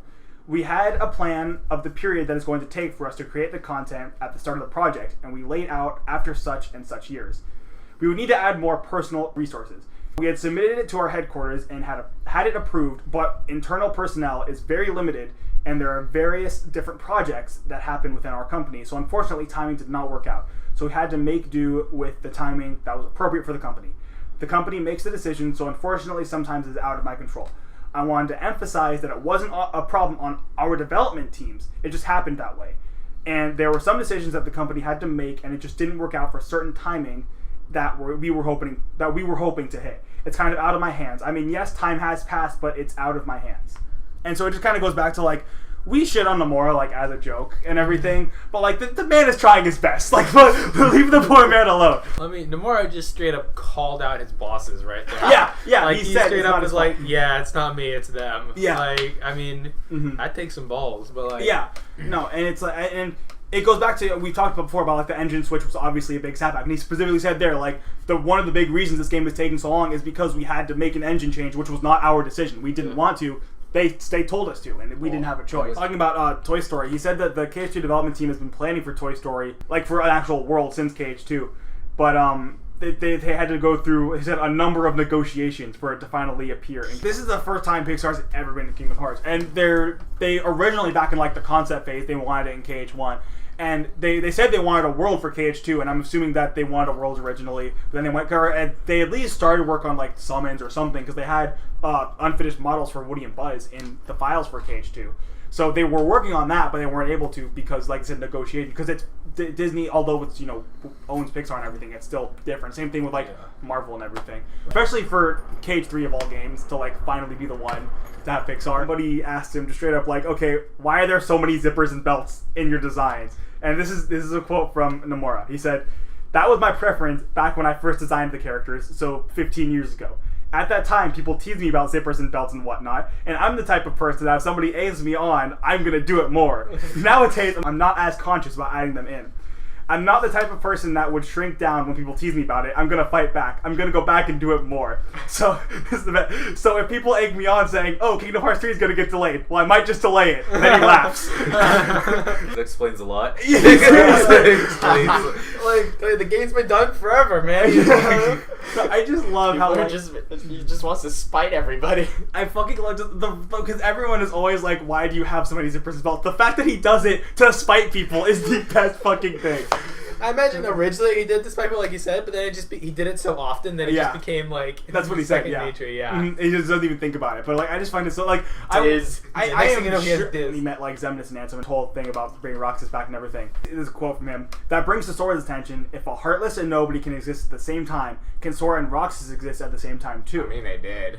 Yeah, well, technically, Sora was also in a coma. And he was also taking a nap. And to do that, Xemnas is asking Sora, "Do you intend utilizing the power of darkness?" So that's the kind of narrative that we wanted to talk about in that section of the game. Because, I mean, it's pretty obvious. Like, I'm sure they're gonna bring Roxas back, and it's just like I'm so interested to see how the fuck they do it. Because like I have literally no idea. It's one thing that people talk about all the time. It's like, how are they gonna bring Roxas back? How are they gonna bring Vincent back? It's like I have no fucking idea how they plan to bring Roxas, and if they bring like back Vincent, it's pretty simple. Hey, bud, wake up! Wake up! Hello. Yeah, that's what that. But like, hey, boss. With like Roxas and Xion and stuff, like I have no fucking idea. It's like Xion, it's like I'm sure they'll bring her back, or at least she's at least gonna be mentioned in case. I straight up have no fear or anything about how they plan on bringing them back. It's like you have to make another body to stick Roxas in. He's just gonna show up and like, hey, where you been? That's just it. That's how it. I don't question it. Nothing's answered. That's it. Are we gonna get more news and everything? All he said was that the next report will be sometime in 2018. So that's when we're gonna get more stuff about KH3. So we still got time to think about it, but like I don't care. Like, I honestly, at this point, I would be fine if, like, we didn't get any more trailers or anything, didn't get any more news. I don't want to know all that much about the game. Yeah, that's the main thing. I hate spoilers. TV. With 0.2, I watched all the trailers for 2.8 and everything. Mistake. I knew literally everything that was going to happen. I did not get excited. There was one part I got excited in 2.8 in back cover when they were pretty much explaining Xehanort's Keyblade. That was the only time I got like, oh my gosh, that's so cool. Every time I was like, yep, I know what's gonna happen. Well, there's Riku. There's this. Like, we've had 5 or 6 Kingdom Hearts 3 trailers. How many exactly? I think probably around like that. Yeah, like 5, and we had 5 or 6 2.8 trailers. Yep. And that was a 3-hour game. Yeah. Well, okay, I guess let's call it 4 or 5 hours because of back cover and that. Versus this 30-hour game. I mean, like. They kind of overdid on the trailers. But even when Dream Drop Distance came out, I didn't watch the last few trailers for that. And recently I went back and watched the Dream Drop Distance trailers. They did the same thing. They spoiled, like, the entire ending of the game was spoiled in that. So I'm just like foreshadowing, like, I don't want this to happen.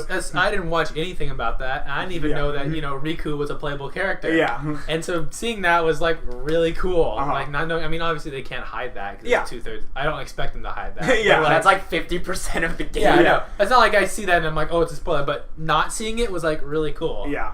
And that's the thing, like, I want to experience that is the thing. I don't want the whole fucking game spoiled. Like, I'm not gonna not watch any of the trailers. I'm gonna keep. I think what I'm gonna do, and once we get a release date, I'm gonna stop, like, an actual date, not the year. Or if before that we get to a point where I'm at a point where, like, kind of like what happened in 2.8 when they showed Terra. Or no, it wasn't Terra. Terra was cool with when they showed Ven. That one I was like, I don't want to know that. In 0.2, I was like, I don't want to know. We already saw Terra. That's cool.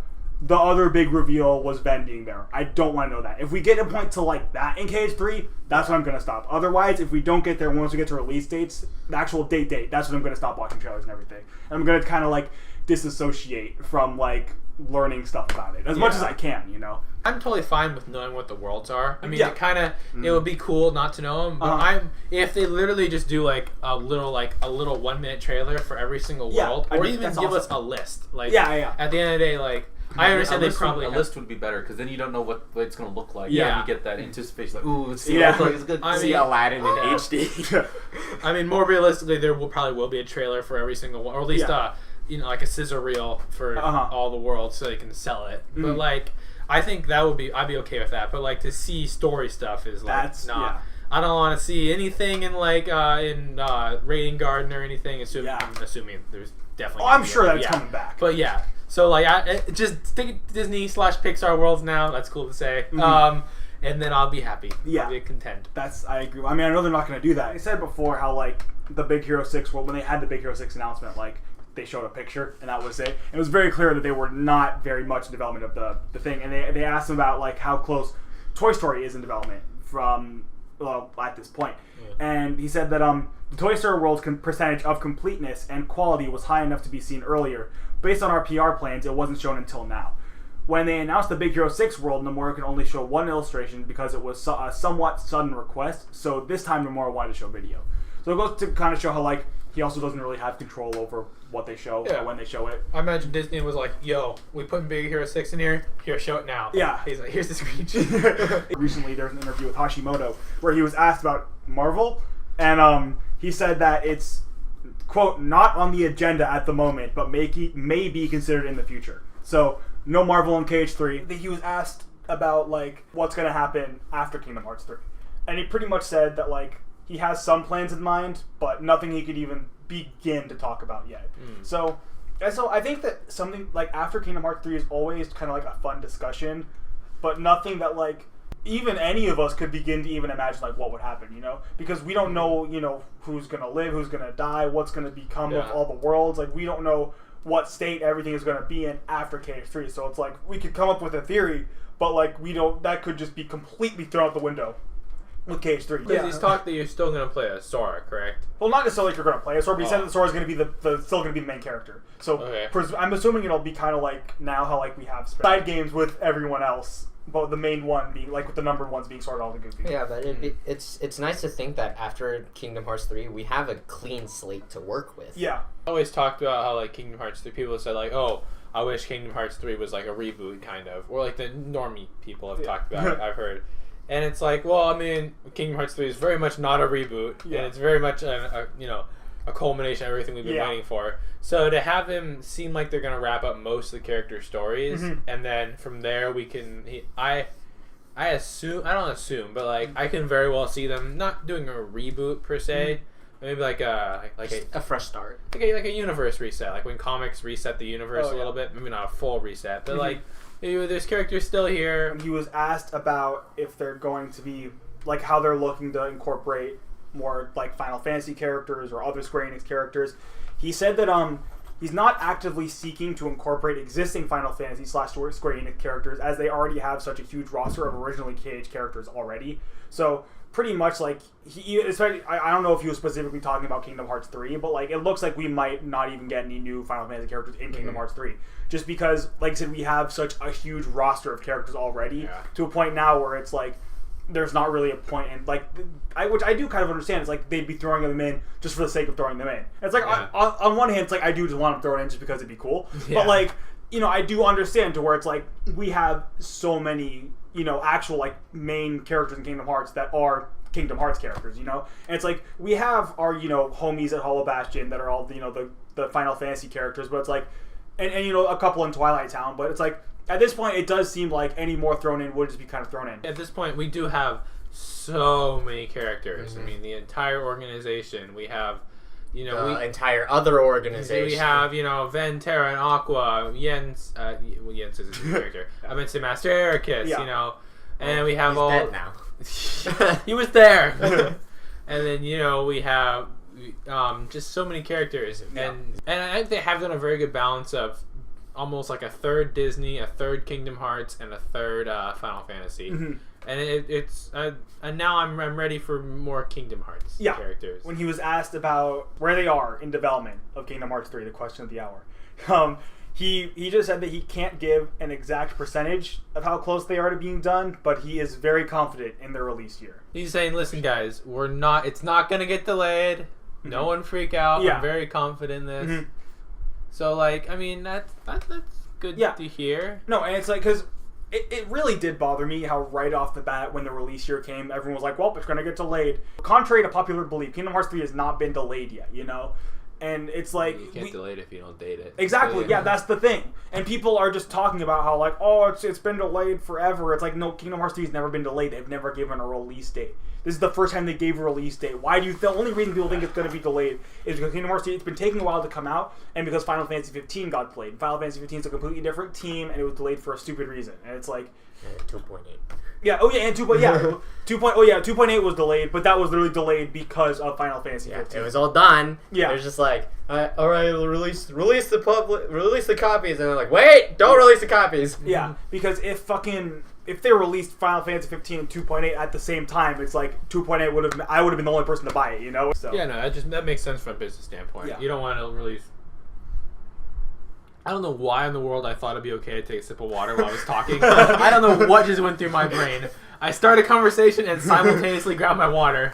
It just makes sense from a business standpoint to don't release your games at the same time. He was asked if Sephiroth was returning, and he said that he can't say for certain if Sephiroth is returning, as he's worried it'll become redundant, which I don't think he realizes how much people fucking love the Sephiroth battles. Like, I have been looking so forward to getting my ass kicked by Sephiroth again in Kingdom Hearts 3. I really, really hope he leaves in there. And I want to see, the climax of Cloud and Sephiroth's story, Kingdom Hearts story. That's like been a whole thing the whole time. But they never finish it. This is kind of talking about like just the story of Kingdom Hearts 3 and like the setting what everyone's doing. He said, the motivation for Sora and his allies' journey in Kingdom Hearts 3 is to help those people who have met a tragic end, such as Terra, Ventus, Aqua, and Roxas, and to rescue them from the tragedy. How they relate to the narrative, and if we were to reveal any sort of information about it, it would probably spoil everything. Which I appreciate him for not spoiling everything.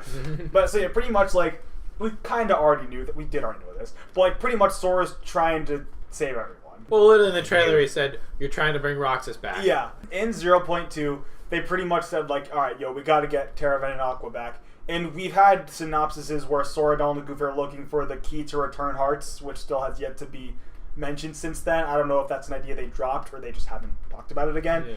But literally called the Key to Return Hearts. They're probably trying to bring everyone back. I'm interested to see how they're gonna do that because I'm assuming they're not just gonna be flying around the different Disney worlds, being like, "Hey, have you seen Terra, Ven, or Aqua around here? Have you seen these people?" Yeah. In a world where it, was possible, I honestly think that would be a really cool thing. If Sora watched Kairi die, that'd be like fucked. Oh my god. Oh my god. Can you imagine? Oh god. Like, it's one thing if Sora watches Riku die and then you get some mad PTSD. If he fucking watches Kairi die, oh dude, there's a fucking Xehanort. That's a dead Xehanort right there. It's I know it's especially that trio, they're not gonna get touched, but if there were some shit to happen to them, it's I think that would be kind of cool, honestly. One of them has to watch one of the others die. Yeah. If you want to make this work. Even if because they can't kill anybody, if they make it seem like one of them died and he thinks they died, well, they pull a Goofy basically. Yeah, that'd be kind of just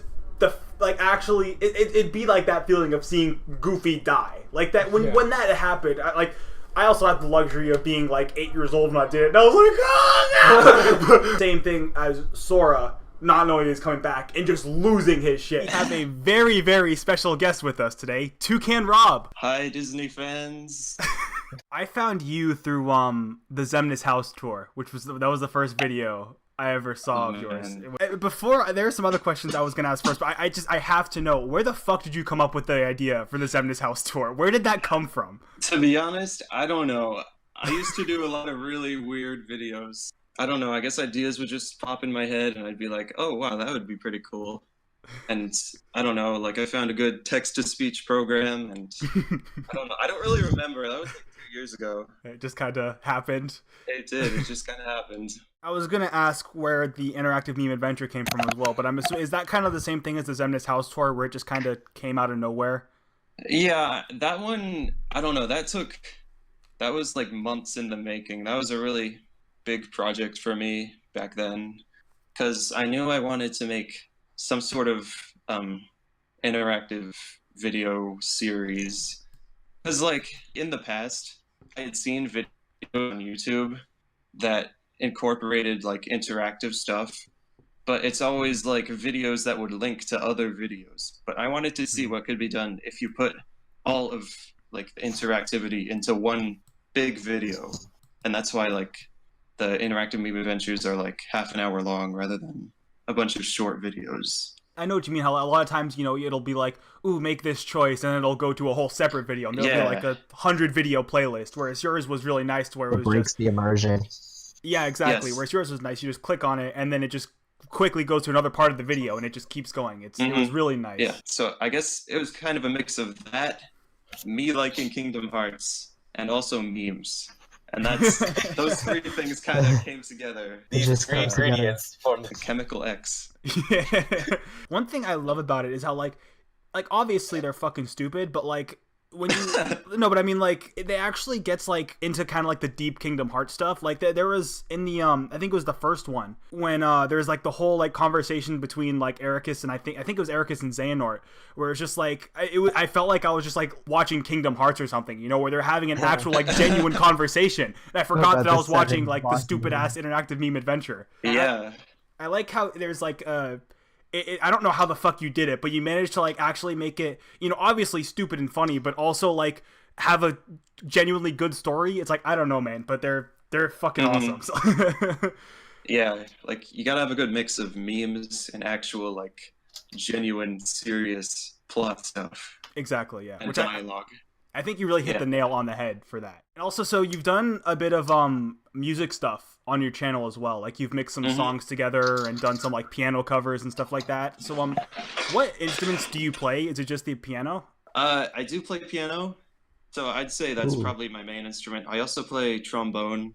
Oh, nice. I used to play that in school band, but that was kind of not as, I don't know. I mean, there's only so much you can do with the trombone. You did, I think it was The Other Promise you did a cover of, right? Yeah, I did, a while ago. And I also have the Air Horde remix of that. Oh my gosh. Oh, dude. That one's really popular lately.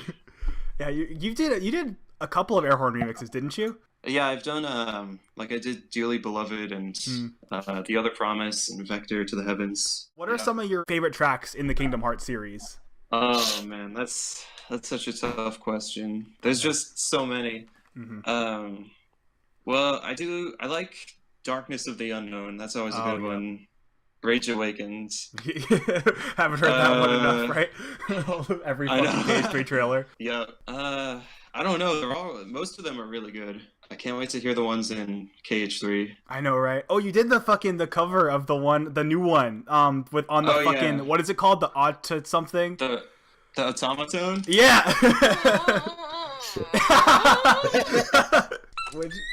Oh my god. I have to ask, how much time did you put into making that cover? Because that was like really well done. It wasn't that big. Well, I mean, because first I kind of like transcribed all the different parts of that song into the music program that I use, and then I just kind of listened to it and played along with all the separate parts. So, how did you get into Kingdom Hearts? Okay, so it started when I was like 5 or 6. Like one time I just saw my dad playing a game, which was KH1, and then I kind of stole the remote from him, and that's how that started. What about Kingdom Hearts led you to liking it so much that you like started making videos on it? Well, I really like the music and really into the story, and it has like personal meaning to me because it was like the first game series that I really got into, so it has like personal meaning, I guess. What are some things that are on your Kingdom Hearts 3 wish list? Okay, so I guess there are a couple things. Like, for one, I want them to like tie together all like the loose ends. Yeah. It's probably not gonna happen, but you know. And also, it's like a tradition in each of the numbered titles to have like a really epic final boss. Yes. Like KH1 Ansem, KH2 Xemnas. What are some of your favorite Disney worlds that have been in Kingdom Hearts before? Well, I really like Tron in KH2, and also Pirates of the Caribbean. Yep. I hope they go back to Pirates of the Caribbean. Same. Because that was pretty cool. You're probably not prepared at all for this, but we've talked about this before on our podcast. If you were to have a Keyblade, what would it look like? I don't know. Yeah, exactly. A toucan? There you go. A toucan with a really long beak, I guess. So have you just always had just like a passion for doing videos? Yeah, so when we were kids, me and my sister used to make like random videos together when we were like really little kids. And we had like a series of videos. We never like posted them or anything, but we used to make some like sketches and stuff. Most of it was my sister, but she kind of inspired me. Amazon Germany listed a Kingdom Hearts, it was just called the Kingdom Hearts PS4 collection, which if that is actually something real and isn't somebody fucking up, is most likely just 1.5 plus 2.5 and 2.8 put together on a thing, which so they're combining more shit. Yeah, and selling it again. Yeah, which I mean, cool. I guess. I mean, I already have both of them, so it's like I don't need to get it. But I mean, I do think that's cool. So then, presumably, it'd be a bit cheaper than getting both of them. So it's like if you want to get the full Kingdom Hearts experience, you can just buy this. And so here's more extremely vague stuff that we can kind of talk about. Square stated that at E3 2018, they're gonna have sharp, powerful, and well-made stuff to show off. Once again, very vague. They're gonna kill all of them. Sharp, powerful, and well-made.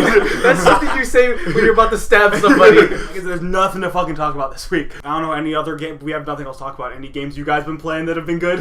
I've been playing Destiny 2 on the PC. I don't care. Never mind. Alright, no, take his beats out time. No. So.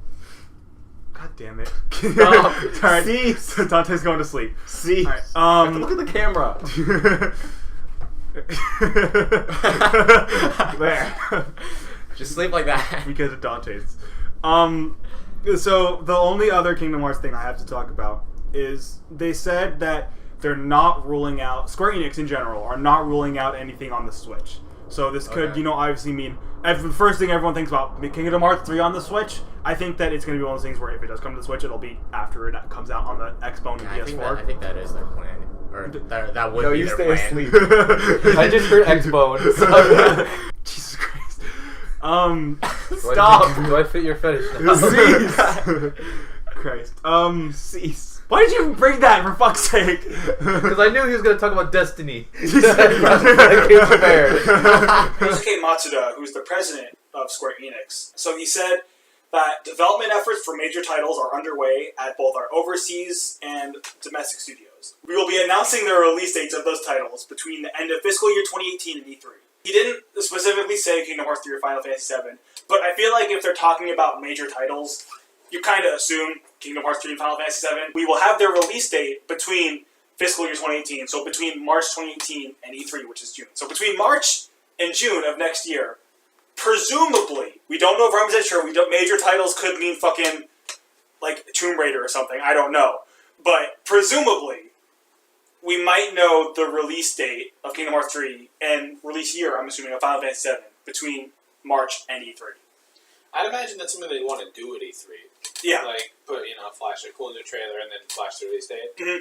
So, I mean, that would make sense, too, with predicting that it comes out in November or something like that. Late 2018. We are currently at a convention right now. I just don't think this every day. Yeah, it's just normal for us. I actually, the clothes you see me in the podcast is me cosplaying Zach. This is our normal clothes, yeah. But a lot has happened. There have been some crazy leaks and stuff. Right after that, with the Monsters Inc. stuff, it seems like it's really the first leak that actually could be legit. For the most part, every leak that we've had has been pretty obviously fake. I mean, so right off the bat, are you guys team real or team fake? I'm not actually completely sure on my stance on whether it's real or not. But it is convincing that it is real because of all the details that you can show it. I feel like there's like 20 screenshots, and I'm like, that would take a lot of work to make all that. Yeah. Like, I mean, one or two, it's like, haha, I did this, now I trolled the internet, but like 20 of them, I mean, come on. Like you said, if they are fake, they are fucking impressive. Like, every other leak that we've had that, has been fake has been very obviously fake. Mike and Sully are, like, really, really well done. They aren't any models that are, like, taken from anything. So it's not, like, Disney Infinity or something, and it was just taken from them and put in the, these actually, like, somebody, even if this is fake, somebody spent the time to make really, really well done Mike and Sully models. So I definitely think that they're real. There's Unversed as well, which is a really big thing. I guess maybe if Vanitas does come back, if it is real, which I kind of think, I think it is. Mm-hmm. It does kind of suck though that we saw it before. Yeah. Because I mean, I don't like talking about possible leaks or spoilers nowadays. A trailer is more acceptable. Being able to start talking about this is kind of like uncomfortable for me. I don't like this. Like, I feel so bad for Square Enix that this happened. Just the fact that like all the leaks are out and everything. I've always hated leaks. I think it's just depressing. And then also the entire world leak, which the whole other thing is like, none of us have looked through the world list. From the info I've dug up, it's not like a complete world list. I've heard it's not like super big. It's not super surprising what's in it. But still, just the fact that like all that stuff was, and this is also, I think, has more of a possibility of being fake, just because it's just like text documents and stuff, from what I've gathered, and it's like, I think that because this also came out right at the same time as the Monsters Inc. stuff, this gave it more validity of being real. I mean, that being said, I think it's very possible that it is real.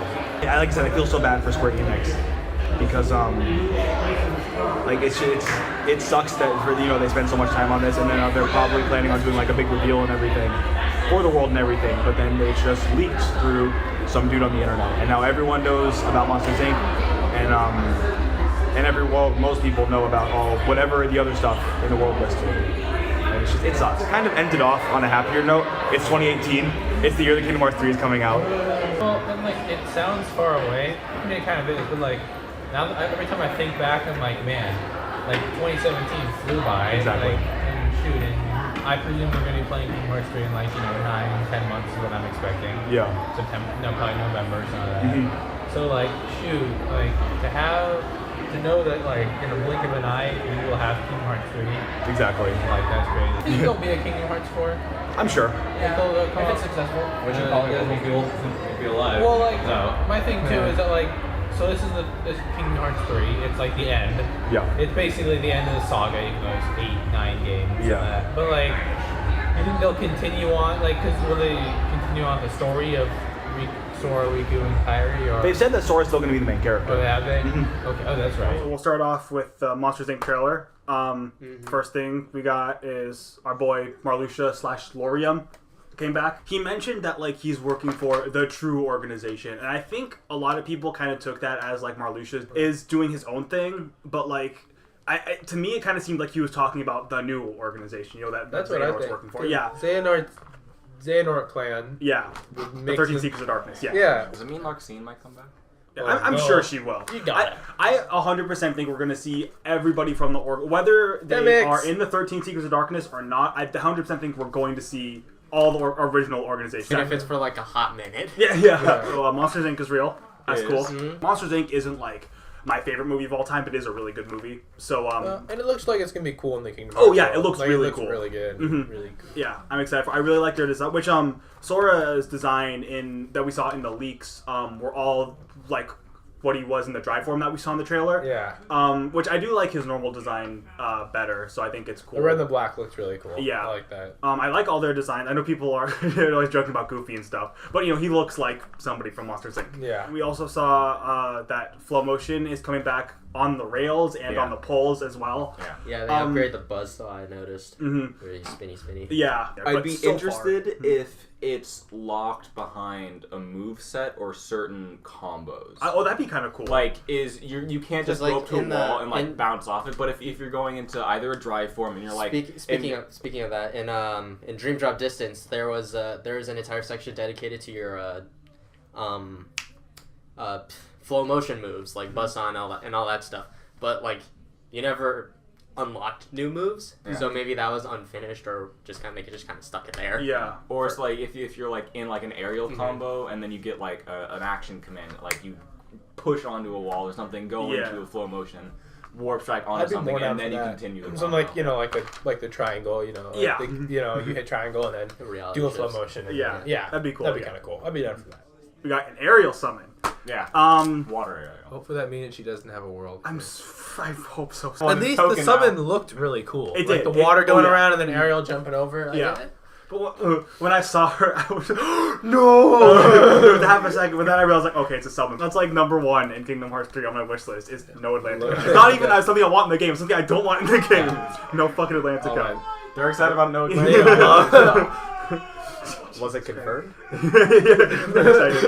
Speaking of stuff I don't want in the game, but is in the game anyway.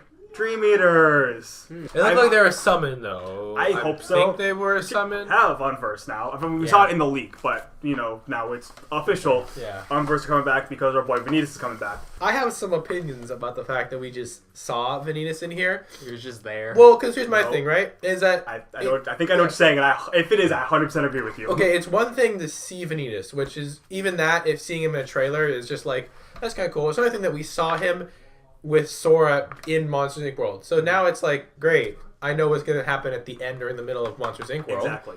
We get Vanitas. Yeah. I mean, we already knew we get young Xehanort at the end of Toy Story. Presumably the end. And now we know, sweet, we get Vanitas and Marluxia Entangled. And Marluxia Entangled. It's getting almost too spoilery at this point. Yeah. Like, that's a pretty big... Like, that would have been a cool reveal. Like, if I was playing, I'm like, yo, Vanitas showed up. Now I'm going to be like, yo, Vanitas showed up. Yeah. And no, because I was thinking honestly the same thing. Because like after I watched it, both trailers, I was both excited and like, because like especially we'll talk about it in a sec. But like in the second one especially, like I feel like we're getting too much. And Well, in the second one, the first one, we see him and it kind of looks like it's more towards the end. Like you see like something you would see at the end of a Kingdom Hearts world. But in the second he's one, holding a scream can. I mean, granted, okay, I've watched it like 3 or 4 times, maybe more than you should watch a trailer. Well, not more, but like, and you can kind of see like that looks like something that happens like in the middle to beginning. Like you fight some you get there, Mike Wazowski, and then it's like I am Vanitas. I'm hoping the whole thing with Riku's Keyblade breaking is like the beginning of the game kind of thing. But I was thinking back when Kingdom Hearts, I played Kingdom Hearts 2. I played the original Kingdom Hearts games out of order, like back when they first came out in like 06. But anyway, I remember I've like watched like old trailers and interviews for Kingdom Hearts 2 and stuff. One of the big reveals in Kingdom Hearts 2 is Riku coming back, right? The whole thing about like Riku's answer, and then the actual Riku comes back. Yeah. Normal Riku with like the long hair and everything is in Kingdom Hearts 2 trailers. Oh really? Yeah, and like there's interviews with Riku's voice actor and everything, like talking about Riku's coming back, he's gonna do this and this, and like they show clips of like Riku and Sora like hanging out and fighting together. And Riku's a sexy guy. Yeah, that's literally what I'm talking about, that specific interview. But like it's just like I don't want them to do that with Kingdom Hearts 3, and that's why I'm thinking. After E3, which is presumably where we're going to get the release date, I might go dark on Kingdom Hearts stuff for a while. Just because, like, I really don't want Kingdom Hearts 3 spoiled for me. Or it's even like in Dream Drop Distance, like in the final trailer for Dream Drop Distance, they really quickly like flash between like seeing like Roxas and Shion and Ventera and Aqua, and it's like those reveals were so cool. It's like I didn't watch the last trailer for Dream Drop Distance for that specific reason, and I'm glad I didn't. And then, or even 0.2. We all watched 0.2 trailers. Yeah. Oh my god. The only thing that surprised me in all of 2.8 was in back cover when they explained the whole thing with Xehanort's eye and the Keyblade. Everything else I knew exactly what was coming. So I'm assuming around December the game will come out. November, December is what I expect. And I think that E3 is when we're going to get the December 31st. Yeah. I wouldn't give a shit as long as it's 2018. I'll honestly be surprised if we don't get the release date of E3. No, at this point, true. I mean, because the next big show, unless they do their own little thing for Kingdom Hearts, which I think they would have announced by now. Yeah, I mean, I feel like they would, because they can't really do it in like the end of summer. Continuing on from the last trailer to second trailer, fucking Don't Think Twice made me almost cry. Like holy shit, that song is so good. I like the song. I don't know how I feel about it though as the theme song for Kingdom Hearts. I'm pretty because I think that's gonna be the credit version. Because for every Kingdom Hearts, both Simple Clean and Sanctuary, technically for Simple and Clean, the original version is the depressing version, but then the opening is the remix, technically. The banger version. Yeah, and but then for Sanctuary, it's like it's just a constant tone. Yeah. Well, Sanctuary has more of a beat to it. Well, like I'm not like okay. And then the Crest version is more like piano based. Because like I like my opening Kingdom Hearts things to be bangers. It's good. It's a little on the slow side, but if it's gonna be the end credit scene, then I think I'm okay with that. But I don't want Kingdom Hearts 3 to open and then it'd be kind of. It could be cool if it's like a somber open. Yeah. But I don't know. It is the end of the Xehanort saga. Yeah. It is the end of an era. I was like, no, shall not skip the intro. It's the first commandment in the book of Zack. It's just the first commandment in the book of a gamer. Well, you always watch the first cutscene. Yeah. Well, the opening. No, I watch the opening every time though. You're talking about including like anime and like everything. Shows and stuff. I gotta watch the opening. Rule of thumb is you watch everything at least once. Yeah. No, but I'm saying every time. Every time. I'm saying I sat through. That's like an extra half hour long. I sat through the beginning of Dream Drop Distance every single time. The only time I didn't do it, I'm pretty sure, was when like I would open it and then I think I did something wrong and I had to reopen the game again or it froze. But like then I was like, fine, I'm skipping this thing. But every single time I sat through that whole 3-4 minute thing, watching Mickey throw the papers and shit, listen to songs. I love intros. Now I like my intros to get me hyped for the game. Yeah. And all so far so good, you know. Granted, it's been 2 songs they've remixed a million times, and they always get me hyped. Both our 2 homeboys in OTP's outfits, Riku and Mickey. Oh yeah. Which they're cool. I mean, the Riku's was what we saw in that one card like a year or 2 ago. Which I just thought it was Keyblade. You said car? No, card. Card. Right. I'm hoping this stuff is at the beginning of the game. The whole stuff with Riku and Mickey in the Realm of Darkness, his broken Keyblade. Because, I mean, I guess, we still have the mystery of, like, how did it break? But, like, I just kind of, like, I feel like that'd be such a cool moment in the game to, like, experience. Be like, holy shit, like, his Keyblade's broken. Like, what's going to happen? Yeah. And everything. But now it's like, we're going to go into it knowing that. It's just, like, it's going to break, and we're going to see it, and we're going to be like, okay, that's how it breaks. Yeah. That's it's like cool. Even though I still don't want to know, we're still going to analyze it anyway. So they're in the Realm of Darkness, looking for Aqua, presumably. And he says, can't use the Keyblade anyway. I'll leave this here for the other me. And there are 2 things I could think of. One, I feel like the obvious one that everyone's thinking of is Repliku, which I already kind of had that whole theory about him being a Seeker of Darkness. But then, like, if he's a Seeker of Darkness, why is he, why would he leave it here for him? I think the more likely one is that it's more like figurative. I'm leaving this broken Keyblade for the me that I left, like the dark version of me that was taken over by darkness. I left behind here in the Realm of Darkness. I think that's kind of more what he's talking about. More symbolic stuff. Yeah, there was that scene in Dream Drop Distance. It was in Monstro, where Riku, he just saw himself in an organization coat. And he was like, there's always been darkness following me. First, the secret darkness took over my body. The puppet replica of like my heart or some shit. And he's like, now I'm facing myself. And he's never really explained what that was. And I don't know if this kind of ties into that. You've seen his new Keyblade. Dream of Distance was a big step for him becoming a Keyblade master. And now he had a very dark Keyblade. Even when he summons it, darkness surrounds it and everything. And he's leaving behind the darkness, stepping into the light. Darkness becomes light, light turns into darkness. Like bringing it all back. I thought that was a really cool scene, and I wish it wasn't shown in the trailer and I got to see it in the game. But so, speaking of Keyblades, we saw Riku's new Keyblade. A lot of people are shitting on it. I mean, I only got a brief look at it because I didn't really want to go out of my way to see it. Looks like a car key. Yeah, I like that. It's just a giant car key. It's not like we haven't seen it before. Yeah, it's like the one I have on the fucking... and the thumbnail, which that's a whole thing where it's like, everyone's shitting on it. It's like, it's not like we haven't seen the Fenrir before. And it also looks pretty similar to Terra's Keyblade. It doesn't look... Terra's Keyblade doesn't look like a car key, but it looks similar in the big bat with the lights, just the lines. shape. Yeah, and it's like... In which that goes back to the whole thing, how it's like, he was Terra's successor. I've always liked the idea of the Keyblades looking like keys. Exactly. So I kind of, what I did see of this, I was like, oh, it looks pretty cool. Yeah. They said that Gummy Ship missions are going to be open world. Ooh. And they said there's going to be a search function for exploration and then the battle function. I don't know what that means. I don't know how it's going to go down, but it makes me excited for it. So almost it sounds like you have to find the world. It's not going to be like, yo, we found the world, now drive there and shoot everything. Yeah.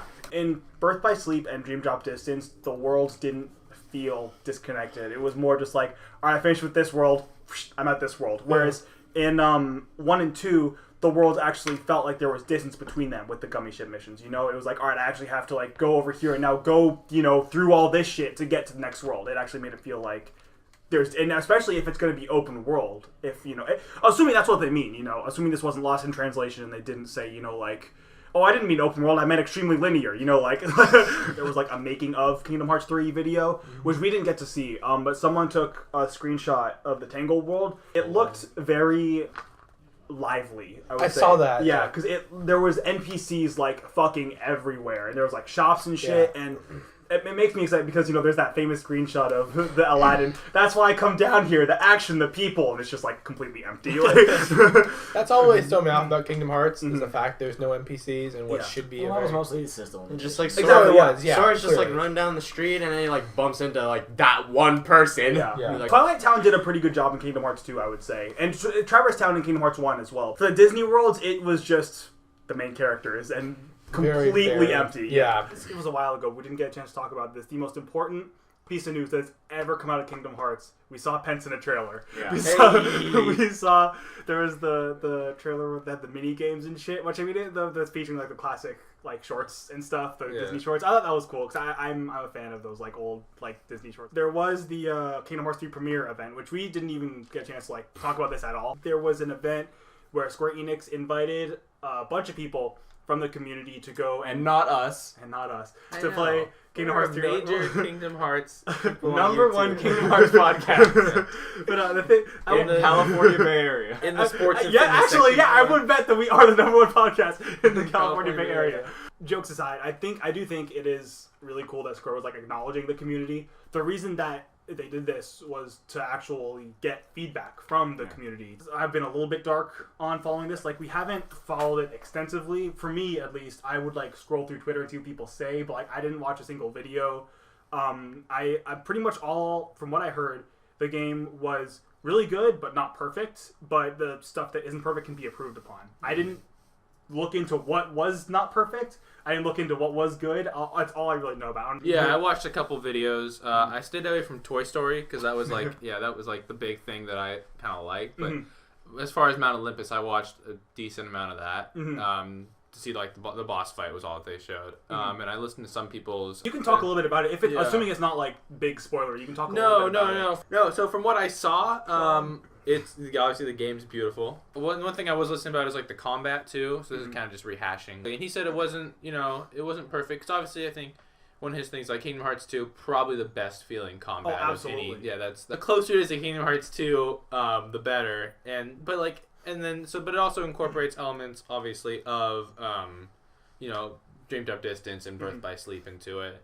And like someone else was saying too, I was listening, like it's like how in Kingdom Hearts 2 you would finish every big combo with like a huge, you know, grand spectacle. Yeah. They're like in Kingdom Hearts 3, it's like every other second is a grand spectacle. That's awesome. So it's not like combo, huge big thing. It's like combo, huge big thing, kind of in a way, at least. And then definitely that. What I saw from what the little bit I watched, it was a lot of and I don't know if it was just because whoever was playing it was trying to test it out, but a lot more heavily into the Keyblade transformations and the summons and the what's it, Disney rides to attraction flow, yeah, which I thought was cool because I was a little worried when we were watching the trailers that like things like those could easily get overlooked, especially how I play, which is Mash X. So. I mean, obviously, I haven't played it. None of us have. Well, but from what I see, maybe it's more intuitive and it's you use them more often. That's cool. The Keyblade switches and stuff. Like it was dope. There was one thing. What was it? I think maybe I did watch a little bit of Toy Story because I did see they were like it was like the teacups with the dumb screenshot we got a long time ago of like.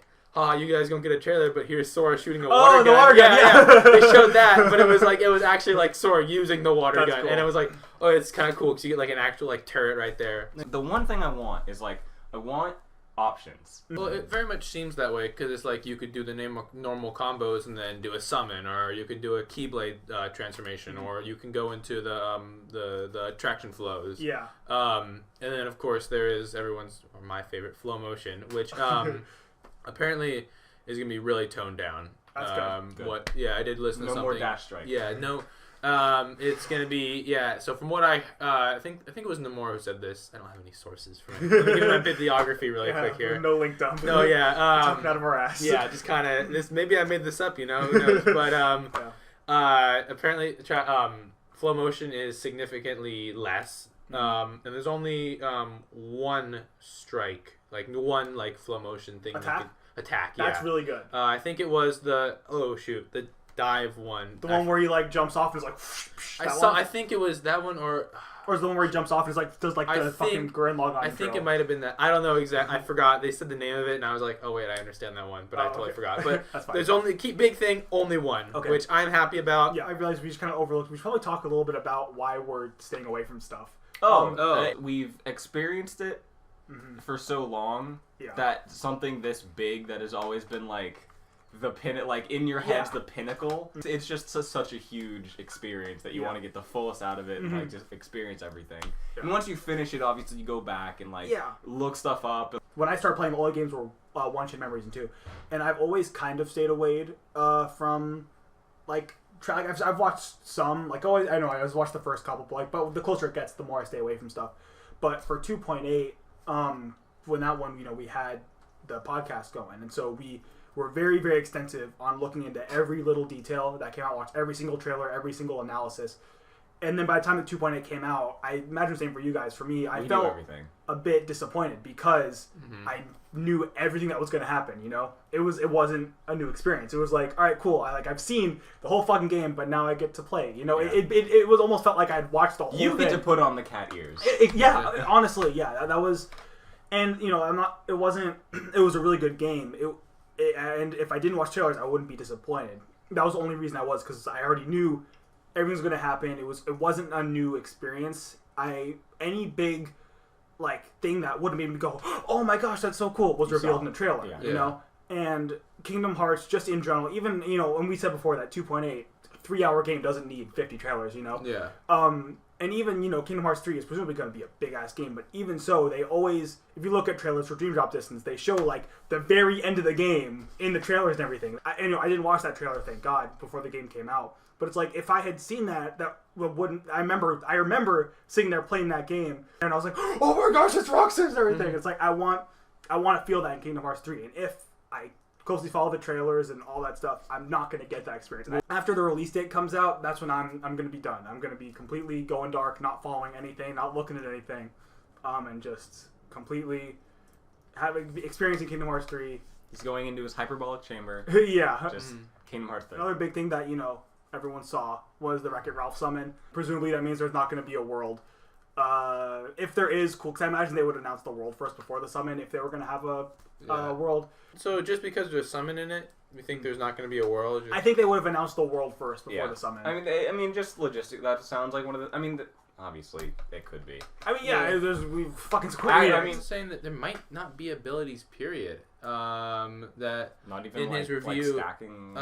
It's all like he was in one of the reviews. The early reviews. One of the things I was doing this while I was driving, but like he's what did he say that I don't know what he said. I'm talking to myself here. He said maybe that it's possible that they just might not do abilities at all, which would be interesting. I mean, abilities how? Because I mean, there's abilities where it's like you would make your combos. There's abilities like the like abilities like combo plus and stuff like that. Like so, like you're like stacking like attacks. I don't know. It's just what I heard. I mean, I could see that if they're all inherent, but then I feel like that would make you front loaded all in the front of the game, and then like you would if like you get different like. If like your gameplay changes based on like maybe the keyblade you have is one thing that like maybe could be. I could see that, but I hope not. Yeah, like you said, I like having the choice of how to play, and it's like say you really like the way this one keyblade works, but then 5 levels later the keyblade's useless. Keyblade sucked now, yeah. But now you have to use this keyblade, Transmogs which works like that, and I hope not, but I can't drop something big like that and just not check my source really quick here. I won't. I mean, you can. I mean, I know you we're absolutely not can. Do I that. can, but I want to make sure I'm not tripping. I only got a solid like 20 minutes for this thing, so 10 seconds at a time. And also because I'm assuming they didn't have the main menu in the demo, and so he might just be going off of the fact like he didn't see the abilities menu, and maybe they just have it like preset for like each world. It's fine if you don't find it. No. It's okay. Fine. Whatever. Okay. I'm gonna slap that out of your hand. Okay, fine. I'm gonna go home and figure this one out. People are gonna be disappointed in Kingdom Hearts 3. Yeah. Without a doubt, because expectations are so goddamn high for this game. It's Half-Life 3. Oh, just coming to fruition. Yeah, that's the thing. That the reason why Half-Life 3 is never coming is because people's expectations. Well, also Steam is no longer a game developer. Well, that too. But if Steam was a game developer, they've said before, even like if they were developing games, they would not make Half-Life 3 because people's expectations are so high. No matter what, they're going to be disappointed. And I think that I said before, it'd be cool if Kingdom Hearts 3 is a perfect game. But if it's not, that's okay. It doesn't need to be a perfect game. It just needs to be a good game. And the thing is, I think. Like I said, no matter what, people are gonna be. Their expectations are so high that it's not gonna be it's gonna be what happened with Final Fantasy 15, where it's a good game, but it's not perfect, but it took so long to come out that it needs to be perfect for some people, and if it's not perfect, it's horrible. That's what it's gonna be. That all over again, and it's like I can guarantee I'll fucking bet money that like that's exactly what's gonna happen. Or Sora dying would be interesting too. But that'd be like super. That would be that would like. I think I'd like it. Like thinking about it, like I think if they did it right, it would be pretty sick. If he sacrificed himself in a way to like save everyone. Or like he legit he goes to Kingdom Hearts, but there's like you ain't coming back from Kingdom Hearts. Yeah, that. Like that could be kind of interesting. So I think a lot of people wouldn't like it either. I could definitely see a lot of people be complaining about it. But I personally think it'd be really interesting if they had Sora just complete. Yeah, like you said, goes to Kingdom Hearts, but like he knows there's no coming back. Yeah, exactly. Like that. That'd be just really, really cool.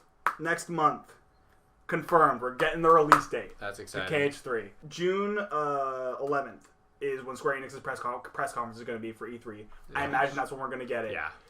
It's like, 2-3 weeks away? Oh, so, it's time. Place our bets. When is Kingdom Hearts 3 coming out? And if they're announcing it at E3. To make it interesting, be specific, exact dates. Okay, exact dates. Oh, fuck. You can pull I get my calendar? Yeah, I pulled mine out if you want to see. Because presumably it's going to be a Tuesday. It's coming out on Wednesday. It could be a Friday. Tuesday is US, and Friday is if the game releases internationally. So, so most games though, Tuesday. That's actually interesting though, because if we want a worldwide release, it'll probably be on a Friday. Yeah. Okay. I'd imagine it'd be on a Friday. I'm imagining it would be a worldwide release. I mean, especially with how much they've been pumping into the Western. Yeah. I would say it's either like a bombshell, and they're basically gonna do like a Fallout 4, and it'd be like July or August. Yeah. But I highly doubt that. Oh, yeah. I highly doubt that. I want that. I would love that. That would be fucking really amazing. dope. But I don't think it will. Or it would be like a Q2 to Q4. So October, November, December. Yeah. Or like it would probably be December. End of November, early December. Okay. After careful consideration, I think the most realistic one is November 30th. Okay. 2018. That's a Friday. Yeah. And it's the last day of November. Mhm. I feel like December 28th, anytime in December, I feel like it's almost too late, despite the fact that 2.8 was going to come out then. This is a big game. I think anything earlier is too ambitious for them. I think I could see October. I'm saying I'm still sticking to my November 30th date, but I could see or November 2nd, like a month earlier essentially. I don't think September is going to happen. And plus October, I don't think they're looking to compete with anyone. It's Kingdom Hearts, but I mean October is September and October are like big game season. So that's my actual one. If I can have a Hail Mary 2018 Year of Dreams Get Hype Prevented You by Gatorade. I would say that's gonna come up on the screen at E3. Powered by. What you didn't know is the whole Kingdom Hearts 3 giant ad. It's like Final Fantasy 15 with a cup of noodles, but it's Gatorade this time. Your sorry Gatorade. September 28th. Okay. I don't know. Is that even a day or anything? No, that's nothing special. But so that's a Friday. Last Friday in September. I figure they're thinking, end of summer, but September's a weird time to release a game, I feel like, but I think November is the most likely because it's, especially November 30th, because it's far enough out to where it gives them that extra 6 months. Now, I'm assuming if they're talking about release dates now, the game's almost done. Yeah. But it does give them that extra time for one thing, especially they don't want to overpromise. Well, it gives them time to go back with the feedback. Yeah, exactly. I wouldn't be surprised if this was essentially the final product that they were showing everyone, and this was the final touches, that they're working on right now. Things they could change pretty quick, and that would give them November 30th. Would give them almost 6 months, 5 months, 5 months, 5 months. I feel like I don't know anything about game developing, but I just feel like that's a good amount of time. The developer of Naughty Dog of Last of Us said that having an extra 2 weeks brought The Last of Us from an 8 to a 10. So I mean, there's a lot, all the extra bits that make a game 10 out of 10 is always that last little Well, here's the thing too. As dumb as it sounds, and we never had in Kingdom Hearts, but a day one patch could be absolutely, put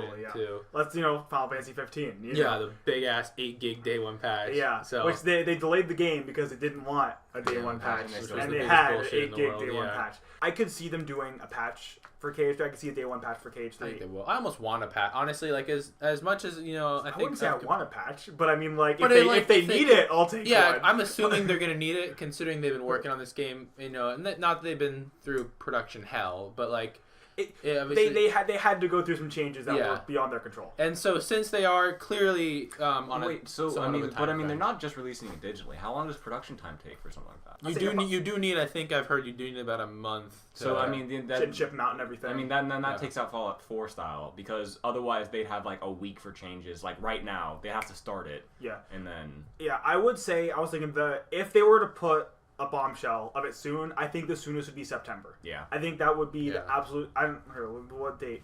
I would say probably closer to the end of September. Let's say, if we're going by Fridays, 28th.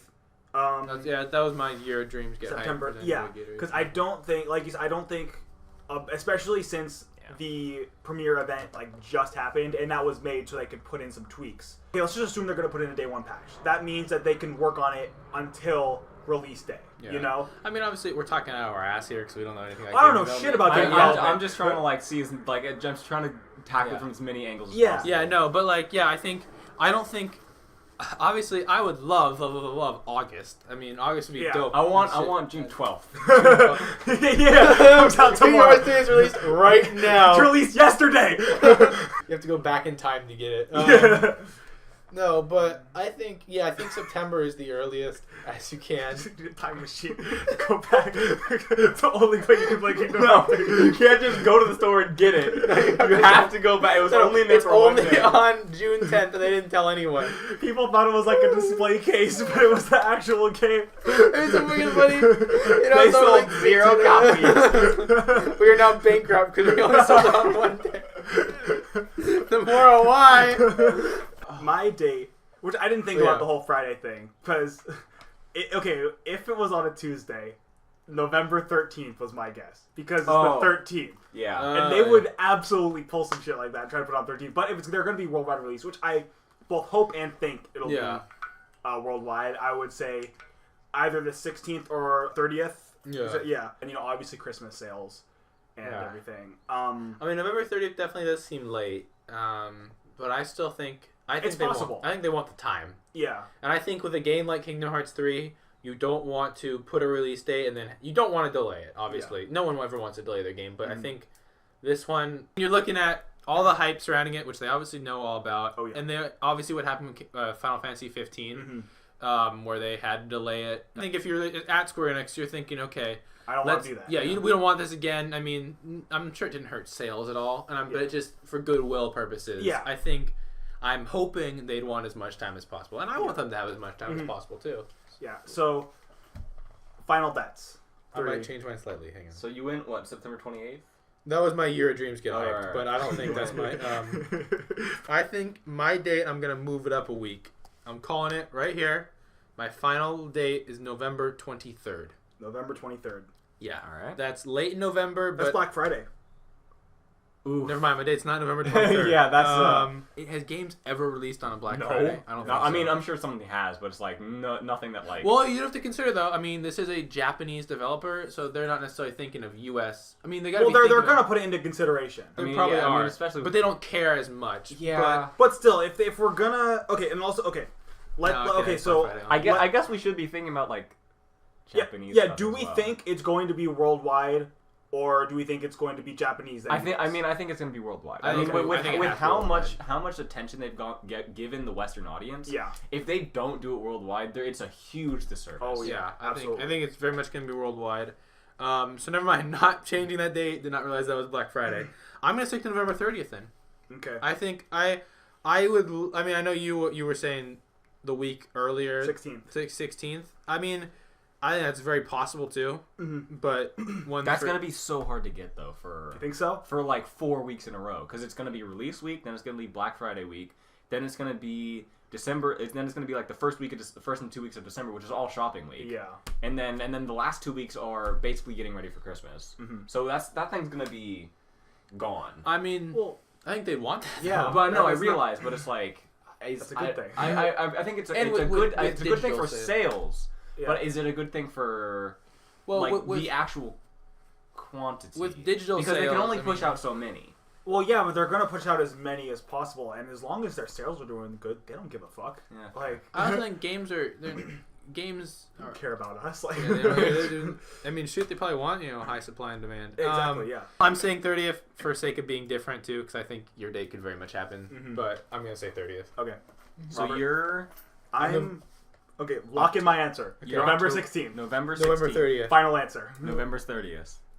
All right, so I can't put myself in the middle because then the price is right myself. Well, the middle's Black Friday, bro. Well, I mean, like anywhere in the middle. Yeah. So I could do December 1st and say fuck you. I could do November 15th and say fuck you. Yeah. You can go totally earlier too. I could see it coming out. I'm very could see it coming out in like October. I could see it, but I don't know. Because here's the thing: it doesn't have to compete with anything, so they don't, and they're not worried about trying to like drop it in like. See, I don't think it has to compete with anything from a genre wise, but I think it just has to compete in a consumer wise. Also, though, there's going to be a lot of people that have just played Kingdom Hearts 1 and just played Kingdom Hearts 2 that are going to get Kingdom Hearts 3. Let's be real, it's going to be the best selling Kingdom Hearts game ever. Yeah. I don't think there's any Well, it's also going to be on 2 systems too, so I mean, that's really that as well, yeah. Was the last Call of Duty World War II? Don't ask me, bro. Okay, so Call of Duty, the last one came out November 3rd. November 3rd. What, do we know the release date for the next one? I don't believe so. Call of Duty Black Ops 3's release date was November 6th. Yeah. So they do like early November. Early November. Early November. So if they hit, I mean, I don't think Kingdom Hearts 3 is worried about Call of Duty. I don't think they're worried about Call of Duty from they're taking our consumers. I think they're taking a consumer. And the other thing about it too, one consumer. Well, I mean, like they're taking a single consumer. Like there's one poor person out there like, man, I can't get Kingdom Hearts 3 because I have to get Call of Duty. No, but I mean, like they're I know what you're talking about. Yeah, it's like there's gonna be moving like one or the other. Yeah, I know. Yeah. Or they could drop it early October, the week before. I don't think Here, let's do this. Let's do 2 bets. Let's do the realistic bet, the one that's going to be around November, and let's do the fucking hype power Gatorade.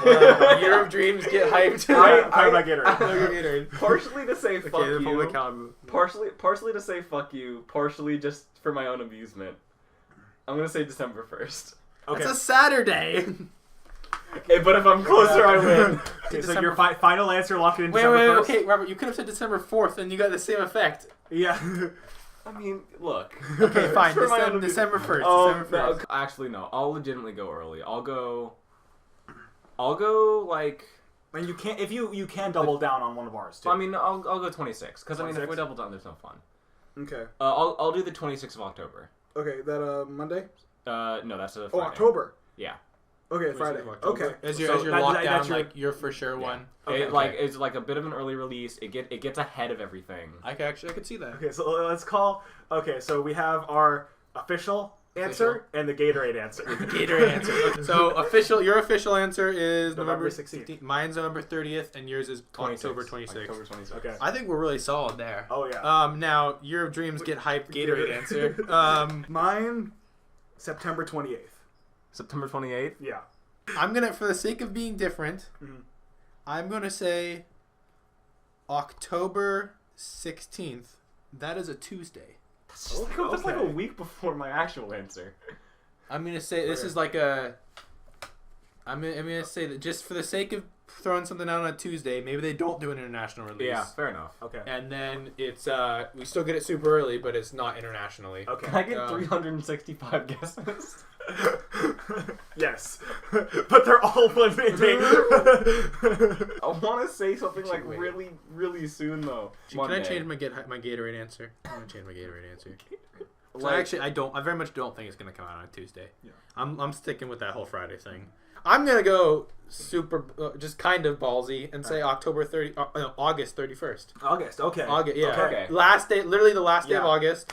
And it's also slightly for the sake of being different, but also I think that. I mean, it's possible. It's still. I feel. I'm envisioning in my head right now. Yeah. We get the trailer and it flashes August 31st. Like, how cool would that be? Oh, and also, I just really want an August day. I don't know why. So like, cool. it's just August. It's the end of summer. Like, we're starting.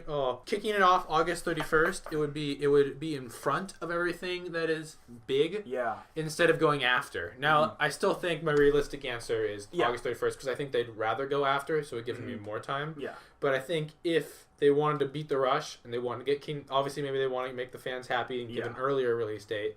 I think August 31st is a good amount of time, and you still get to say it's coming out in August. Yeah. But it's the last day of August. I'm gonna go with end of July, July 27th. Okay. That's a soft month and a half. It's real early. That it'd be hype as hell. You know, it still gives a little bit of time for development and like shipping and all that stuff. Yeah. And it'd be awesome. I mean, it'd be a midsummer release. That would be dope as fuck. It's not gonna happen. It's not gonna happen, but it'd be so cool. These are very much Gear Dreams get hyped answers. Yeah, that's the Gatorade answers. Like, lock in the final answers. All right, lock in the final answers. Okay, well, let's start with Gatorade answer. Gatorade answer. My Gatorade answer, September 28th. My Gatorade answer, August 31st. July 27th. My realistic answer is November 16th. November 31st, I think. 30th. 30th. Yeah. Mine was October 26th. I think yours is very possible, actually. I mean, I think they're all possible. I mean, they're literally all within like a 2-week span of each other. But I think the window we set from the end of November end of October to the end of November, I think is a very possible window right there. And 2018 was first announced. A lot of people were saying it's going to get delayed to 2019. Let's say what percentage, 1 to 100, do you think it's possible that Kingdom Hearts 3 will get delayed to 2019. To 2019, maybe 20%, 25%. I'd say I'm actually at like a 30%. Okay. 30 to I was almost for sure when it first got announced that it would get delayed. And I see a delay not being like a 6-month delay, but I see like a 2 or 3 week delay. Yeah. And just kind of essentially what the Final Fantasy 15 that they all in just 2 or 3 more weeks. They just need to tweak the game. Yeah. And I could see that again. If I'm thinking it's gonna be late November, I see they push it back to, like, or basically essentially when 2.8 release. Yeah. So like a month and a half. So I'd say I'm at, but I think just with the premiere event and with the fact they're pushing it so hard this year, I think they're super confident in it. Yeah. I would say I'm at 15%. I'm really confident in them. I think.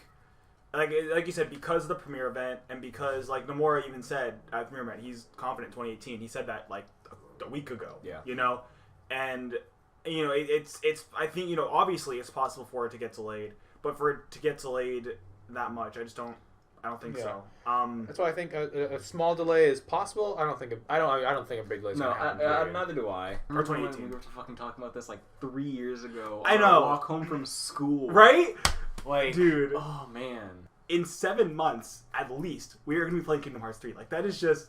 That's crazy. The coolest fucking thing. It's like, think of, like, how... Well, it's a real game. I mean, that's right? It exists at this point. It's not just trailers anymore. Like, yeah, it's actually... Granted, it's a demo that could very much be a vertical slice, but they have something. Yeah. Like, it's playable. Like, it's... And speaking of, I forgot to mention it, it's going to be playable at E3 as well. That. What worlds do you think are going to be in Kingdom Hearts 3 that have not been announced? In Atlantica? Sure. I mean, it's been in like everyone's sense, so... I definitely think Frozen. Yeah. Treasure Planet. Okay, Treasure Planet. I would love Treasure Planet. Do you think or do you want? I want. I want it too, but I don't think so. I don't think. I used to, but I don't anymore. I think they would have announced it at this point. Well, because I know it wasn't like I think I've talked about this. I definitely talked about this before, but there was like in the unused files of like Kingdom Hearts. It was Dream Drop. There was like that pirate ship that looked way more like, instead of a pirate ship, it was like a... It was also named TP, yeah. Which, you know, all the other worlds were abbreviated for the name of their movie, TP, Treasure Planet. So presumably it was going to be Treasure Planet. It might be reused. It might be. It'd be cool. I don't know. I'd like there's such cool characters in that. It's so good. It's the fact they thought about using it in a game so recent as Dream Drop Distance. Yeah, fair could enough. mean that it's more possible than maybe. I don't think it's very possible, but it could be more possible than, you know. These are just Disney, not Pixar. So yeah, Snow White and the Seven Dwarves. Are you going all the way from the fucking beginning? Yeah, hang on, I'm just thinking right now. It seems weird to ask, but have we ever had the Jungle Book? I don't think so. That'd be it was gonna be in Birth by Sleep. Same thing with like a Treasure Planet thing, where like there was a scrapped world for Jungle Book and Birth by Sleep, but it wasn't ever. Yeah, because you had Tarzan. I mean, so I'm imagining like Mowgli. It'd be cool, yeah. Cool. Kind of at this point, I'm just throwing out worlds we haven't used before. Yeah. But like the thing is, if I'm at Square Enix, I don't think I'd want to go back to a lot of the worlds that we've been to already. I'm sure we're going to go back to a few. Oh, yeah, for sure. They said that, this was a long time ago, I think, if I remember correctly, they said that there's going to be more new worlds than returning worlds with Kingdom Hearts 3.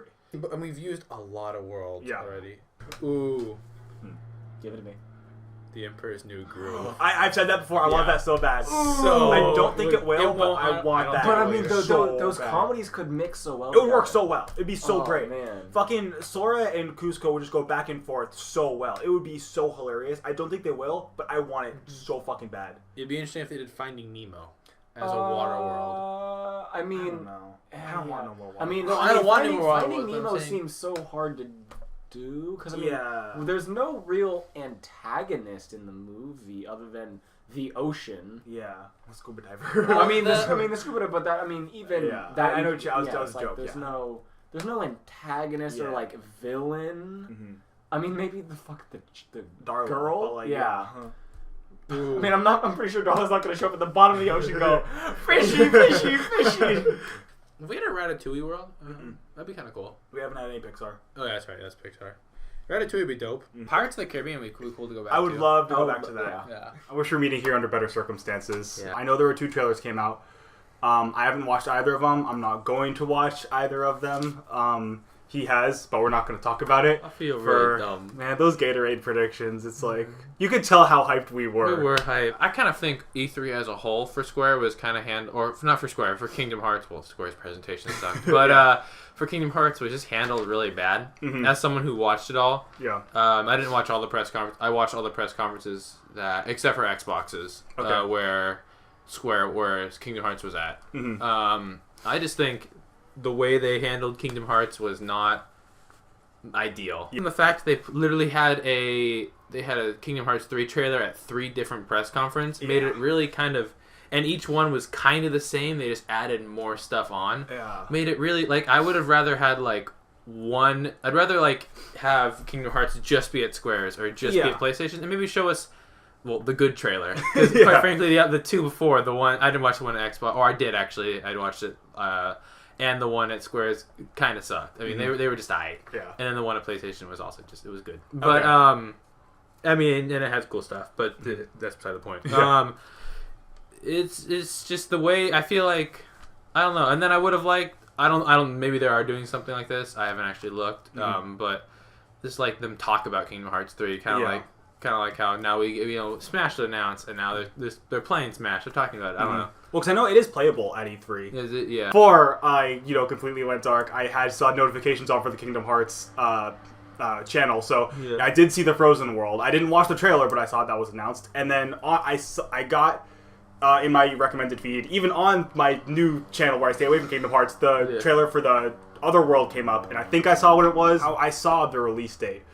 I opened Twitter at like freaking 10 p.m. or whatever, just I was bored, and I see Kingdom Hearts 3 being released at January 29th, 2019. And I was just like, really? That's how it, and then right under that was like pretty much everything that happened in the trailer. And I was just like, this is it? This is how it happened? Like, alright. Yeah, see, I opened YouTube and saw a video being like Kingdom Hearts 3 release date, and I went, ha ha ha, very funny. And then open Discord. I went, oh, okay, this is real. I imagine we all have this, like, before that, we had this image in our head of, like, how we're going to see the release date. And it's going to be, during E3 or something. We're all going to be watching it. There's going to be some kick-ass trailer, and at the very end, it shows, the release date and everything. Everyone gets super excited. But for us to just go on Twitter and just read January 29th, 2019, and it's just like... It was just... I mean, we even planned to watch Square's press conference. Yeah, we were going to, and I know you watched it, so I'm sorry I bailed, but I didn't want to... It wasn't worth coming over to your house to watch it. And there's the fact that the release date itself. Yeah, the big one. I think, we've said before, if they have to delay it, so be it. I'd rather them take the time and make it perfect than rush it out and have it, not be as good as it can be. But, you can't lie. It, like, crushed me to read 2019, I know. And it's not the fact that we have to wait 7 months, It's like, in reality, that's not that long. If it was announced last month and it said December and we still had to wait the exact same time, I would have been super, super excited, Yeah. But it's just the fact that they said it was going to be 2018 and they were so confident in it, and then it got pushed back to 2019. I mean, yeah, it's, like you said, just echoing what you said, it's just a month. Mm-hmm. Like if they come out and said December 31st, I would have probably been. I would have been a little bummed if it was the end of December. But like, it still would have been hyped. Yeah. But it was just seeing that 2019 and that it was like, okay, it technically did get delayed a month, and delays are good. Mm-hmm. I mean, they're not, but they're good. Yeah, like literally the moment after 2018 was announced, everyone was like, it's not going to be released in 2018. I was like, come on, guys, have some faith. I defended them so goddamn hard. Yeah. And it's just like all that, like they let me down. Like it stings. Like I said, if they had to delay it, I'm glad it got delayed. I just wish it didn't have to.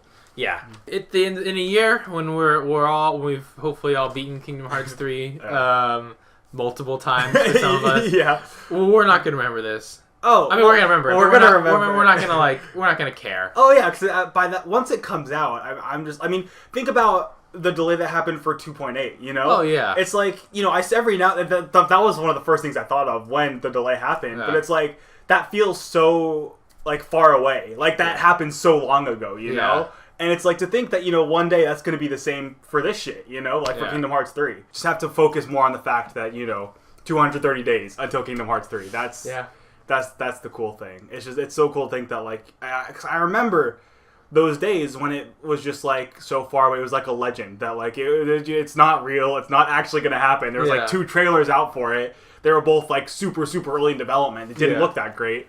And it's just now to a point where we're getting trailer after trailer every 2 goddamn seconds, and I'm like, stop! Yeah, but exactly. they're still coming, and it's like it's actually we know the release date of Kingdom Hearts 3. It's so cool. So the other thing, which I've gone so dark on Kingdom Hearts that I didn't even know about this, and I didn't see it online at all. The only reason I know about this is because my friend at work told me about this, the deluxe editions. Yeah. So was this announced at the Square Enix panel? I don't know. Where did I see it? I saw it on like Twitter or something like that. Okay. So I don't know where it was announced. It wasn't even announced at like. It wasn't announced as their conference. No. Okay. Oh, actually, no.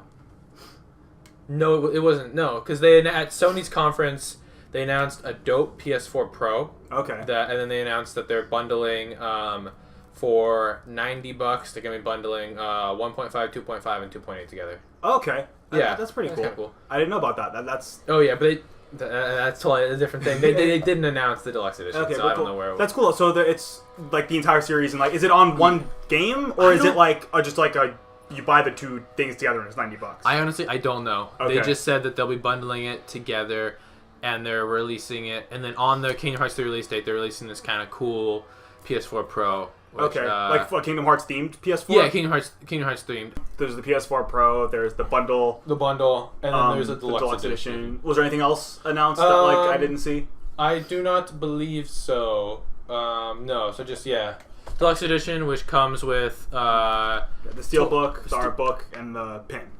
Yeah, well, that's the deluxe, and then the bundle edition comes with all that plus Toy Story Sora, Donald, and Goofy figures. So what's it called, by the way? Because I didn't know what it was called, so I just wrote the Hella Deluxe Edition. The Hella Deluxe Edition? Yeah, because the normal Deluxe is $80. That's only $20 more, which I'm definitely going to get that. Okay. Then the other one is $220, which comes with that, but then also the Donald, I think it's called Deluxe Edition plus Bundle. Which is a really weird name, but I like the Hella Deluxe Edition. We're going to call it the Hella Deluxe Edition. Yeah, I could be wrong on the name, but I'm pretty sure I read that when I was looking, because I was toying around the idea of getting it. It is cool. I mean, I'm glad that it's better than was it for 2.5 where we got like Japan got that dope deluxe edition with like the plushie and like it wasn't even the fact that it was like, I mean, it was cool stuff, but it was like and we get nothing. We get a pin. Yeah. And also another thing I forgot to talk about this for the release date. Another big downer is that it comes out I think 4 days before in Japan as well. So that's another we didn't officially get the worldwide release, which that's good enough.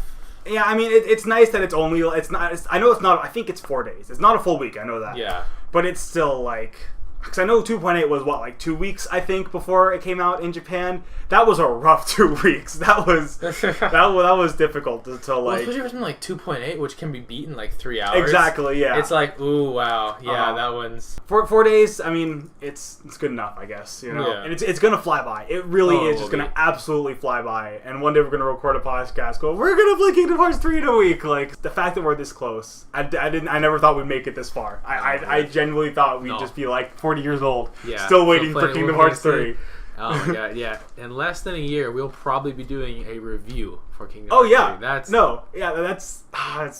Assuming this podcast doesn't die. But, I mean, honestly, this podcast has been on life support so many times that I feel like it's gonna be fine. One day, we're gonna record a podcast where Kingdom Hearts 3 is done, what's next? It's that's so fucking weird. 1 year from today. I thought about it a little bit. If it's about Destiny, then no. It's not about Destiny. Alright. What if we had Destiny mechanics in Kingdom Hearts? Ooh! What if we had mantling? What if we had light levels? What if it's the first-person shooter? Ooh! What if it's just Destiny? Imagine Sora basically doesn't get wrapped up in everything, but he still gets the Keyblade. What are the implications of the Keyblade on everyday life? Ooh. Brushing your teeth. Yeah, no, but I mean, the first thing I came up with is robbery. You can basically lock or unlock any door. Yeah. Right? So, A, tons of masturbation. Yeah. 2, tons of ruining other people's masturbation. So you're saying if the islands weren't destroyed, Xehanort didn't fuck everything up, he still got the Keyblade. Yeah, but then also it's you can cast spells to this thing. Mm-hmm. You get a suit of armor. Yeah. Like, what are the implications of all these things? Just on like, dude, I'm Billy Joe. Real life. I imagine that Sora just being the character of Sora. Well, no, not Sora, just like a person. Oh, like if I was gonna say that I think Sora would be like kind of your average everyday Spider-Man. Oh, like, yeah, absolutely, yeah. Like just chilling around the islands, just like, you know, helping people like with his keyblade. Because how cool would it be? Like, it's basically like being able to like conceal a gun. Yeah. It's a keyblade. Like yeah. any moment, like it's a giant key. Yeah. Like, but like, and then it goes away. Yeah. You know, like you know, they sheathe the key. That one's like, you just, oh man, you know, you can't bring your key in this because it's like, you know, there's children around. It's like, no, you can't bring your key. There are 16 days until Kingdom Hearts 3. Wow. Almost 2 weeks. Wow. Until Kingdom Hearts 3. That's fucking insane. To think that the 6 years went by that fast. Which, on top of that, speaking of shit that feels like it went by so fast, do you guys remember when 2.8 came out? 2 days ago? 2.8 came out January 24th, 2017. It was almost 2 years ago that 2.8 came out. That's right. I remember it was 2017. Mm-hmm. Because it was originally supposed to come out in 2016. Then it got Wow. delayed to 2017. Got some intense deja vu there. But it's just so weird how like that does not feel like 2 years ago. It's so weird to think that like in 2 weeks, well, in a little over 2 weeks, I'm going to be playing Kingdom Hearts 3. That is the weirdest fucking thing. It still doesn't feel real. It still hasn't hit me yet. I don't think. I think also the fact that I've gone dark helps in the fact that it hasn't hit me because it's been, you know, kind of like out of sight, out of mind. Just haven't really been thinking about it. But in a little over 2 weeks, I'm going to go to GameStop and purchase Kingdom Hearts 3. That is just like it's that thing that we would literally joke about saying that like I will be able to die after that. Like in high school, like 4 years ago, we would be sitting there and joking about that, and it's like it's actually happening. What the fuck? Like That's insane. Will we have a day one patch? I think so. I'm prepared for it. I mean, there's absolutely going to be a patch. I feel like I'm at a point in my life too where I'm just not disappointed with day one patches anymore, simply because there's so many of them. I will say I'm the same, but I wish I was still disappointed. I want to be disappointed, but I just expect it now. Well, yeah, it's like it's not that I'm not disappointed because I'm okay with them. It's I'm not disappointed because it's just like, this is like it's just what happens. Yeah, it's like if you get shut on every day, it's like you're no longer disappointed by being shit on. It's just this is life. It's just this sucks, but hey, this is life. Every time. You think we get DLC? I think they might have announced some. I know. We're not trying to speculate. I know. Yeah, we haven't even talked about the box art, which, holy fuck, I love that box art. Have you seen the box art, Dante? Yes. Holy fuck. Yeah, it's probably my favorite box art I've ever seen. Like it's my background for my phone for like a while now, and I usually change them pretty quick. But like just the colors on it. It's got all they're all there. Oh, that's like the confirmation that it's coming out. Yeah, that was like. Holy shit! Like, it's happening. I think what's even starting to be crazier for me now is that we're gonna get more things after Kingdom Hearts 3. It's like I started thinking about it, I'm like, this thing that we've been waiting for forever. Like we never once thought like, oh, we did the thing, but like, where do we go from here? You know? Like obviously we'll talk more about where do we go from here when we actually beat the fucking game. Yeah, but also we were talking about the ending. Do you want and do you think we'll get a happy ending? I think you'll get somewhat of a like a Halo 3 kind of ending where it ends. But you're gonna get like you can technically add some more content to it. Well, do you think it'll be happy or sad? As well as my question, because a lot of Kingdom Hearts games do not have a happy. There are very few out of like the games. To be honest, I think it's gonna be a sad ending. It's gonna be like I think it's gonna be a happy ending. I think this is gonna be a happy because this is like the end. I think it's gonna be. Well, I think here's my thing. I think there's gonna be sad shit. Bittersweet. Yeah, there's definitely like bittersweet's the best. I think someone. I don't want to say someone big's gonna die, but like something's gonna happen that's gonna be sad as shit. But I think in the end, like that'll be like, you know, like was it the fucking climax or whatever? Like someone dies, but in the end we'll come out happy. I don't know how the fuck they're gonna do that. Yeah, I think similar to Kingdom Hearts 2, where like, you know, Sora, Riku, and Kairi get their very, very happy ending, whereas Roxas, Axel, and Naminé are all dead. You know, that's kind of like what I think is gonna be like that. You know, like maybe we can't bring Xion back. Or something. Yeah, like maybe like something like that happens where like we like get a glimpse of her and it's like, oh, she can't come back. Yeah, or, like maybe fucking Terra dies and then we can't bring him back and like or like he has to kill Isa or something. Yeah, like sad shit like that. I use 100%. If it doesn't happen, I'll be like, okay, as long as there's something sad. As long as there's closure. Yeah, well, that's a big part. Yeah. I mean, I don't want it to be all hunky dory either. I don't think it will be. I want it to be like to be fair, I want most of them to be happy. I would be totally down for like Aqua, Terra, Ven, Rox, Axel, Xion. Like all of them are alive and okay. But like something happens where like Lee has to kill Isa. You know, where it's like he still has to end up killing his best friend. Isaac can't come back because he's Xehanorted. That would be cool with that. Everyone's happy, but Lee still has a little bit of like, oh, that kind of sucks. Like, I don't want Kairi to die. I don't want. No. Like, I expect the core people, Sora, Riku, Kairi, Roxas, Axel. Like, I expect them to all be alive. Yeah. Obviously, there's more core people, but like, but I do expect things like hey, like Terra, we really tried as hard as we can, and like that thing of like, or things like Aqua tries to bring Terra back to that, and she can't. Yeah. She just can't. Like, we see it, but she just can't. Or even something that says like Aqua has to kill Terra. Yeah. Or maybe it's like, I know like, or I would like them to bring. I know they're trying. We saw from the trailer they're trying to bring Roxas back. Yeah. Like, I would be sad if they couldn't. I think that they'll definitely be able to. Yeah. I think, but like, if we got a scene where it's like, fuck, Roxas literally just can't exist here. Yeah. Or like if.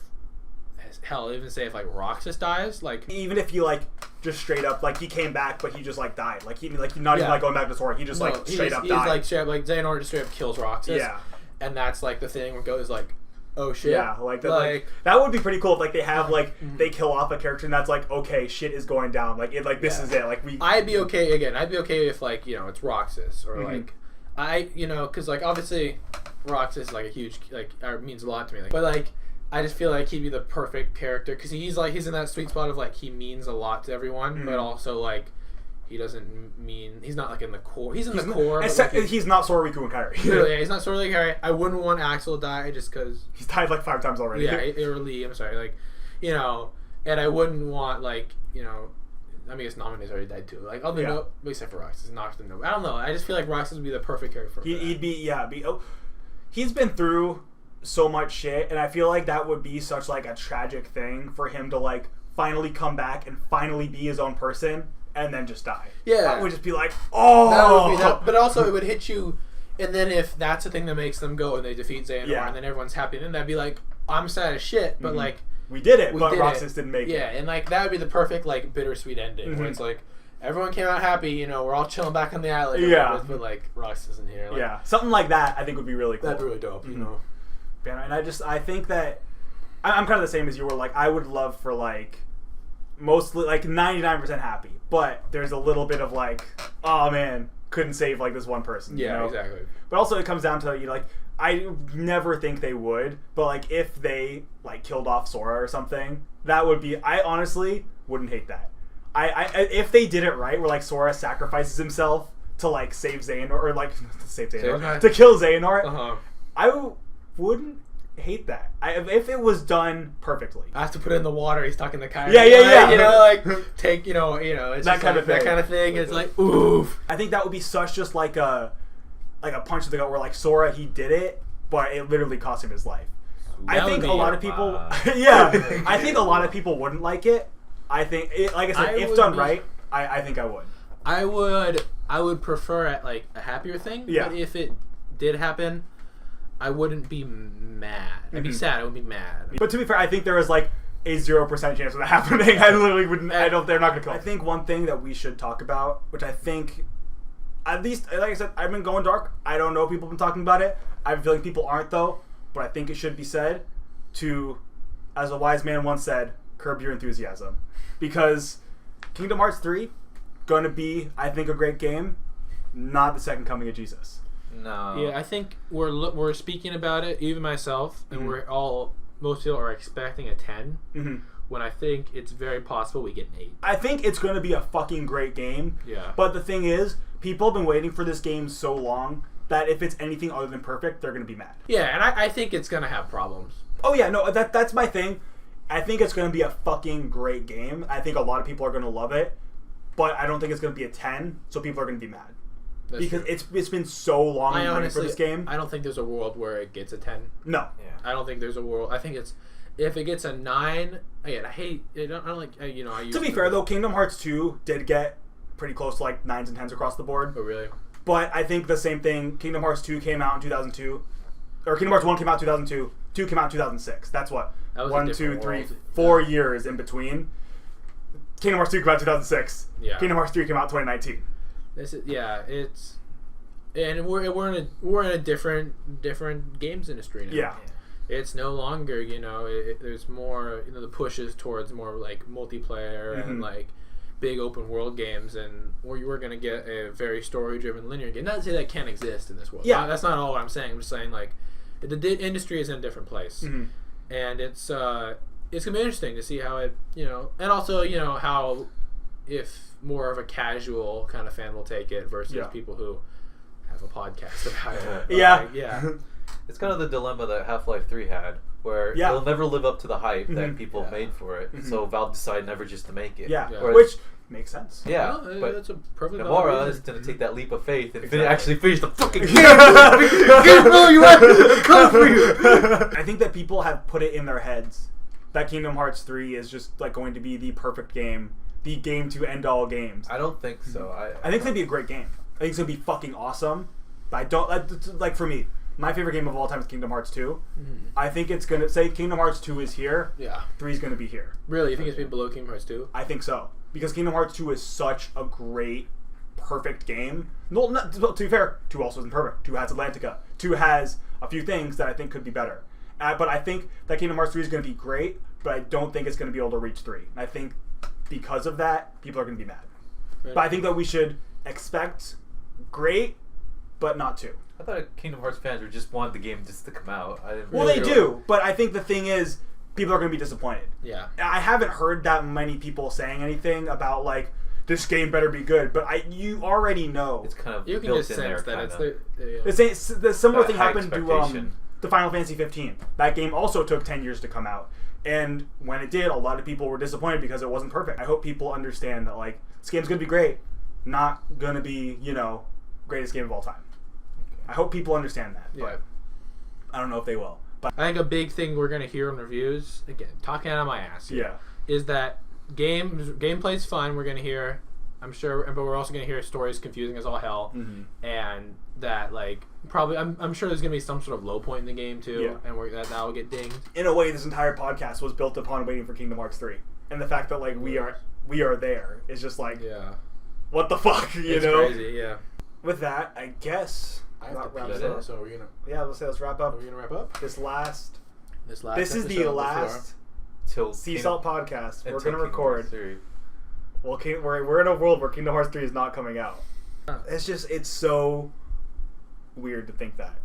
It's close. That's the moral of this whole podcast, is that it's fucking close. It just boggles my mind, the fact that we are this fucking close. It's like I said, it still hasn't comprehended in my mind. I can't like comprehend the fact that in a little over 2 weeks, I am going to be playing Kingdom Hearts 3. That does not compute in my head. Thank you all for watching this final podcast where we are living in a world without Kingdom Hearts 3. Next time you see us, we will have played Kingdom Hearts 3. That is so weird. We're going to see our hopes and dreams shattered. Or I don't know. We're going to be discussing Kingdom Hearts 3 next time. We're gonna come in here with a big ass smile on our face, or there is like a 5% chance we're gonna walk in. You're gonna see King from here. Thank you all for watching. Join us next time when we discuss Kingdom Hearts 3. Bye, everybody. See you later.